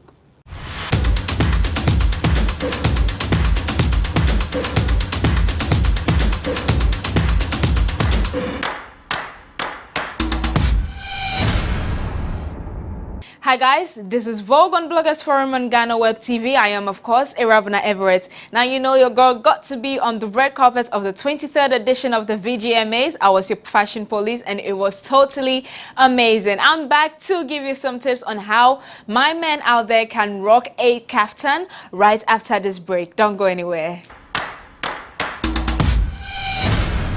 Welcome back. This is still Vogue on Bloggers Forum on GhanaWeb TV. I am, of course, Irabna Everett. Now, before I went on a break, I said we were going to look at how my men out there can style a kaftan. Right now, most of the men out there love to style a kaftan with sneakers, but that's not the only way. You can style your kaftan with slippers and sandals as well. But right now, everyone loves to rock it with sneakers because I guess it's comfortable and it's chic and it's trendy. All right. So right now, we are going to be taking a look at some of the celebrities that love to wear sneakers with their kaftan. And I'm not talking about any ordinary kaftan. If you see the skirmishes that go on in the kaftan, wobe fail. Starting off at number 1, let's look at Rocky Dawuni. Now, Rocky Dawuni rocked an amazing kaftan to the Grammys red carpet. It was a white kaftan, like I said, skirmishes all around here, and some white sneakers to match his kaftan. And of course, his dreadlocks. Now, Rocky Dawuni killed this kaftan look. Now let's take a look at the rap doctor. Now Ochami Kwame is known for making bold fashion statements, and he's also known for wearing African prints and of course kaftans 24/7. And of course he is one of the people who loves to rock sneakers with his kaftan. And I'm telling you, he does justice to the looks every time. Every time. There's no day you will see Ochami Kwame wearing an African print or a kaftan and not have some sneakers on it. Yes, so at number 2 is Ochami Kwame. Yes, my lovely people, at number 3 we have Judena. I'm a classic man. You can be me when you look this clean. I'm a classic man. Now he's definitely a classic man as he was rocking a red sneaker with a blue kaftan. Now the color coding is everything for me. Jadena does not go wrong when it comes to styling and making us feel top notch, you know. Let me tell you a little secret. I actually have a crush on Jadena. He's a classic man. You can be him when you look this clean. He's a classic man. So far, these three classy gentlemen do it for me when they're rocking a kaftan and sneakers. But don't get it twisted though. You can also style your kaftan with some classy shoes or some sandals or some well-tailored and sewed sandals. You know what I'm saying? Or some slippers on the side, some brown or black sandals to match whatever color kaftan you are wearing. Now, John Dumelo, Joe Metal, and a lot more others, you know how to style a kaftan very well with some nice classy shoes. Now we're feeling that's a nice man. Anyways, that's it for Vogue on Bloggers Forum and GhanaWeb TV. I am, of course, Rabina Everett. I'll be back with some more fashion tips. Thank you, Rabna, for the segment Vogue. If you want more of this, you need to be watching Bloggers Forum on GhanaWeb TV. Minim say Vida kaftan ni sneakers. Yeah, a chiwana and chill. I know your friend no tukono, sasta. DJ Bominum. I need a DJ Bominum. I wouldn't say need no. But tukono, ni style no. Eh. Sana style sana. Eh, chiwana say chill. OT for short. Tukono. Yes, my boss back. DJ Bominum. Eh, so DJ boy and your man. Me who Romeo muda. Romeo the Debbie anu a share suit, no a share. Romeo the man a share kaftan. Oh, we share kaftan. Me can with sneakers. Me a London boy and Tinabu Amenya. Okay, so 21 minutes to address three main issues. One, that she's not pregnant, she has not given birth to twins. That's actually one. Two, she's not been sacked from UTV. Neither has she resigned. That very soon we'll see her on TV. And then three, some fake accounts that have been seen online, and she was actually cautioning people to desist from transacting business with anybody online. So person who is a business ubeshiano feely. Nana Mama Brown. I am not pregnant. Neither have I given birth to twins. Or a boy. I wish. I have not given birth. I am not pregnant. And I'm not being sacked. When you're very careful, all those channels now mount me here Photoshop. Echo family old face. Edi menimbe to her. Now they will be megumi ho Photoshop no. It's all lies. Anya do phobia kami no. Because any munyam ke efe. But the choir modern nam so ne we trick camera simwanim na mu chirechim na wa wo Canada na ebi muso kro no mto me ticket. Emma me nene. Nyame hummobo. I am not pregnant. I have not given birth to twins. Neither have I given birth to a boy or whatsoever. Mr. We are mususu mom semu na monka sem. Asem na sia ade ni je say. Mususu mom semu and can sempi. Now I want to address the things that I've been seeing on social media about myself concerning how people have numerously opened pages on various platforms for me, not just for me, but using it to deceive people. And it is becoming too much. It is not embarrassing to me because I have not deceived anybody. I won't deceive you to send me money before I post your page. When me and you, before I do business with you, I'm the type that you would see me physically. Ube humi wo office and ube ba baby I'm so me wo. Before me and you, we do money transacted business or money transaction piano. I would have to sign in front of you or a witness. Please, I came out to you just to let you be informed that people are out there trying to deceive people with my name. So, Mamisha is free Vida. You've watched the video, the entire video. What do you make of it? Did she nail everything? Like, did she give the responses that was expected? Or was even the video necessary? For me, if I was in her camp, I would have put business ahead of the emotions. Because in him say, when it comes to childbirth issues, Indaba and Mama Brown are quite sensitive for her. And the journey or traveling and sana or babinyane banina in sem dada.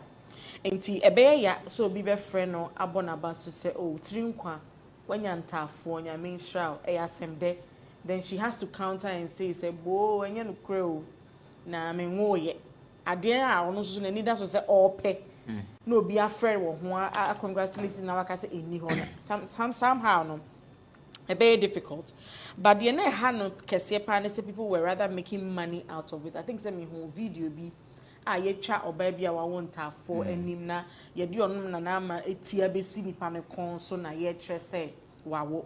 But Nanama has been in the game for over 2 decades. Unim hawa ye jume etie. These things are new maybe you should expect. And I didn't see the big deal about say yen wangwa say bibi saba, because we have people who pay bloggers to peddle lies about them. No media grow on a brand. Acceptable, so would you want fast style maybe any, but this is not coming from your camp. It was clear, say other media for be Niger, teach traffic no to their site. And she says for the loved ones in Tino, she had to come out. I believe say loved ones in Quantina Oba out there, those who matter no, you could have reached them on phone, and now those who called you could have told them say, oh, and I say you could have used another medium to say and without you coming in person to come and speak. Because Charlie, and yet the whole social media will be any say but we're losing a golden opportunity of drawing bars, traffic, attention to the show no when next she hosts. Because I would have fed the rumor. Even though I may want another media platform, I would have fed the rumor, say, meba back. Because Obia feel your comeback must be huge. And yet the usual Nanama we know, so obey the presentation skills, a band or no, a bit band. To see, I know what bars. Because me, I would have made a post to say, maybe there be and I may bet you. So I would have made a post that this Saturday, maybe back. But maybe with my family. What must say? Everybody will be wondering, hey, Tafonica one and why not the neighbor? Shall it neighbor TV? But what kill it bars because of our emotions overriding with business no?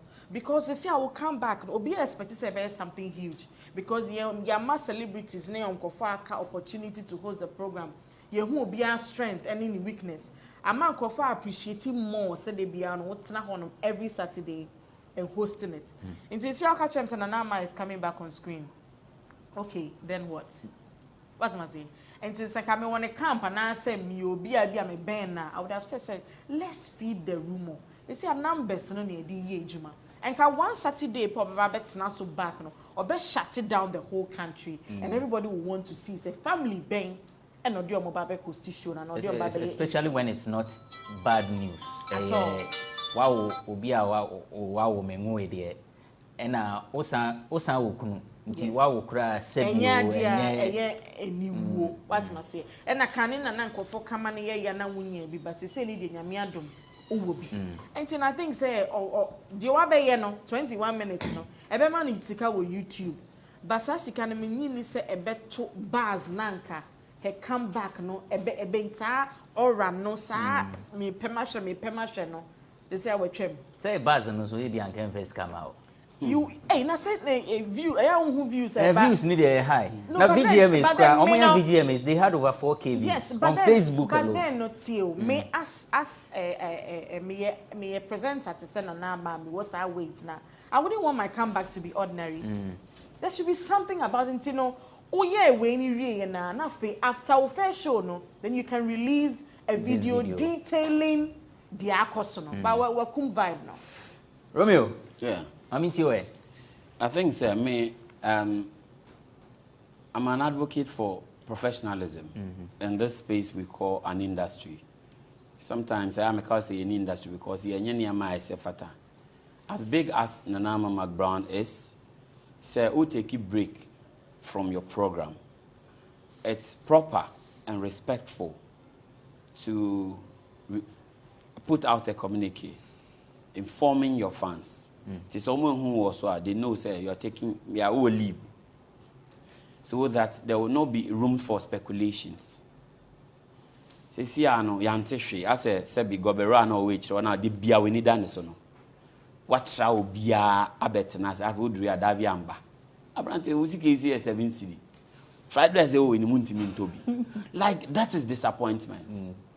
And if to hold her to what she did, like what disappointing the followers to say me, because now me show no because of the liveliness. Now city or tries to become for boom or make sure say or patch the industry fields now be a war and Crawford team no shut up from that kind of thing. I think say Father Dixon so here that Father Abaso body. So once you are taking a break, you do season a celebrity way. Say media houses be a year. Make spotlight. Now more seasons no. Me cry my host TV that like TV3 yeah. Until ne erani. Te basana no one questions your whereabouts. Until also tinchana where them share. An issue of this caliber, say the Vada Kaya.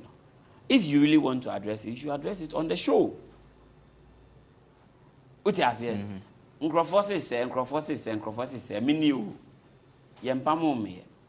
Me woye, magazines uni, onye ni afo. Like, the curiosity of the Ghanaian viewer. Say, it is say, you'll be as well, I want to for no say, or ba. So I won't you and then when made like traffic, Banka Champions League, pony a boss at dinner. Was the Ubi getting no Ubi says course, now Ocean and Nama McBrown. Because you are interested in finding as to whether you're almost speculating and throw an answer and but she missed that opportunity to see the wider air canon. Talking about the criminal aspect, I didn't for a hacking account. I think say I unfortunately say Bibisa. Omo hacking or say omo edinidin defrauding for. No, but I think people should also be smart enough. Say before I will be bad dealing. No, say who in cracky in voice. Otiasie. Like many vida air deal will be the vida number frame. Say Romeo. When I was texting me, say Romeo, me will be my stranded sending me 200 CDs. My friend vida. Or say my friend I'm in voice to be convinced. Do you know what I'm saying? Yeah. Because me hackers be try me. And now me Facebook way no, I have some way. And they say me send it. They say wo, almost send message say wo na sending me, but na wo na hack you. You permit the so account. They say me send the code be amount send the mom. Just or reset me account. Code for every ban me send man say we nya system we hijack. See we also, you know, as much as we want SaaS space, we also yes we educate here. Nti na we say make us a professionalism. They say I say we nya media manager or monitor ubi bia ma. Because WhatsApp groups every day hacking Crawford. Meanwhile, you see, you're exposed to IT and a whole lot. You see, end-to-end encryption, lucky for code too. So, nipa na ba brands away. You still Crawford anti-me yes idea. See, hacking Vida na say me so emotional towards Vida. Maybe I'm feeling Vida. I'm intimate can't na me no we are send me text say, oh Romeo, Mr. Vida new na me here 500 today. It's say na me feeling Vida crowd. Me say opportunity. I'm intimate dream too. Message later by the catch them say hacking the line. Until Mumayam wire what you say. And in this country I want so them a bit man sorry so I can register in the same your friend Nana McBrown. Like it doesn't make sense. And I say who register, I saw you use Ghana card, right? Until whoever registered that name say ampa say no cre say nipa no use Ghana card and register or say ni DNA system no. Need me tracking. This is a security issue. I was say, and Kodima Yoko na BN and I say national security. No more di juma backyard. Emano. Now it shouldn't have been in the public domain. Say the microphone no because why? No, yeah, then. You track you. But putting it out that way, my defraud you and I'm ya bomb chrono use within and I feel say it was a bad timing. I feel most people within the media space, especially media practitioners, apart from their creativity in terms of talent, there are extra things. I was saying then. It's your account. It's almost maybe account. When you because sometimes we have advisors, sometimes we have personal manager no, and the bed guy do says but I was say will be a prompt when you are going wrong. But sometimes they don't want to pay. What I say? This will be for I say okay. I age mama free music award. Maybe a Sadiq Felix say maybe I'm image. And maybe my advice is Sadiq say, if when people attack you, you're a big brand. You're trying to create an alternative for the music industry and the players within. And you know, and you be an SEO over kasa personal spokesperson. Not turning out your worries to the person. To be busy now, can ni panumpango can ya yanti and few wenum until you can still come back and do a damage control. But you per camera not to the extent say. You feel it too big, say, be allow, say, Romeo make a samami. But when you may strong, until was that kind of gap, no, until who the value crowd to I'm a media how the craft, the add value to your moon frog, I can say what that be at 2 a.m. Say, Becasana also Casa. There be. So these are things we need to monitor. Management. So management team, I feel say they would have advised her on this release, which didn't help her at all. I'm one. Okay, so that's Romeo McDonald Naneo. Sorry, you have a point, but mami more final words na young koye ni. Vada mami tell bibi wa person de kanwa na say. I mean, whether on the same issue and you want to just wrap it up na young koye ni. I mean, wrapping up no. I think say Ghana forces to be kahuna ma pushi na mana be do sa break. I mean, obia warrior, obia war, ehun hia nipa change yo no obi dikra dako. So yeah, na ye minimizes her pressure na ye de to ye celebrities in so no yeah. Na me share video no baby one can until she's off the show, which has actually been the concern of many. That actually, Seminstrona Meka say no kahuna rumors in California because Romeo mentioned say oh for to be a professional you need to issue a statement. Okay, those days when she was going to do the surgery, there was a video and they actually mentioned on the show, but this one was abrupt. Like exactly. Then she's gone, and at the end of the day, the entire only show no. It wasn't really stated. It wasn't stated. People have the right to speculate. More reason why we are saying it didn't make business sense. But it didn't make business sense for her to come out to speak. My final bite. Yeah. Fifi Coleman. Or a madam for Palmy senior man. So I say a lot of movie stage director, stuff together. Well, Lock of the Gods, I think 2011, almost 11 years ago. I've had that experience with him at close end, like or me bra precope. But that assertion say juju any industry no the way he tried to debunk it and like entoasum because obi eno wako yi drew so ba be movie and now ba be grinder so ba be catch us a fifi me dey draw na ba what you say and I say me dey draw na ji roll way like people are doing things so if people are complaining to say kuma actor here okay baby no ma me say yi pane ba ko 9 if inimu nti say e be at close spot omo experiencing ya maybe no more can pane no mucha picture omo mucha picture ma me ne se wan ko bi o se ni nua o se tutu no but let's not act like those things don't exist na ka me twen because meaning say by that the spiritual name me dream so we ka say nyampa fluid I mean show us something okay. And I feel say Ebeba out. Maybe it's early days yet. No, nya fina ko pin back one person 20 pesos. But Memfa was 82 issues no krantonche. But within the space, then ladies nankasa. At some point, even within Nigeria, some colleagues I'm sure on a set, poison bait. We were having a discussion. Someone say Nigeria, once you cry, yes, you cry. Remember, we be crying so bottle.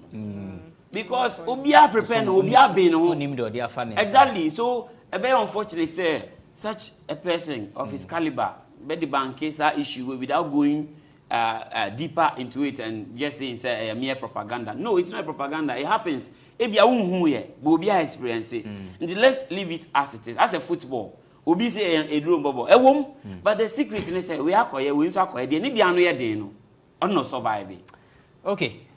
That's it. That's all time will allow us in this episode of Bloggers Forum. McDonald Nani Asare, aka Romeo, is an artist manager, event organizer, Madina social welfare assemblyman, and with the Miss Ghana team. We say more audition.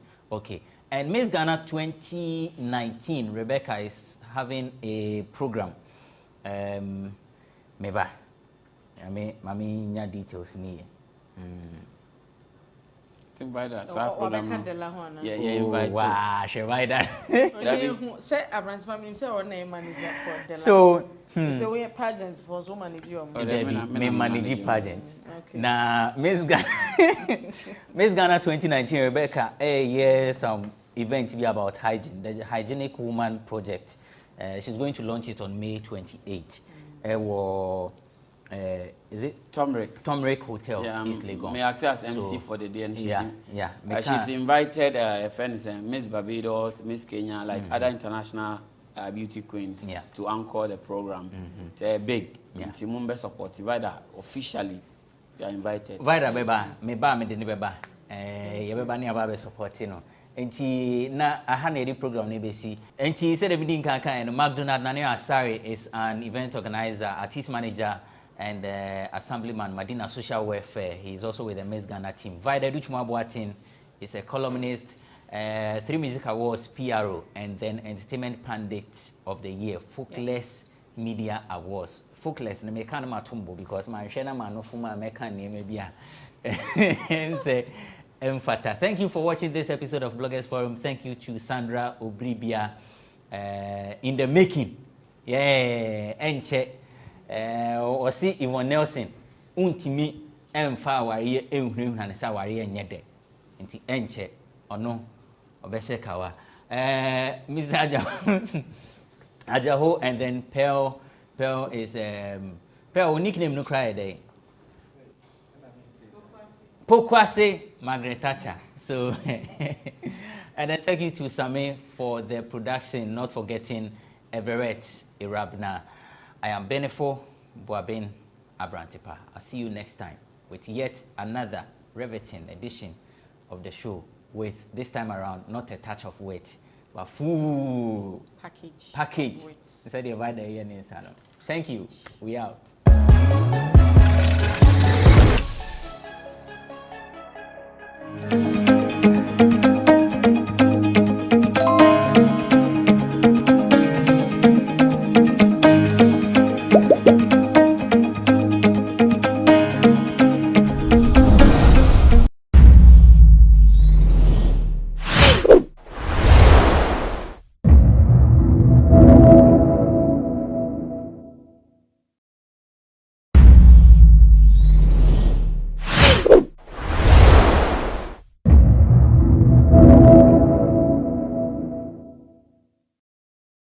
I went in to buy these animals to add the value of tourism in our country. I wanted to go into the safari world by making sure that Ghana becomes the first country in the whole of West Africa, East Africa, and Central Africa, except for South Africa, that have these animals. We wanted to be the first that will have it, and so I went in for the male and the female version of it. And I've been keeping them with me for 6 months. For the reasons why I've been keeping them with me, it's because of the process when you have these animals, what you have to do. You know, you have to feed them when they're babies 6 times a day, then it comes to 4 times, and You have to train them, you have to have someone taking care of them, veterinary, all of that. And so I've gone through the right process, and I brought experts from outside to create a safety cage for these animals so they don't endanger, don't become dangerous to the public. And so that's why I have them with me. But not to say that these discussions hasn't been going on with the Forestry Commission. We are trying our best to merge together to open a good zoo in Accra or somewhere in Ghana that will attract people when they come to Ghana, so they can also go and see our safari touring sector. And that's why I have these animals.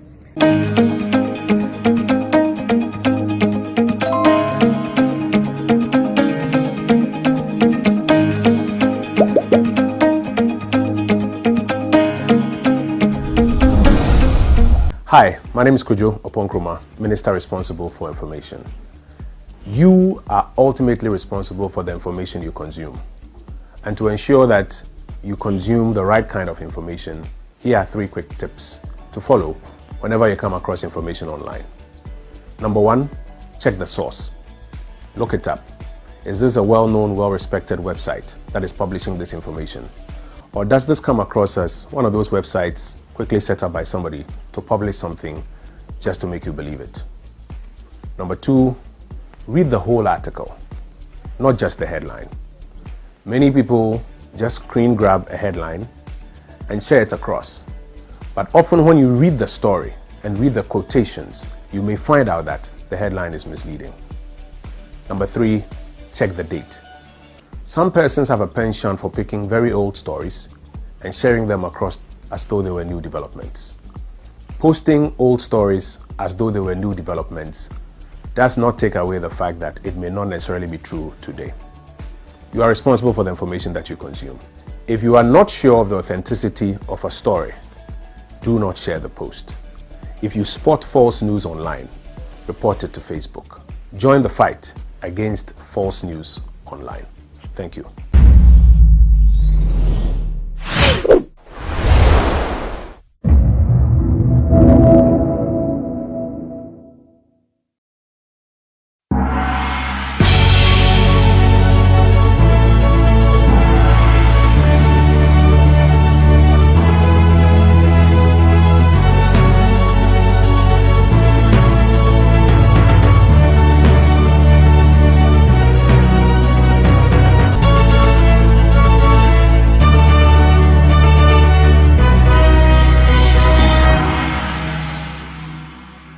It's yet another Friday, and I've come your way once again with another edition of BizTech on GhanaWeb TV. I am Ernestina Sewa Asante. Over millions of people, including you, make use of the internet almost every day. But did you know that while surfing the net, you are also exposed to some threats? Well, today on BizTech, we sit with an IT solutions manager here at GhanaWeb, Alexander Ajiman, who is going to educate us on safe browsing. Do enjoy.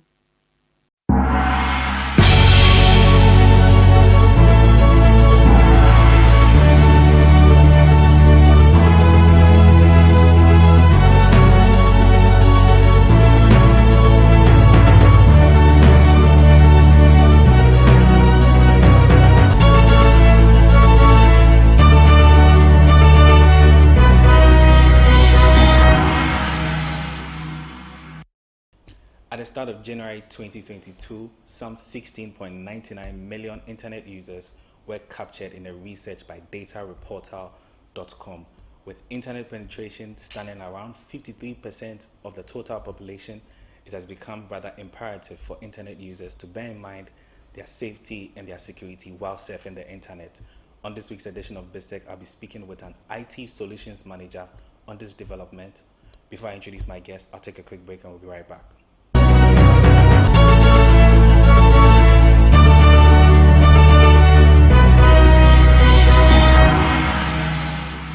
Welcome back from that break. My guest on this week's edition of BizTech is Alexander Ajiman, and he's the IT Solutions Manager for GhanaWeb. Alex, welcome to BizTech. How are you? Thank you, Mali. I'm doing great. Many thanks. Great.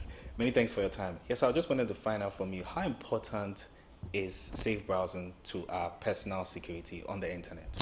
First of all, let me define safe browsing. Safe browsing is you having a layer of protection on the internet. They are the requisites and things you do so that anyone on social media or anyone accessing the internet won't have your biodata or confidential data. Okay. So in a nutshell, it's what you do to protect yourself and personally and then on social media.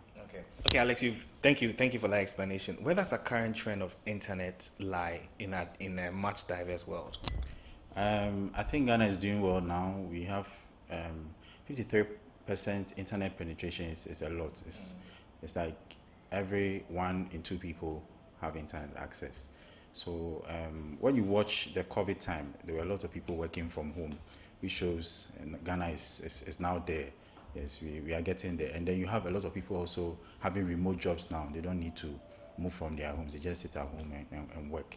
And this has also given a lot of revenue to service providers who are also in return bring a lot of technology on board to give us stable internet. So I think, yeah, Ghana is doing well. Yeah. Okay. Yeah, so Alex, I want to find out, so how secure, I know you have to, when you're on the internet, you have to be safe on there.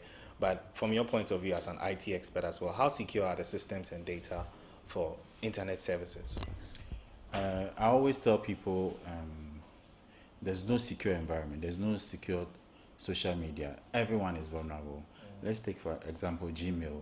If you want to create a new Gmail, you're supposed to give in your biodata. That's your name, your age, where you live, your parents, and blah, blah. So meaning you'd have to give something in order to receive something. And every social media platform has back-end people. There are people who have access to your data. So there's none that is, you just have to make sure you don't put too much confidential data out there, as much as we think social media platforms or some social media platforms are safe. Okay. So I want to come down to some of the safety measures, especially using the internet and all of that. What do you think? Can you, from your point of view, can you share some of those with us? Okay, let me share a few. Let's say you are browsing a website. Sometimes you can look for the secured website, which usually has or ends with S. That's HTTPS. You can also avoid clicking on suspicious links. If someone sends you a link and you're not too sure, you might avoid it. You can use VPN, you can use incognito mode. These are just a few things. And you can keep your PCs also updated to the latest, with the latest and licensed antivirus. Yeah, these are a few things you can do too. Yeah, so before we go on a break, I just want to find out just briefly from you. I know we experienced the COVID pandemic and all of that. From just your own personal experience, how was the internet usage for you? Were you using more internet at home, remotely, or from the office? I think I was using more at home. Yes, at home you use a lot because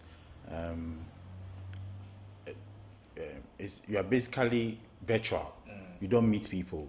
Like I can just walk to the next office and ask you what's but then like what's happening or when is our next meeting. But then when you're at home, you'd have to do it virtually, meaning you use more data. Yeah. Okay. All right. Thank you very much, Alex. I'll take a quick break. And so I've been speaking with Alexander Ajiman, and he's the IT Solutions Manager for GhanaWeb, and we're talking about how to browse safely on the internet, bearing in mind your security and your personal data. I'll take a quick break. We'll be right back. Don't go anywhere.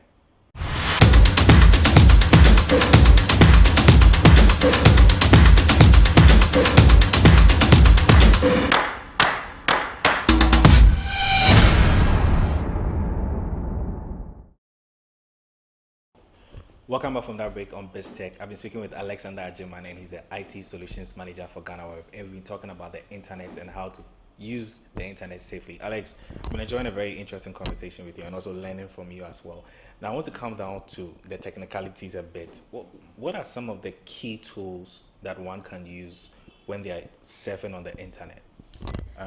One can use VPN. I think VPN is common. It's a private tunnel that you can use to prevent even your service provider from knowing which websites you are going to and fro. You can also use eraser. Usually when you delete files, there are people who can still undelete them. So when you use an eraser, it's like a file shredder. It can shred your files so no one has a trace of it. And then there's a browser also called a Tor browser. It has a lot of features.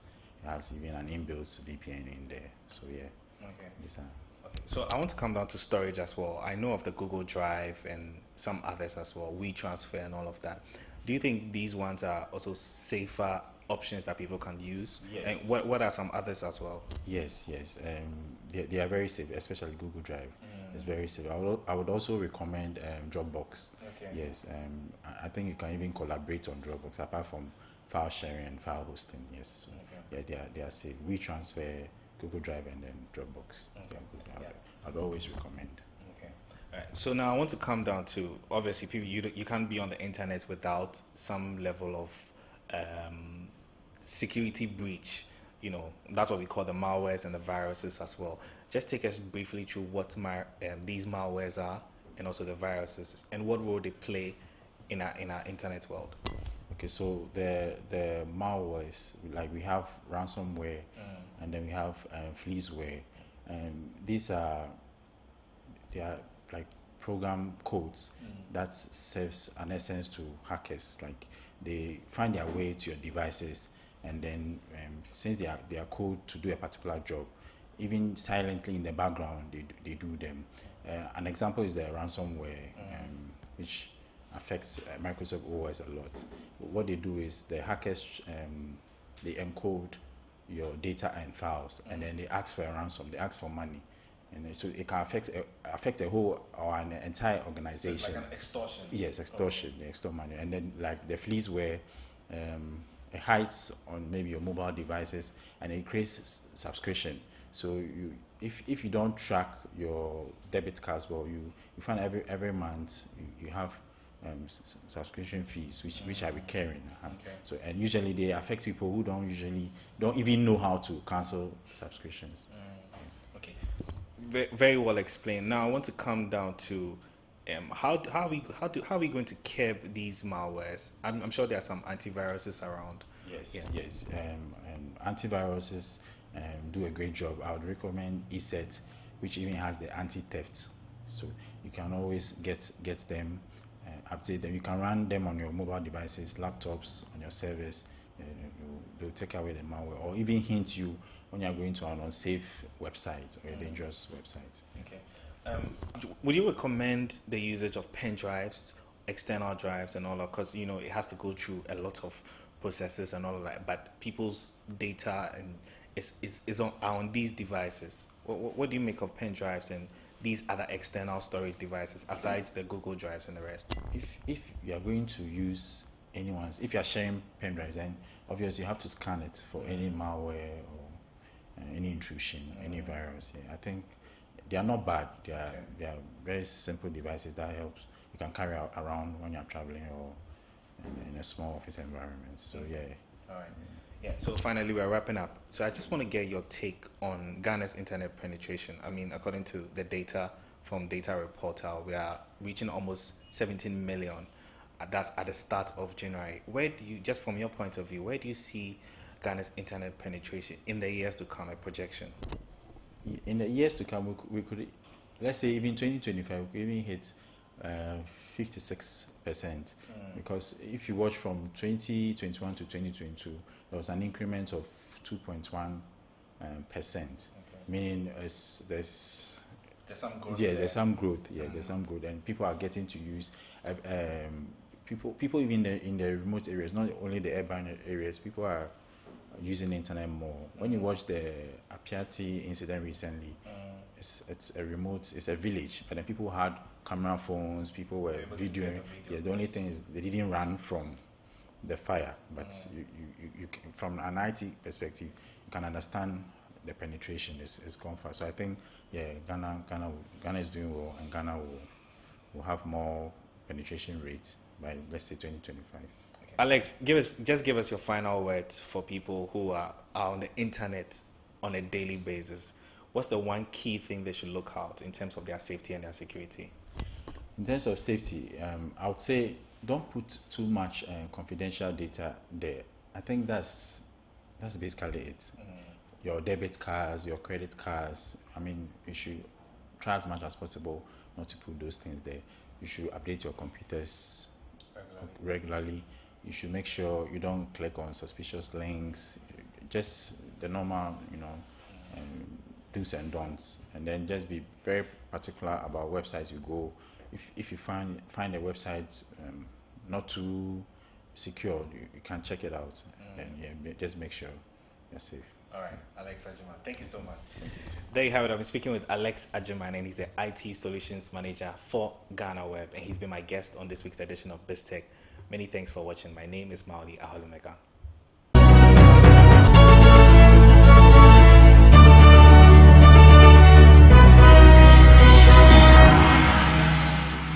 Thank you, Mauli Aholumega, for that report. Up next is Biz Headlines.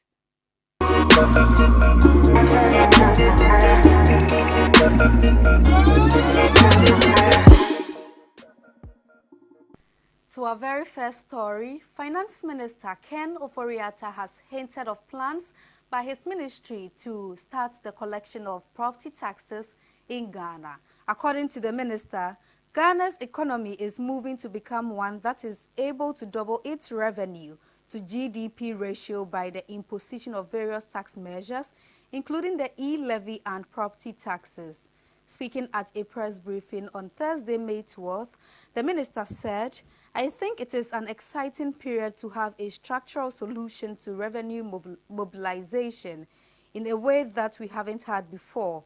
And we are also starting with the property taxes as a pilot to begin. Then we become a nation in which we can easily double our revenue to GDP ratio from the 13% to double that. But nobody likes to pay taxes, so it's always difficult. But I think we will all get used to it and also apply the taxes for the citizenry to see." A lecturer at the University of Ghana Business School, Dr. Alexander Amankwa, has described a proposal by the Electricity Company of Ghana to get a 148% on electricity tariffs from August 2022 as unrealistic. According to him, the power distribution company has been inefficient and provided unsatisfactory services to customers over the years, therefore cannot make a demand for an upward adjustment. ECG is asking for a 148% increment in tariff. Do you think this is realistic or not? This is highly unrealistic, as I said in the discussion forum. You cannot ask for 148%. That is something that is not real. It's not possible. And I believe very well that PURC will look at it critically and review downwards. They should improve upon service delivery. In fact, if there's quality service delivery, people will want to pay more. And I liken it to a wife cooking for the husband. Of course, if your soup is watery, your soup is bad, what is the justification for asking for an increment in the chop money? What are you going to produce? In future, you still produce watery, soup. Soup that does not taste well, and your husband will not be happy. Governor of the Bank of Ghana, Dr. Ernest Addison, has noted that the country's current inflation comes as a surprise to his team, as food, transport and imports have pushed the country's inflation to 23.6%. The governor noted that the monetary policy is in a huge fix, even as it begins meetings on May 18 to make decisions on the nearly 24% inflation rate, as well as the monetary policy rate of 17%. Speaking to Bloomberg, Dr. Ernest Addison noted that even though issues are complicated currently, a major decision will be taken. Vice President of Imani Africa, Kofi Bentel, has reaffirmed his stance against the revision and resubmission of the controversial Indaba royalties deal. According to him, he believes the transaction in its current form can be compared to an act of robbery, adding that it is the perfect plan for anyone to rob Ghanaians of their national heritage. In an interview with Accra-based TV3 and monitored by GhanaWeb, Kofi Bentel maintained that the current Indaba royalties deal will not in any way benefit the citizens, as the nation was not going to get value for money. Growing concerns about the unavailability of fertilizer for agriculture production have contributed to the surge in the prices of food in Ghana and the continent. The poultry industry has also bemoaned the unavailability of feed and raw materials. President Nana Addo Dankwa Akufo-Addo has stated that these concerns could heighten as fertilizer shortages are being experienced across Africa. According to the president, the country's maize and soy production could also be affected, noting that our poultry industry could suffer greater shocks. The president made this statement at the opening of the 22nd Academy of African Business and Development Conference at the University of Professional Studies in Accra on Wednesday, May 18.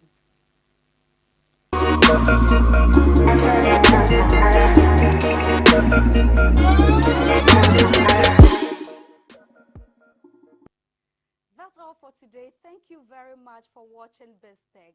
This show airs every Fridays on the same platform. But before we go, do log on to www.GhanaWeb.com for more stories. Do well to follow us on all social media platforms on Facebook, Instagram, and Twitter at the Ghana Web. On YouTube, GhanaWeb TV. I am Ernestina Sewa Asante. Do have a lovely weekend.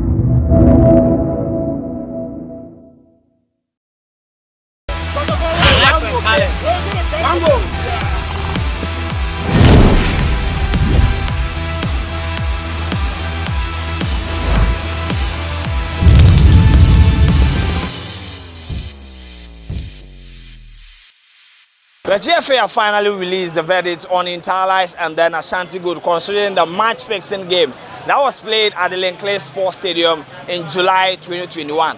Ashanti Gold and Interlice, they've been relegated or demoted to Division 2, whilst the chairman, the players and others have all been punished respectively. Do you think that the punishment was a bit harsh or the GFA was spot on? Let me hear from you in the comment section as I interact with Ghanaians here at UTC in Accra. My name is Joel Shen and welcome to this episode of the Sports Debate right here on GhanaWeb TV. So Ashanti Gold, they've been relegated to Division 2, demoted because of match fixing together with Interlice. They will pay 100,000 Ghana cedis. Do you think that it's a fair punishment? The punishment is, for my own understanding, the match has been fixed and been played. But if there will be a consideration for them to pay the amount of 100,000 Ghana cedis and pardon them to be in the league, I will be so happy to see that. And also, it has to be a warning to other teams for them to know that this is not good in our league in Ghana here. So they have to give warning to others and pardon them to be in the league. I will be so happy to see that. All right, but you support Asante Kotoko. One of the players who have been affected by this verdict from the GFA is Richmond Lamptey. Yeah. Last season, he was part of the Interlice players who played that particular fixed match. Yeah. He has also been banned from all football-related activity for 2.5 years. Yeah, you see, in Africa here, I would say that our football, now we are trying to pull it, to make it strong. And we banding our players that will make us be great. I don't think that is a good idea. And I'm coming. Another thing is that they have to know the way to consider and make it work for us. Because when the player is banned for 2 years, my brother, he is losing form and he can't perform when he started again. It will be very difficult for him to play. Yeah, so that is my own opinion. And I will be happy to see them do it for us. All right. Ashanti Gold and then Interallies have been relegated to Division 2 from Ghana Premier League and Division 1 because of their involvement in the match fixing of match day 34 game of the 2020-21 Ghana Premier League game. But we are here at UTC to interact with fans whether the punishment is fair enough or the GFA should have considered, considering the status of Ashanti Gold in the history of Ghana football. Pacho me mwakwa baba GhanaWeb TV so Ashanti Gold mpenifro ejo omo kwan say omo ko Division 2 me di enyam esom kam but the Bible say omo fix match it say punish omo say punish omo the punish omo no kam am ka team a big team enti no de enye big team enti omo ya dai ma yam punish omo yam punish omo but team need omo kam and enti ga wuzu say ka punishment na say the mom because you see I will say Division 2 na do omo ko no enye ya so na yete Ghana I say o say obi so ana ya de a yam punish no say keto ya na punish no sisi ya punish do ye kese no ene keto ni na ba wuzu say nke ni say ye do omo ko Division 2 da bi nti ka punishment be na ya fa mom ya mom ka no mo kam ya mom ka ya mbo ka e ka no kwa no mo kam okay e can de ya bomb we so mbe 200,000 Ghana cedis Inti 100 na no mo kam okay pajo ma menjo so aje meso de enko mu kam ga ba final form de enko mo double inti ga omuntu eska no mo double no mo nka league but abroche kwa bi esida Juventus kama na Steven Apia ho omo je league mienu nanso omo hwehwe mo so omo fixe match no we no omo strip ko division omo je title from himself by sa na think omo omo chuma so sa na ko mo ka team na omo de we bom kokko next time omo say bi ma referee omo kwa no mo cause this year na we impromptu so at here division 2 no omo kwa de omo so Premier League no mo bona Ashgold omo chairman any CEO ono ne bani na omo 10 years any 8 years sounds no metua 50,000 any 100,000 omo no GFA you say we ni na omo plan here omo so omo punishment no what na omo ya age ende nka ye no ya age but team omo kwan de ende nka nye fine ende nka me omo ya age nsa nka omo team ni nkam na nka omo no omo fa ono team kwa na omo wait ma hwe se no be say no what I say anu kwa so twe no de man I think 10 years they said also. All right, so the two people I spoke to right now, they believe that the punishment to Ashanti Gold, Dr. Kweku Frimpong and his son, Emmanuel Frimpong, are a bit harsh. So the GFA should review it and then try and reduce it. But Ashanti Gold should not be relegated to the Division 2 of Ghana football. Ashanti Gold, and I release a free GFA by and say, actually almost all my fixing a match, and in some Division 2, no 100,000 Ghana cedis. Omo punishment, who do you say? No quite swallow. No quite swallow. Unyamoka say hash. Yambo Mokape, na Yamo Mokano Montina League. The bomb can Yamomo Trema, Obia to baby. It doesn't see a Thomas. No, be a yes, Division 2 now, Mokono. A young man, and I think I would say a punishment near more. Nekwan so anu sise esese omko Division 2 no nna obi abemu se me so me koye bia san so ne so beye me na ma obi ahu se san ya man yanse so so Ghana nti woni unyamo no nyaadwe no ma nyaadwe. So the punishment is good. They should be relegated regardless of their status as a big club in Ghana, so that others will not also repeat this same mistake. Let me move on and then speak to others too. Pacho Ashanti Gold say amino ka say yes starting next season GFS omo Division 2 every say omo game omo ni Interallies boy no omo fix it. Punishment no ne kwan so anu no anase ne nke say GFA omba form kakra also omba form na omo fani omo kam na omo kam a say ebeme ebinum so akwaso ayo na bi da bisa o se mo de asohwe mo odin ana ma o mo so be a o mo obi anya bi ba omo se omo kwa division 2 na omo sign 200,000 Ghana cedis o kan no bo ma wo you say hasha na oi ana too much too much that's how omo fix a game omo egu Ghana football animas oda mo choma so ke omo ji scan keke so Ashanti Gold is getting a bit of support, but don't forget that Interlies have also been relegated to Division 2 from Division 1. But they have spoken to 4 people right now, but the 3 are of the opinion that they should just be made to pay the money and then keep their Premier League status. So we are still asking whether the punishment given to Ashanti Gold and Interlies are too harsh for them to bear. But this fan right here is an Asante Kotoko fan, and I'm also going to ask him about how he feels following the ban on their midfielder Richmond Lamptey. And Patrick Makwa about GhanaWeb TV. So news now say a ban Ashanti Gold or match fixing or money Interlies in a sign of fast seven. Hash do and I say punishment almost say no fatane their mom. Oh, punishment and then who says a quite almost fast or yes, and yes, Ghana football. Into the media, ne Swan. On my idea, kind of Mukasa, no one to say, then get your mom 200,000 pay. No, among colleagues, oh, there be no match fixing. I didn't say because Brooklyn, Italy, crazy, and my Juventus score and no Sabai. And in Sa 2 or more. As some economy seeing answer. I know, dear, and one. It's a star player, Richmond Lamptey. No Interlies or Bossa game, maybe. See, I know my band in some continent 2.5 years. Say, and I'll go to what says our seminal. Oh, I am a Nansunanya Bassa, or don't work for the match fixing Mudia, a banner account. Then only the American Assembly account, and Sassenka, or Koya Saden, no Koyani at Chewodia, Assembly and you.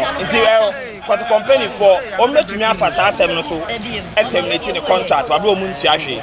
Omun Jan Quaman and so man in several Neban, non Cosmo. Say contract no sign and a bedroom on the contract. Drew on the same way, dear. No, would dear, on bet terminating a contract. And because the Abbey, Momania Bando. She knew I be a Omokoya, a Beya. Say, only fast also better now on Motiauka. So, the decision to ban Interlies and then Ashanti Gold and demote them to their Division 2 is spot on because they were destroying the game. But on Richmond Lamptey, he believes that the player deserves everything that has been given to him because he went in to fix the game with together with all the others who have been banned. So if Kotoko management assess the situation and they think that they cannot handle it, they should terminate his contract so that they can have their peace of mind. Tibajo, Oyo Kotoko ni Ashanti Gold, omoye mo rivals. Sisi a ye de omo ko Division 2. What is as a medical no? Say na usi feel here.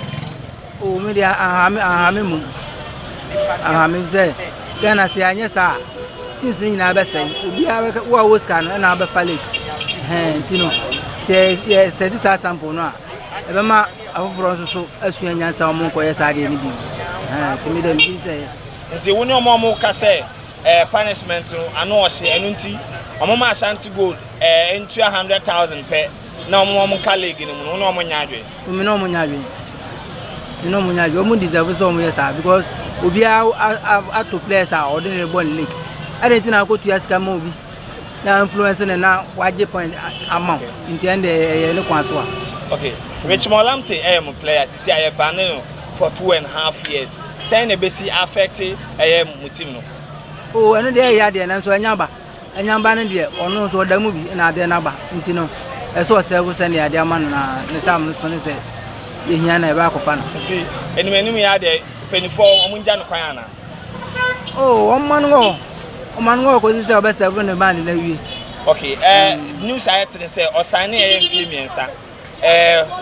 Waboba Quivi. By the time what's not by the time eye ban no bebe we na no contract e wo anya hwe so onyi papa nti no o tena ho na se ne tam no so ne se ebe hia na e ba kofa no ti si ade emamu nja no kwan emamu nya no kwan on tena ho akosi ne tam no be so do one so form e ba kofa na ba. All right, so we are wrapping up on this week's episode of the GhanaWeb Sports Debate. Today we are asking whether the punishment given to Ashanti Gold, Inter-Allies and the others for fixing a Ghana Premier League game is enough, or you think that the GFA, they've been too harsh on them and then they should review the punishment and then try and reduce it for them. We've already spoken to some people. They believe that they should just be made to pay the 100,000 Ghana cedis and then keep their status in the Premier League and Division 1. Others also believe that even Juventus was relegated for this same offense. Mwakwa baba GhanaWeb TV, so we support the house, we are Kotoko, and we see house in Mamma for house in Indikai. Money Ashanti Gold Bassam. What they say? Yes, next season, we Division 2 no. And not feeling say. Oh, to me no, very very nice. FNI idea. Even though Kotokopo as a sanction or the fake penalty against CN, it's the ordinary referee, no, so a funny referee for the entire season. The entire season, that's all Kotoko crowd, or G points, no Kotoko. Or else, I Kulu, it has a motion we no much me yet. And you see, Ashanti Gold, yes, from next season, or quite Division 2, only 100,000 Ghana cedis. The chairman, they are banning for 10 years. CEO, and so 8 years. Almost 100,000, any 50,000. No quite so, and I say, who said, I'm not sure. Oh, and one pepe. Even though Yanya science me, emphasis a soccer already a soccer no, a sinking. Not a chimutama betrum. Ye pese build. Not so more match fees in a baby. I say, Obimuya set with scapegoats.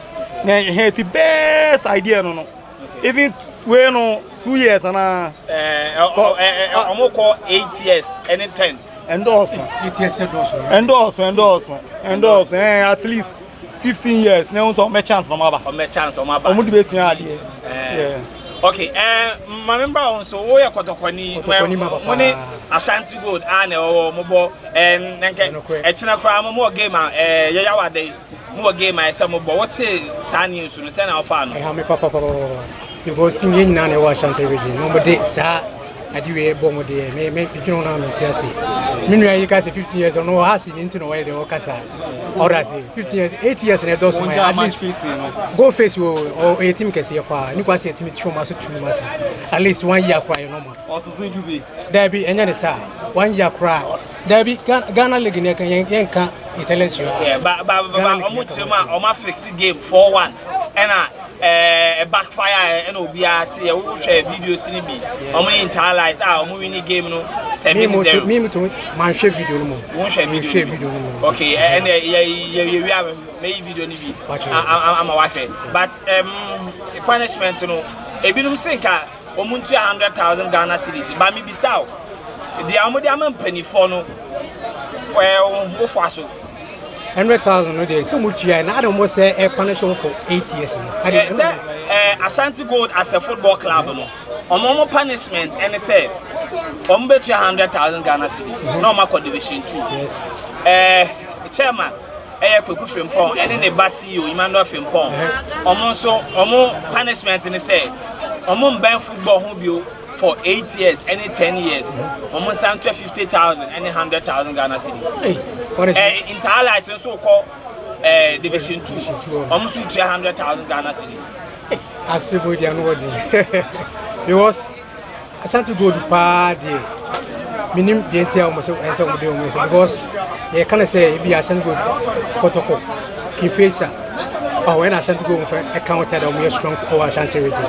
We work with Ashanti Gold film a e ya na ha dwen ti mo hwe no mo nya bibim fa o ma oh I know the derby I know the encan say okoye so mai ti say Ashanti region teams ni nya ko 4 Ashanti Gold count 3 ti ko ina ka 2 esa na e ha dwen pa say efe ni enye bibim fa o mo efe enye bibim fa pa serious one all right e ya mpem bebre no e ya na ye ka o Ghana say ehiafo nkwa na embredi omo a na ye de omo fa embra kwan so sisi a GF a kire say sa usuo ninsa so mu a waso be hye pa omo e de ama e Ashanti Gold safety next season e ko no omo ko division 2 ano de anase wo for the GFA e de aba bonten so okay to me no me hwa ano de kakra ba e nanke the punishment the more money there omo deserve it says here then it is a punishment here then e de more because ye hwe Ghana asia Ghana ye bolik na say e ko ni ending na match fixing here then e dawson e then e wo mu match fixing e dawson e wo mu e ma ye leg na nya then enye solid eno sa no e ma leg na anya solid a e bia ye ko ye bo international matches na ade nyina ye ntumi nya den enko ye nim I hope say punishment here the mom no ebe deserve ma next time obi ntumi nya den enko ye de omo ye ni bi. All right, so different opinions, and that is why we do this every Wednesday and Friday on the Sports Debate on GhanaWeb TV. This one believes that the punishment, the GFA, they were spot on. My middleman here also thinks that it is a bit too harsh. They should try and then reduce it. He is saying that it's because he's a Kotoko fan. So the sentiment for Ashanti Gold is there. But finally, let me come to you. Asante Kotoko, midfielder Richmond Lamptey. No boy into allies or boss I game ni be. I'm all banning for 2.5 years. And no saying a basi affecting with him. Oh, Richmond Lamptey, will be our yard deal with him in power. One more day. The balance of Metrinus, Asumbe, is it 2.5 years? Behind. Oh, yes, you know, you need midfield Pia, you could part to say, Sarah, Richmond Lamptey. Ukutabwa, me papa, what me push for him, Tino. I know when to me be on form. I saw me be found by Kotoko Sweden. That's why you want to finally, no, Mammy Samu, send a season econo, and no man now cost to send a corner. Next year, a super cup, no, a bear has in a Kotoko, Sisia Kotoko, Monam Kwanzo Mokoja Lake, has so a room or FA Cup final. Leg in a berry. Legend they say, wow, they're not yeah, dear with that. Bass and a moment fun show with him, we say. Every day, Africa, we want legend to be enemy second to Koya Ferry. But all cup on a final final. There's also legging on a cabin games. My ferry cry. Me bought from a match out of tunnel. Men tomat. O ka se me tomat ya ro. U ko gina me discard bro. I'm first carry am bro. There's a leg there obi anim se kotoko ya fawi. Efe finance na ko bodo. Nipa opponent no. Has no unya fawi. It's men fans o team so ko bo super cup na wi sa. Ti here ya leg na fa kotoko e dan na so. FA Cup re. Oh, has there. Yeah, Yakobo with Super Week Cup. Super Cup. And also Yafa. So my only problem is Interlat coach never anything. Interlat coach Felix Abuajo. The punishment here too harsh. Okay. Why? Because of Bemu just 3 months. Now almost 50 match before almost. Yeah, but no, some particular game no. Some particular game no punishing. Almost say no ni movie before the game.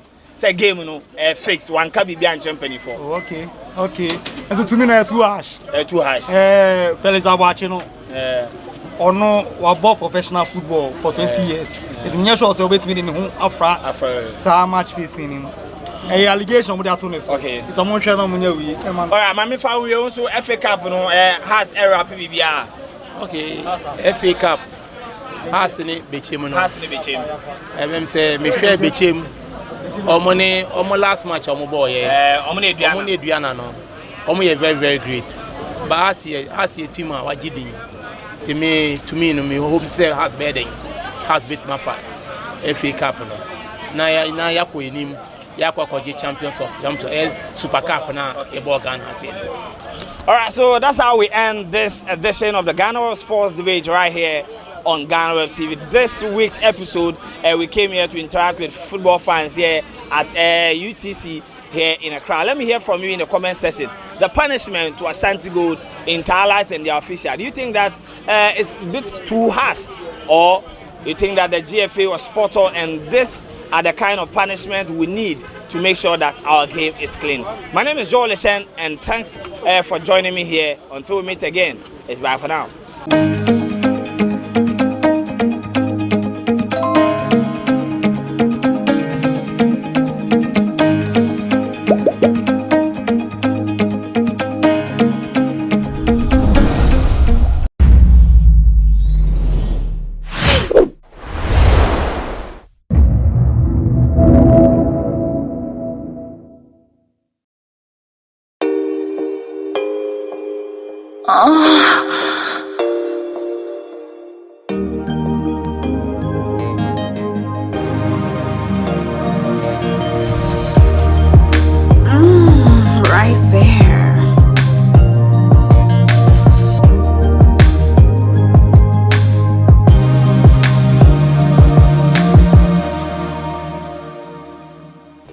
that is happening in some circles, can we say that African men are naturally polygamous?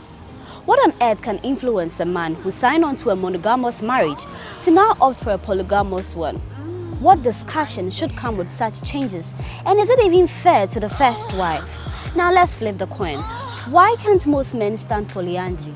And is polygamy an antidote to side chicks? I've got 1,001 questions on this subject. This is Moons and Cuddles on GhanaWeb TV with Paula Amabruni. We'll be right back. Right there.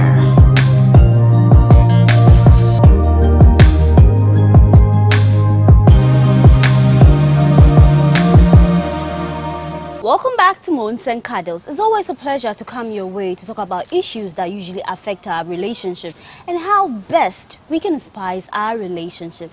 Now, today's topic is very dear to me because recently it was trending. I'll give you the whole intro and why it became a big deal. But as people will say, it is normal. The big question is, does polygamy cure side chick? Once a man got all the women to satisfy his curiosity and all his pleasures, and you just name it, will that stop him from cheating? So should women consider, opening up the marriages to the introduction of first, second, third wife if they don't want any wahala with today's side chick, tomorrow's side chick? And are even women open to such conversation? We're just looking forward to answering some of these questions that are on your mind that we all want answers to. Today is special because I've got the finest people to help me do justice to the topic. I have here with me radio personality, my senior in university and also in the media space, Caleb Neboy. He's the host of Showbiz on Star. Caleb, you're welcome. Paula, thank you for having me. I'm humbled. It's a pleasure to have you. Anytime. It's been a while, Neboy is controversial. Let me talk to you. Let me even inform you before we start. He will not accept it, or you will accept it. No, I'm not. We'll live to see. We are not doing this alone. We have here Cecilia Anubani, my favorite actress. Yummy Mommy. Hey. Sissy, you're looking good. Thank you. As always, I try to come in for you. Yeah, you do. And I appreciate that. I appreciate that too. Sissy, today it's a big deal. Yeah. And the women, I know, they are looking forward to us to, defend them and set the record straight. But whilst doing that, we also want to understand the men, know where they are coming from, because two people in a relationship, at some point you have to compromise and all that. That's if the person is deserving. We'll talk about that. Exactly. Now, let's just move on to the conversation. Neboy, you met a woman, you married, and as time goes on, she's like, okay, she wants to introduce another partner into the relationship. I know it's not common in our part of the world. Yeah, I know it's not common in our part of the world. What would be your reaction? Are you even going to second to that? The woman introducing another gentleman to me? Yes, please. No, not to you. Like the whole thing that we've kind of normalized, a man should have side chick and then, take up a first or second wife. If your wife ever comes up with such discussion, how are you going to handle it? Why would she do such a thing? Hey. Are we not in Africa? We're in Africa.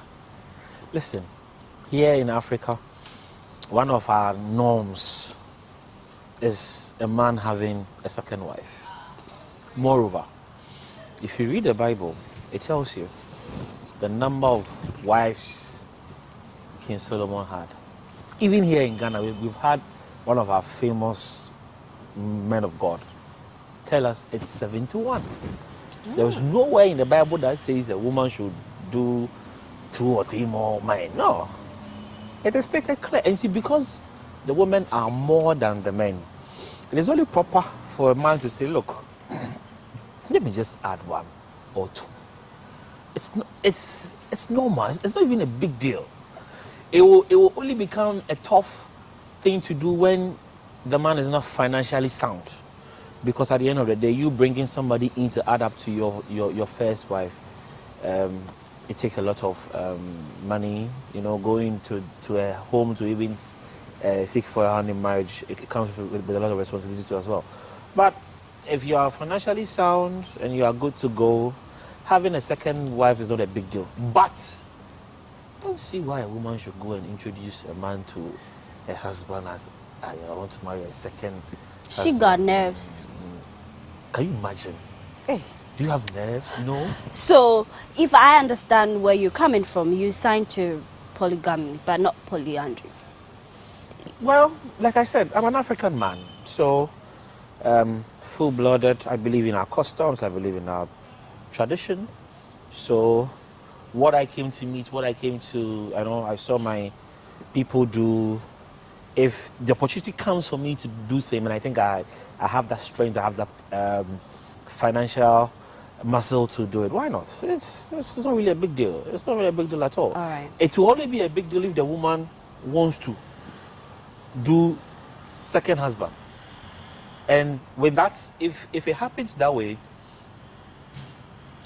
she would have to bring the said man to me, her first husband, so the second man will pay the bride price to me. Because I had already paid the first bride price for her. Okay. So if you introduce a new woman, are you going to compensate I her? am going to pay for her bride price at her family's house and not my first wife's house. Okay. Niboy's submission is up for debate. But then Sisi, with women, they always say sometimes you've been taken for a ride. You meet a guy, he's not really established, but Odonti, you understand him. Let's start a life together. You help him build his brand, his company, whatever it is, whilst you're also doing something to yourself. It's 50-50. And then at the end of the day, when things are smooth, now you have a name, everything is, up there. You're living the best life. Then you want to introduce another woman. With a woman who finds herself in, I would say, such an unfortunate situation, how can the man start the discussion, and what should be the precaution he should take? Let's just say in cases like that, because we end up always feeling broken-hearted. It's like, how can you do that to me? It's sad, because at the end of the day, when you were broke and I was helping you build yourself, in a sense, I'm sure that's what, I think that actress and that whole topic we were relating to was about. Did you talk about having a second wife at that time when you were broke and didn't have anything? You see, that's what I'm saying. If you're going to go, it's about communication, and it's about keeping yourself and the relationship informed. Going into relationships, we've talked about this before, where I've said that, in a relationship or going into a relationship, you need to talk about your financials, you need to talk about where you want the relationship to go, how it's going, all of these kind of things. If it wasn't introduced in the beginning, I don't see, you have to ask the person's opinion. Or even when you're dating, it should be a question that you ask in your dating stages, that, what do you think about, second wives, and what do you think about this? You can't just spring it up on somebody and be like, well, I know you helped me, we'll build up a home, we got loads of money now, which you held the fort whilst I was doing whatever I needed to. Okay, now I'm just going to add another person to come and spend our money without contributing to the hardship that you've gone through. This is on the woman's back. Now some woman is going to be now coming to spend the money that she did not earn. Where was she? Where was she? Why wasn't she? If you're going to do second wife, let her come in. Let's all be here. Let's all work hard. Let's all build this brand together. You can't bring somebody in to come and spend money that I have built. And even in the cases that, women, when sometimes we get pregnant, sometimes you have to put career and stuff like that on hold. Be at home, a stay-at-home mom for some time, and make sure the kids are okay, take care of them. So imagine myself, for instance, I put my job on hold and all that, and then later on, you come tell me such a thing. I don't know how I'm going to react. But Caleb, in such a situation, what are the steps that a man should take so that the woman does not feel cheated, feel useless and all that? Because you are saying that it is kind of normal. Okay. So how can you handle it? How is it normal? Since when is it normal? Side chick has never been normal. It's been? No. It's been? No. Our forefathers and our grandfathers used to have it, but it was something that nobody talked about. If you have a child outside of your marriage, you used to call it a bastard child. And that child was always a bastard child, excuse my French, or whatever it is. Yeah. And it is never, and some families have it now where, their fathers are dead and whatever, and the children are not really accepted into the first family, as you call them. We call them the first family. So when our grandfathers did it, it was never really accepted. It was known to be, but it wasn't normal. But then now in the case, when they go outside the marriage to impregnate another, okay, it's like normal, I'm taking responsibility as they say. So I'm bringing in the woman, I'm going to marry her. So that into which room? Into whose home? That's the question. You see, answer the question. I actually have a problem with the way both of you have actually made it look like you met him, you have nothing, you helped him build up. Most of the time you have nothing. How is that possible? But you always have it all. Women too do have. So if you say you helped him build up, what did you do? Wow. Jeez, man, boy, come on. Wow. Come on. Okay, Paula, I'll give you an example, right? I'll give you an example of, you know, a family member that I know when, and this is the olden times. So, you know, the man was, you know, it was agreed that, you know what, he needs to go to university to get his, you know, his bar. He was doing a law degree and all of this stuff, while she works to take care of both of them, right? So she got a job and she was working, and then she paid his tuition and everything that he needs to get to get his law degree. He got his law degree, then he went to the bar and all of that kind of stuff, and then qualified to be a lawyer and everything else. At that point, I have helped you to get to where you need to get to. Has she not? So now, if you now introduce, and this same person, this same man, now gets a side chick and now gets another family, leaving this woman to now be, you know, now she has her children and everything else, and she's helped you pretty much establish yourself. Is that not help? Is that not helping? No, men want even to take care of you in university, and then you're like, I don't want the relationship. You guys always say, and I'm a shell. Yeah, so why is it different? Why is it different? I'm not happy with the way both of you have made it look like, oh, then when you meet the guy, he has nothing, you did this to Let's help. say you had money. Let's say you had your money. So if I had my money, and I see you and I marry you, and tomorrow I want to marry another, what is the big deal? Did you sign up to a polygamous marriage initially, or you just have a taste, so you want to satisfy it? Am I not in that position to change my mind as and when I want to?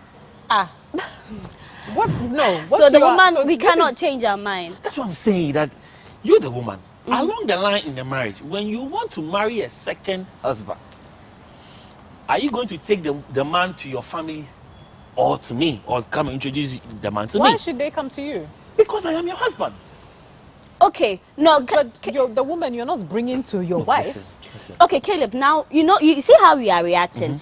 For a man who found himself in such situation, how best can you calm the woman? Listen, so give us that reason. Like, I don't know how best you can. Yeah. See, the best the man can do, if that zeal of you getting another wife comes up, it is only proper you will discuss with your wife, your first wife. Okay. But you and I know that when you tell your first wife, she won't agree. Yes. Good. So you're doing it against her. No, listen. So, at least make the move. Wow. If you make the move and she doesn't agree, of course you are the man of the house. You have every right. Okay. If only you are financially sound, that is one caveat we should look at. Okay. We shouldn't make it look like, oh, because the zeal is there, or you want to have another woman, you can just get up and go and marry anybody just like that. So it will be more like a burden on the first wife. No. If the financial means is there, make it open. Speak to the woman. If she agrees, praise God. If she doesn't agree, and you still want to go ahead, look, come on. All right. We are So in the 21st why century. is that? Okay, he has the audacity to say 21st century. Okay, so if you are in the 21st century, why can't the woman also do request that? 21st century things? 21st century women. Good, fine. I'm coming. Yes. I come into your home to marry you, right? Yes. I go through every tradition or every custom that your family requires of me to get you as my wife. Exactly, right? Good. Don't you think if you want to do another man, me, your husband, you should at least put me in a known first? Yes. Yes, of course. Good. That's We what will. I'm saying. Fine. But this is the case that I have already paid for your bride price. So what happens to the bride price I've paid. What happened to it? I'll give it back to you. Do you want it? No, do you want the bride price? Am I still not How much is the bride price in a way? way? Still stands because I'm still your wife. Yes. But I'm bringing another husband who's also going to pay my bride price because at the end of the day, he's coming to be my husband. So I'm still your wife. So the bride price still stands. Listen, are you going to be my wife under my roof?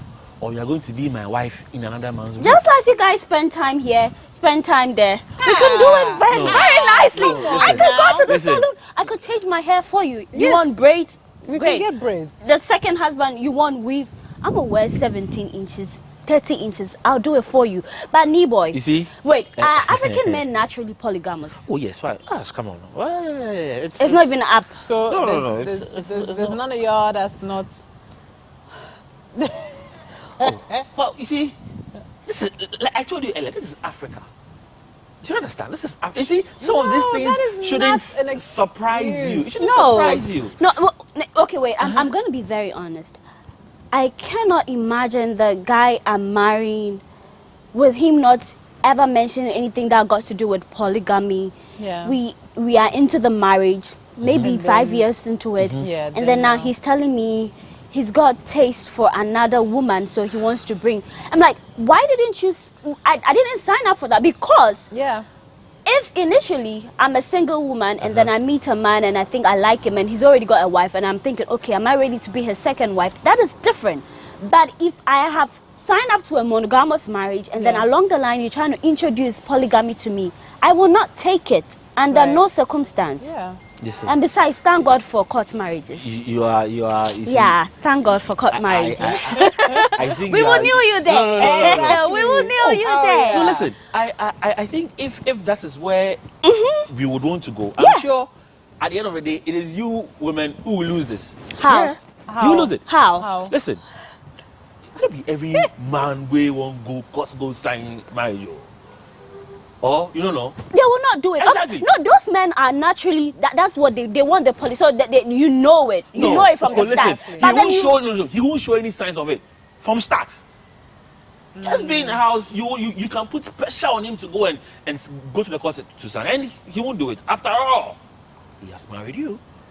Okay. Do you understand? Now, ladies, you heard what Niboy said. Please opt for it from the beginning. Yes. Because if you do the customary and if you lose God, they'll show you pepper. I keep hearing that men will show you. Men will stay do. Women. We can show you too, but we will go for a quick break. When we come back, Moons and Cuddles continues. Right there.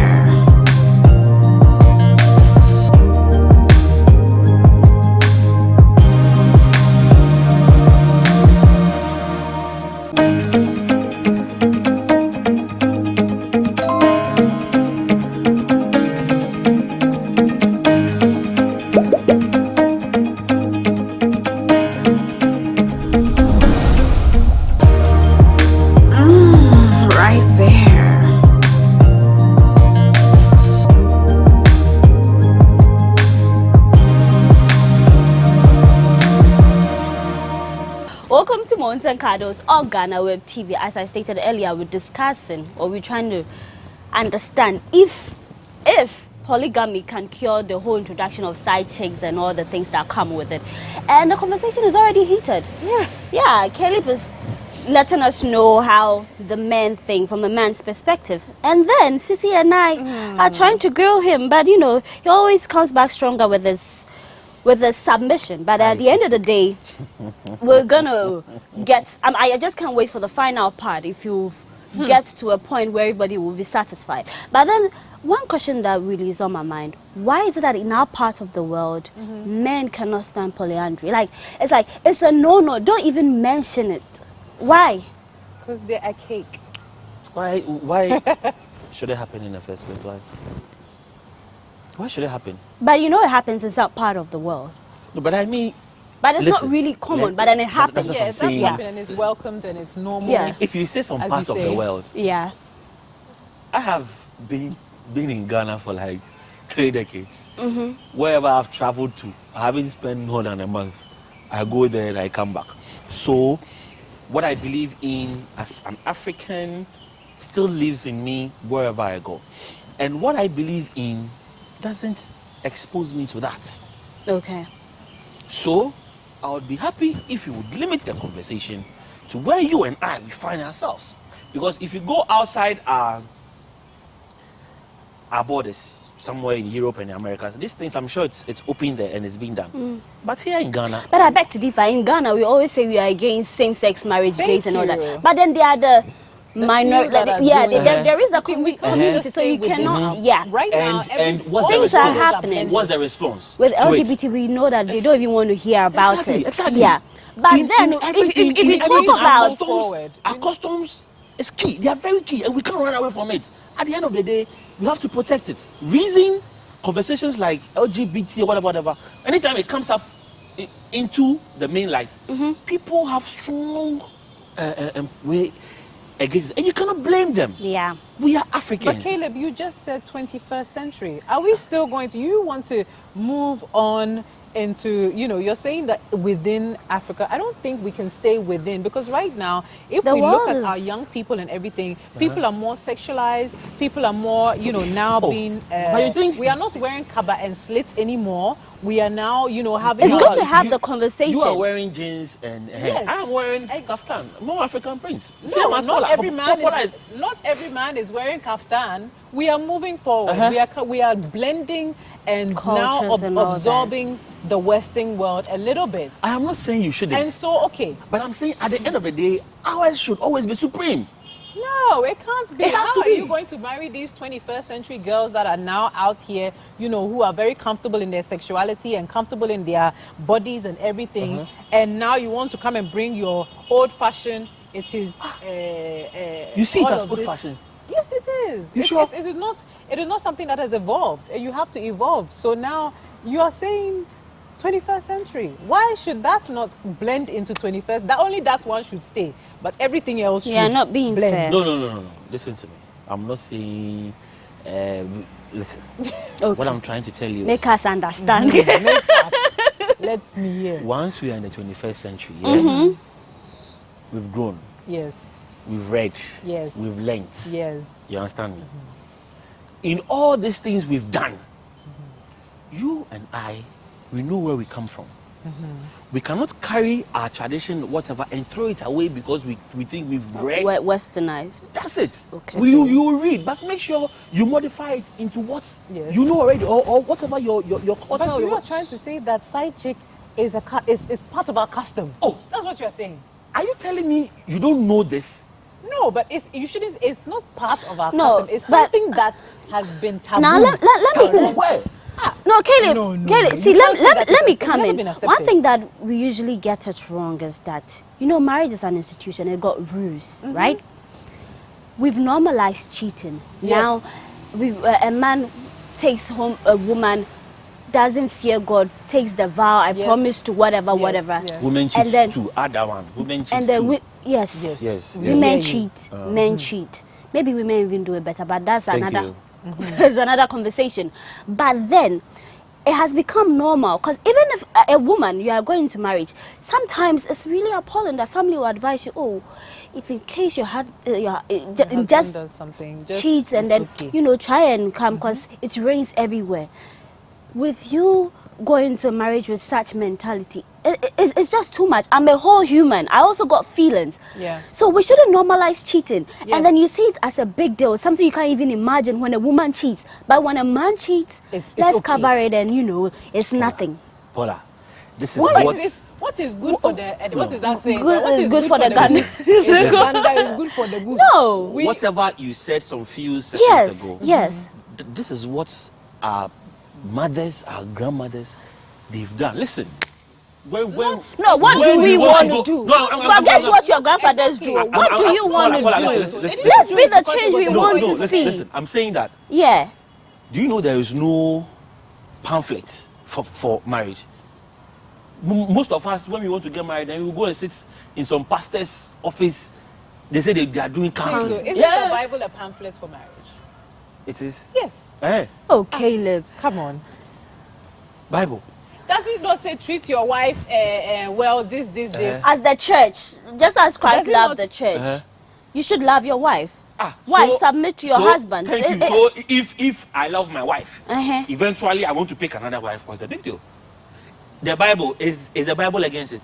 No, we are not against. See, that's the thing. What I'm saying is, I'm saying.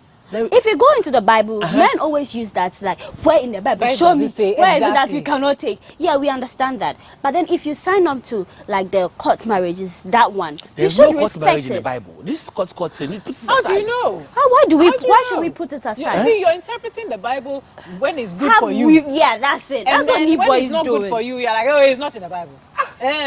I'm saying. How do you know? Were you there? Where? Were you there? I'm trying Did to they let not you have systems and things? So why wouldn't a court marriage be existent in those times? Which system made Solomon marry those women? Which system? Which system?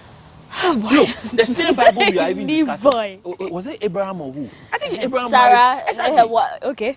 So why are you making it look like, when you marry a second wife, So that's why only a is babe it for the that girls? when it comes to that, you guys want to jump for the Bible because the Bible says, hey, but anything else, no, you don't want to jump for the Bible. Anything else like what?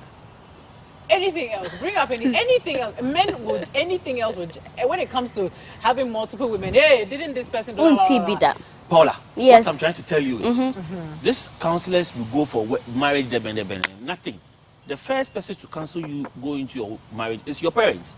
So if your mother tells you that, look, when you are going into marriage and your husband does this, your mother knows what she had gone through or she had experienced. Really, she's also sharing it with you. But why has your mother stayed in marriage 10, 20, 30 years? And you will go in and something small, then you are screaming. So would you sign up for counseling before your marriage? I'm not sure. I would want to speak to my parents more. In fact, I would intend to use my wife's parents too.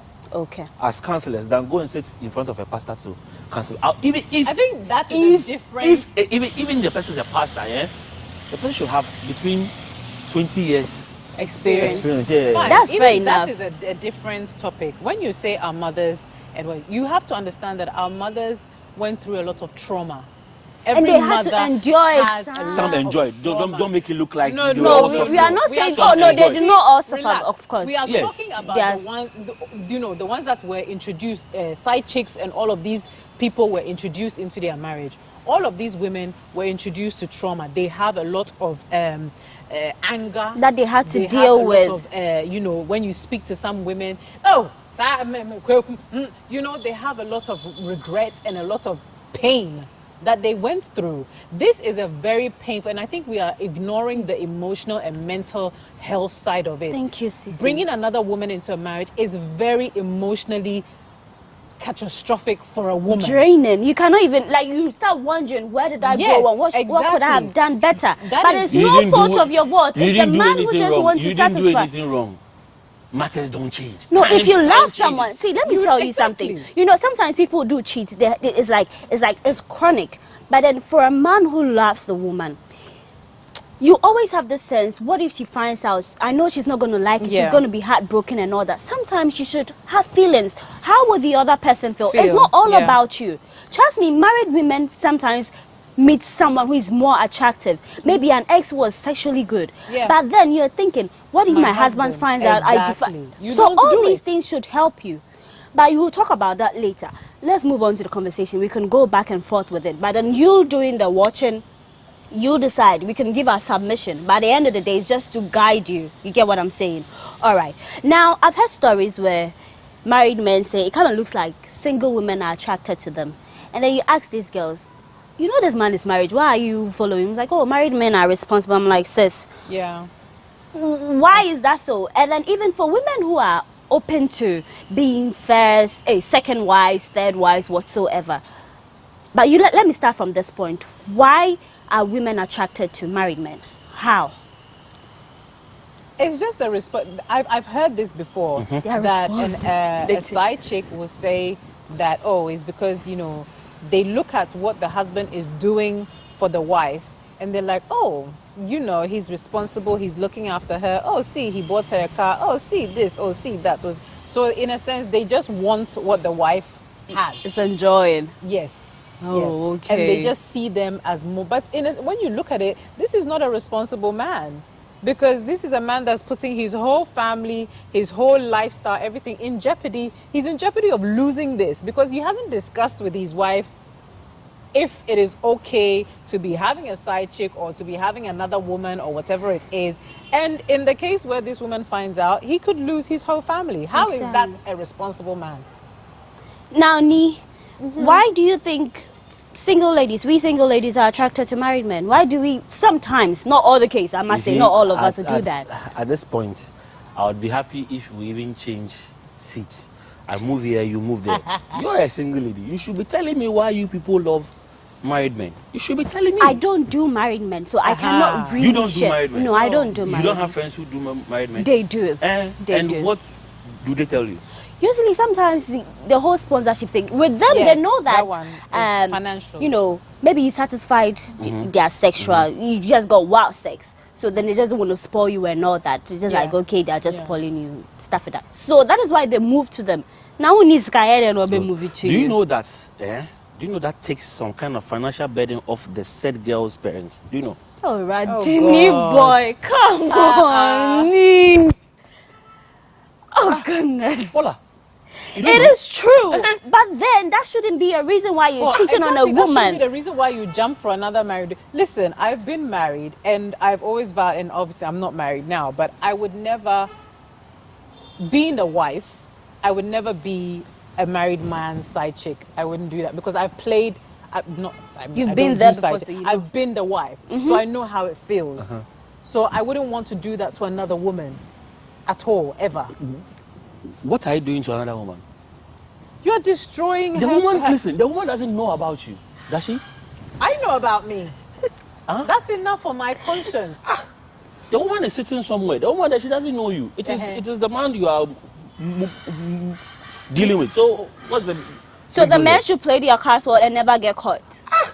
Why should you even go for a side chick and allow yourself to be caught? Why would you do that? Which means you're not smart. Tell us what a smart man would do. Please, let us know. Let us know. Let us see the smart ones. Listen. So we have to up our game or just leave you to do whatever you want to do? You want to up your game in terms of getting a married man? No, come on. I told you initially that I don't do married men. No, but I mean, like any smart guy who is married. Yes. How do you not get caught? Because you always get there are so many ways. Listen, just set rules and regulations for yours. No, you see, that doesn't work. Oh, the side chick. No, side chicks. Sissy, now the side chick, they know role play. Like, they know their position. They see madam is coming. Hey! Now they've upped Sissy, now their thing is serious because she knows what she's getting from you. So and then she's not willing to even create problems between you and your wife. They are for the weekends. The main chick is for weekdays. So weekends, master must go for master pa. Yes, a conference somewhere. 2-3 days conference outside. So supposing one weekend he's going with the main chick, what happens? Why is the main chick going for the I'm your wife. Say it again. I'm your wife. What do you mean? Why am I going for weekend? We are going for weekend. So if you are going for the weekends, who should stay home and take care of the kids? You have people to do that. People who? It's a wife made for testing. No, listen. You see, this is why it's not even good to get married. No. People, let's not even do it. Listen. Because as soon as you get married, live your whole life and then you thinking that, jeez, I had a life. Nobody's to come and test me. Thank you. Hey, thank you. Me, You don't go I had for a this life. conference every weekend, do you? You don't. So the weekend that you're going, I'm coming. Why?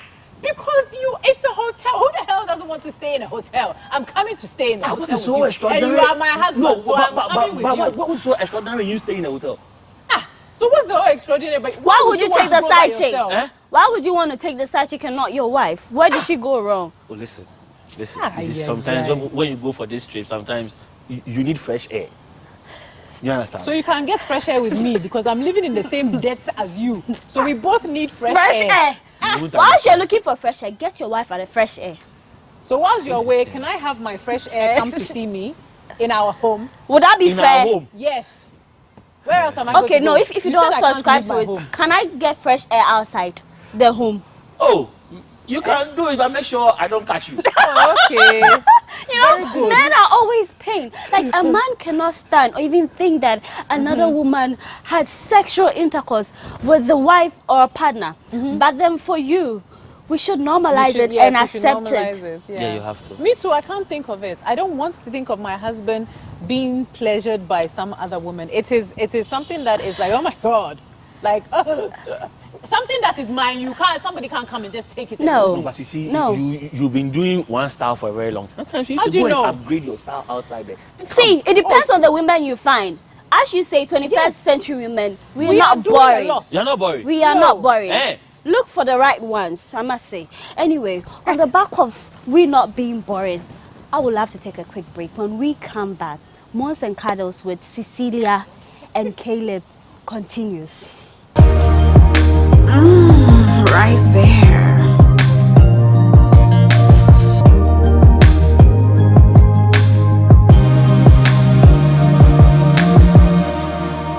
Yo, welcome back to Mons and Cuddles on GhanaWeb TV. This has actually been one of my most interactive, interesting, controversial discussion I've ever had. All thanks to Caleb Mibo and Cecilia, I must say. This conversation, as I stated, was going to be an eye-opener, and really it is. Now we've gotten to the fun part. It's the mystery box. I've got some questions in here, right? Very interesting, like hot ones, of course, because it comes with a discussion. So if you pick it, you give us honest answer. And then if you pick the sheet with just a blank sheet, you get to ask me any question, because this is like when you go on the show, it's just the host is bombarding you with questions. So I'm going to start with Caleb. Why are you starting with me? Because you're a darling boy who is controversial. Antiara babe.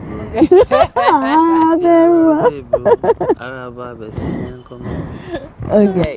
Should I give it to you? Yeah, let me just read it out to you. Thank you. Gang.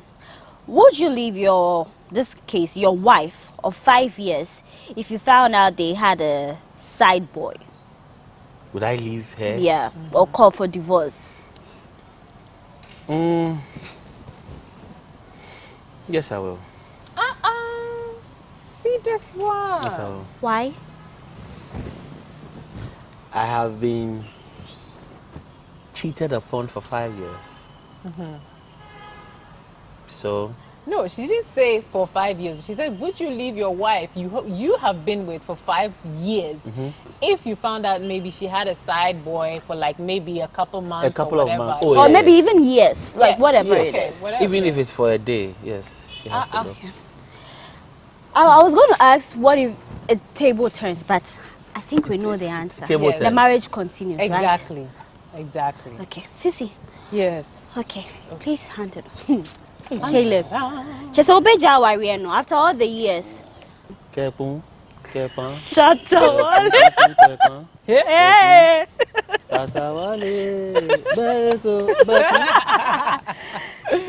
Okay. I hope it's a good one. Much thanks. I hope so. Okay. Ha! Da. Wife to a poor man, seventh wife to a rich man. Which will you choose?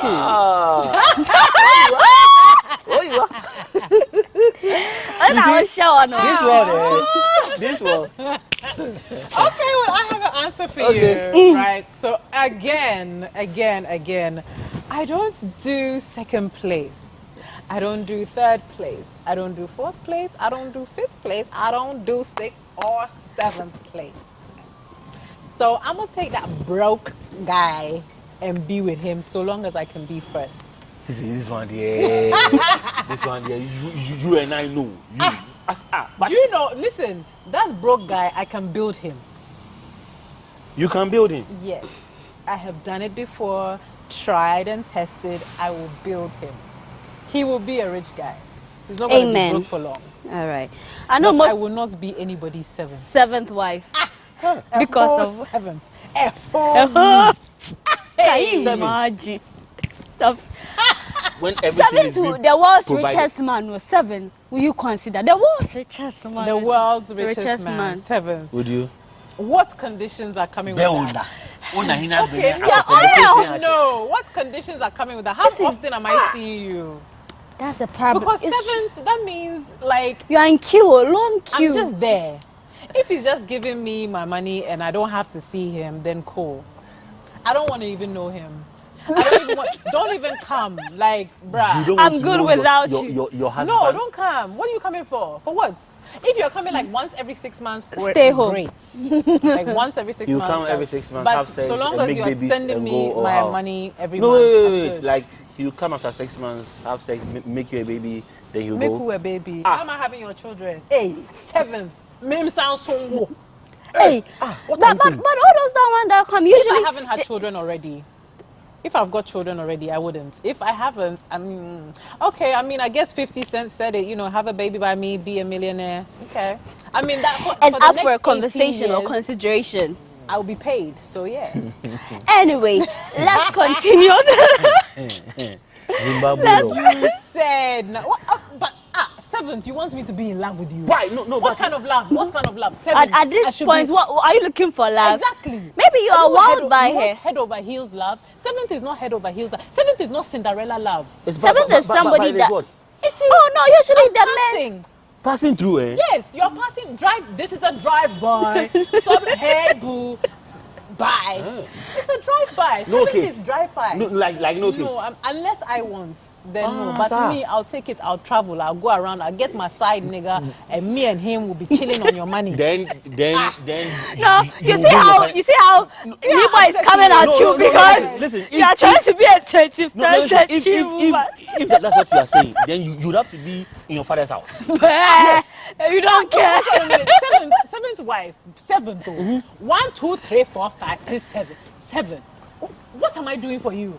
What do you want? Sex, enjoyment. Okay, you're coming. You're enjoying it. Yes. Bye. You make babies for me. How? Okay. This one can go on and on and on. But then, on the back of making babies, Caleb, you are married. You're in a committed relationship, monogamous. Something happened. Of course, you had sex with another woman, and then now this side chick got a child for you. How are you going to start the conversation with her? Or you want to keep it secret, like forever? When you die, and then they come, okay, you're claiming properties and all that. So for a man who is in that fix, okay, you see, I think every man knows his wife. Yeah. And how she would react to news like this. I beg to differ. Oh. Men think they know their wives and how they will react to it. Most of the time, and from experience, the way you think the wife may react is never the way she reacts. And I'm very sound and sure that 80% of men would think that what they thought their wives would do, their wives didn't do. Oh, I'm saying this based on experience too. Okay. Yes. So I'm saying, since you know your wife and how she will react to certain things, that should be enough reason for you to decide to tell her or not. Right. Because you telling her can increase her BP. BP, I feel would dream me BP. Only the orange now on dream BP no. Yes, you telling your first wife Caleb. Can increase her BP. In fact, the BP can shoot in a very high, commotion everywhere. So, I rather advise you lay low. Okay. Keep it on the low. Make sure you go and do whatever you have to do at the other girl's house. In secret? Yes. And you see, no. You are not doing it for the rest of your life. But eventually it will come out. But for the time being, manage it in a way that your wife wouldn't hear instantly. Ooh. You know? Okay, Caleb, I think I will agree with you. On the back that men sometimes find out, yes, that the child that they are having in their home is not theirs. Serve them right. So it means it's cool, right? From what you are saying, that, years later. So when we bring it to that scenario where we also give you a child that is not yours, when should we wait to? What should we tell you? When the baby is 20 years or never? Exactly. Wait, you see, because of what we've seen or we've heard in the news like some months ago, right now, DNA can't make like this bottle, like this glass, the glass of juice. Right now, DNA, right now, everybody can do DNA at any time. So, even if the person is your first wife, once the baby come, no, look sharp. Yeah. Hey. Yeah. You come to like the baby drop as well. I come to insult your wife as well. What is insulting about it? It's insulting. Why, if she is in her a dedicated marriage to you, she feels that she's dedicated. I think to us, women have shown men red colors. It's good because they too. It's good. Doing their it's good. Side chick is good. No, but then, but that is one of the most painful experience a man will go through. Taking care of a child. That is not his. That is not yours. Like, I can't even close my eyes. I don't even imagine or wish that for my worst enemy. Because the bond, you know, God. A child is a child, whether it's yours or not. If you have a bond with it, you have a bond. Where did I pass today? Oh my God. Oh, some word. Please, can't you? Because at the end of the day, if you are bonded with your child, you're bonded with your child, whether it's yours or it's not yours. So knowing, so hold on, you are bonding with the child just because you know it's not your child. Now you won't bond with the child again. No, some men will not. It stops there. That's why we won't tell you. It will tear my eye top. How? Why? Seriously. But you are bonding with the child. The child is already yours. Why would knowing that is not yours or yours have any implications to why you should not bond with the child? Listen. You're already bonded. The mere fact that I know this kid is mine naturally brings the bond. But after some time and I get to know this is not mine. A bond is built over time. Yeah. No, a bond is built over time. If a man would build a bond with a child, let's say for 5 or even 10 years, the child is now 10 years, knows you as their father, you built a bond and everything, and now you found out that the child is not yours, and now you are saying it tear your eye, then you don't love the child. Okay, so Sissy, let me ask you, so the question is that if a man who finds himself in such a situation, even though you were hurt, you feel betrayed, you should not take it on to that child. No, you shouldn't. So you should continue with the paying of school fees and all that. The child because the bond has been built asking you something. Pay school fees. Should you still take responsibility? It's still your child. It's still a bond that you've built with the child. Why not? Why would you say that now you are not going to be responsible for the child? A child that has been sitting on your leg and playing with you and all of that. To that child, you are still daddy, regardless whether, you know. So I think it's very heartless if you say that now. Heartless? Yes, it's heartless because you've built, it's a relationship. It's like building a relationship. It wasn't just like today and tomorrow. No, you built a relationship with this child. So it shouldn't just disappear. That's like men that come into already established, you know, families, you know, a woman who's already got kids and whatever, and he starts building a relationship with the child. He's not going to just happen. He's built a bond with the child. That's different. That's different. I'm saying, I know you already have a child. So when I come in and I know I'm coming in for you, yes, if I love you, I should love your child. It comes naturally. In fact, it's part of the package. Yeah. So that is fine. But I will take care of somebody, like a child I know is mine. It is yours. You have been fending and bending for it. How it's not his. It is not his. Where is it?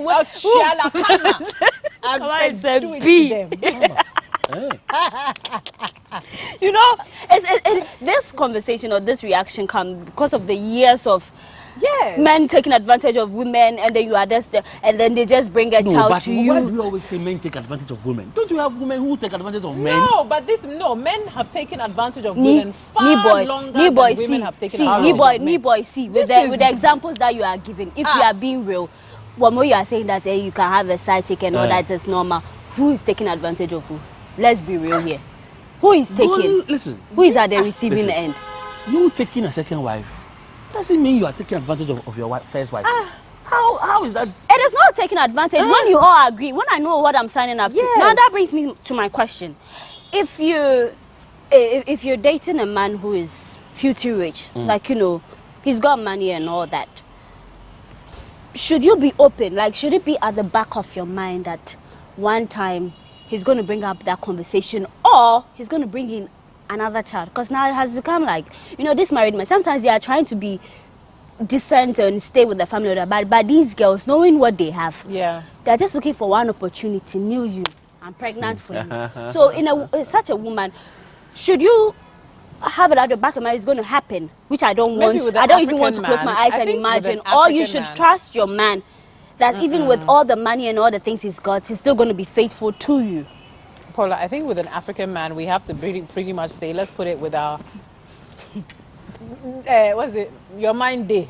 Your mind for day. My mind right? day for you. Exactly. But I think it is all about the European men. Oh, I'm going to go there because they're not going to come and give you all this wahala. Sister, if you cheat, you know you are losing like big time. Yes, so they're always don't going to look even at. do But it. if you come here, and the systems work. If you're cheating and I'm leaving you, I'm walking out with 7 million of your money. Yes. That one, it favors women. Please. It favors. But when you come here, we are always at the losing end. Then you take all your children. Yes, you want to Johnny leave. Depp and all this. And look at what he's So wife you is see, this too much ex-wife is saying. reading. She still walked You off see, with 7 million. You've been reading. It's not reading. We Too are much. being 21st No, century we are women. educating ourselves. I get it, On but the I mean- rubbish we shouldn't take. Okay. Rubbish. Yes. What kind of rubbish It is rubbish. Which one is that? What it is rubbish. But ladies, Side chick is rubbish. Sissy and Caleb, before we wrap up this conversation, in the case where you find yourself in a polygamous marriage, how do you live in harmony? Because Ababeto, let's just say, right? Because I just recently saw a video of Yo Idochi. If I butchered the name, I'm not Nigerian, so please pardon me. When his wife issue came up, taking in a second wife, we all jammed, and then I even participated. I was like, it was not fair because you come into social media to announce you have. What you thinking about your wife? Just recently, some few hours ago, I was on social media and I found that he was sitting in the car with the first wife, Mary, and they're sitting. Tiwa Savage like them. They call me say my person, don't give person belle, and then they were just jamming. So for a woman who found herself in that situation, first maybe you were hurt, but now you know she's come to stay. Maybe he's paid her diary and stuff like that. Yeah. How do you live in harmony with such a situation? Or even the husband bringing in a child and like, this is my child that when I went outside I brought. How? When you don't want to leave the marriage? Okay, so it's happened to me. Okay. I have to say. The thought was never, I'm going to stay with the girl. Okay. The thought was, I made a mistake. And this has happened. I'm so sorry. Forgive me. Bah, cry, whatever he has to do. And in a sense, being a compassionate woman, I accepted the child into my bunch. Okay. So do I, in that sense, if it's a, I'm sorry, blah, blah, blah. But I don't think I would have been accepting if it's like, well, I done did that, or I'm going to do that. She's here to stay. We're all going to be chilling together. I don't think I would have taken that. It's the fact that he came and he apologized, he cried, he did what he had to do to say sorry. It makes it better. It cuts it off. I don't want to be with her. I don't want to be with her. It's a mistake. Boo-hoo-hoo. Okay. We move on. All right. Now, on the back of that, how can you as a man also ensure that your family is peaceful? Oh. Because Magdan, who is in a polygamous marriage, is like, they have their house, they have their cars, different schools and all that. So how would you handle that? That's why I told you from the beginning that it is a very expensive venture. Yeah. So if you are financially sound and you want to go into it, cool deal. That's just if you want to have a big mansion and house all of them, cool deal. In the same house. Oh, some do. Oh. No, some do. I didn't say, I said a mansion. A mansion. Both of them, or if it is three, they are there. Everybody has their, then you, the man, you have your own master, whatever.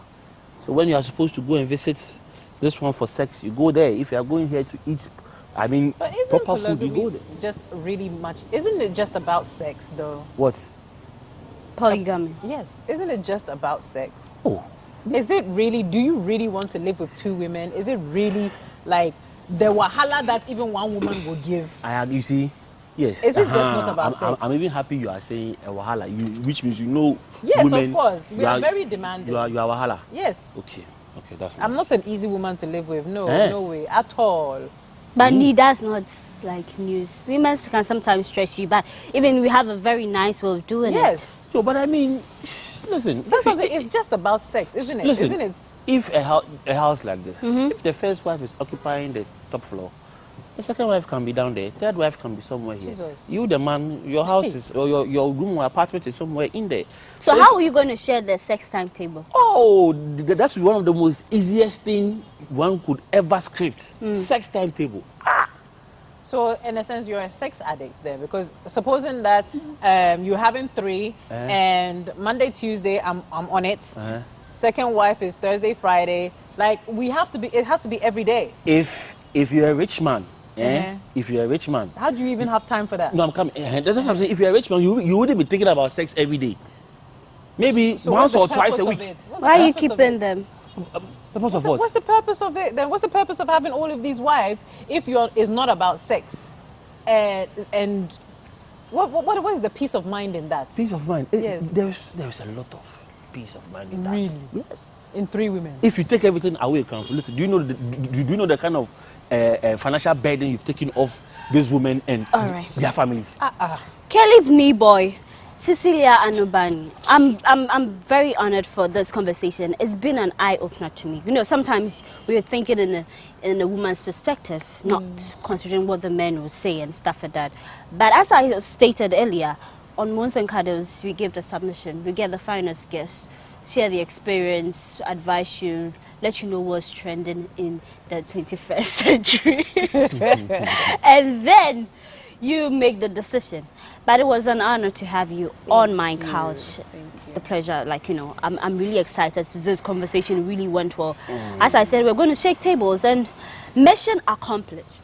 Shake tables. I did today's conversation with Caleb Neboy. He's my senior in the media space, and he's the host of Showbiz on Star. But what is this senior? One of the with media, we always say senior. See, it's just normal. Isn't there? 21st century, it happens all the time. And actress Cecilia Anubani, she's one of the finest actresses we've got. That action movie that you did, is it 10 minutes now? Yes. It's out, right? Charlie? Crazy movie. Yeah, she was. I watched it 3 times because the first one I wasn't too sure what I was watching, and I had to go back and watch again, and I think I did it for the 3rd time. So for the 3rd time, I think I took a pen and pamphlet with me. I actually took some notes. I shared with Abu. Okay. After I've had good reviews about the movie. I'm yet to watch it, but the title is in there. I'm actually using this platform to actually urge corporate Ghana. Listen, we have the people here. It will go a long way. It will go a long way to for us here in Ghana. If corporate Ghana, you do come support us in the arts, because the talents are here. Look, the kind of action movies you see over there on other foreign platforms, it is being done here. Paula, you should see the movie. It's on my list. Look, it's on my list. The effects alone. Charlie, not be that bushy where they shoot. I'm going to die. I trained for 5 months for that as well. I trained for 5 months doing. I always say I do martial arts anyway, but we did train for 5 months with all of the stunts and everything. Congratulations, Sissy. What's your latest movie? I know there's one in cinemas. So there's Drops of Happiness that's out, and in October there's another one coming from Abu called The Agency. All right. Now, do put on your social media where we can reach you. So, okay. Ladies first. Ladies first. You see, 21st century man. I appreciate the ladies first. Guys, you can follow me on Instagram at Cecilia Anoban. So it's BARN, not the full Barnier, so just Barn. On Instagram. Twitter is the same. Facebook is the CAB Barn. Yeah. So. But come to me on Instagram, and then you can get all of the others as well. Caleb. Facebook, Instagram, Twitter. Yeah. Caleb Neboy. Especially so when you go on Instagram, you should look out for the disappointed DJ. You would you see you come up. DJ. That is my handle. I do everything. I'm also a food blogger. I love food bazaar. Invite us to eat. Thank you very much for coming on set today. It was good having you, and I hope, and viewers too, we wish to have you back sometime soon. All right. You know, my name is Paulina Dedao Poku. It's always a pleasure coming your way. And as I said, the motto for this year is we're going to spice up our relationship, yeah. Unless those who don't want to be kept, we just leave them, just let them be. But then the ones that we are in and we want to save, we're going to do the things right, because we've just been hearing stories and all that. Your relationship can be different, sis or brother. Thanks for doing the watching. You can follow me on social media, Paula Amabrody. Let's get interactive. See you sometime soon.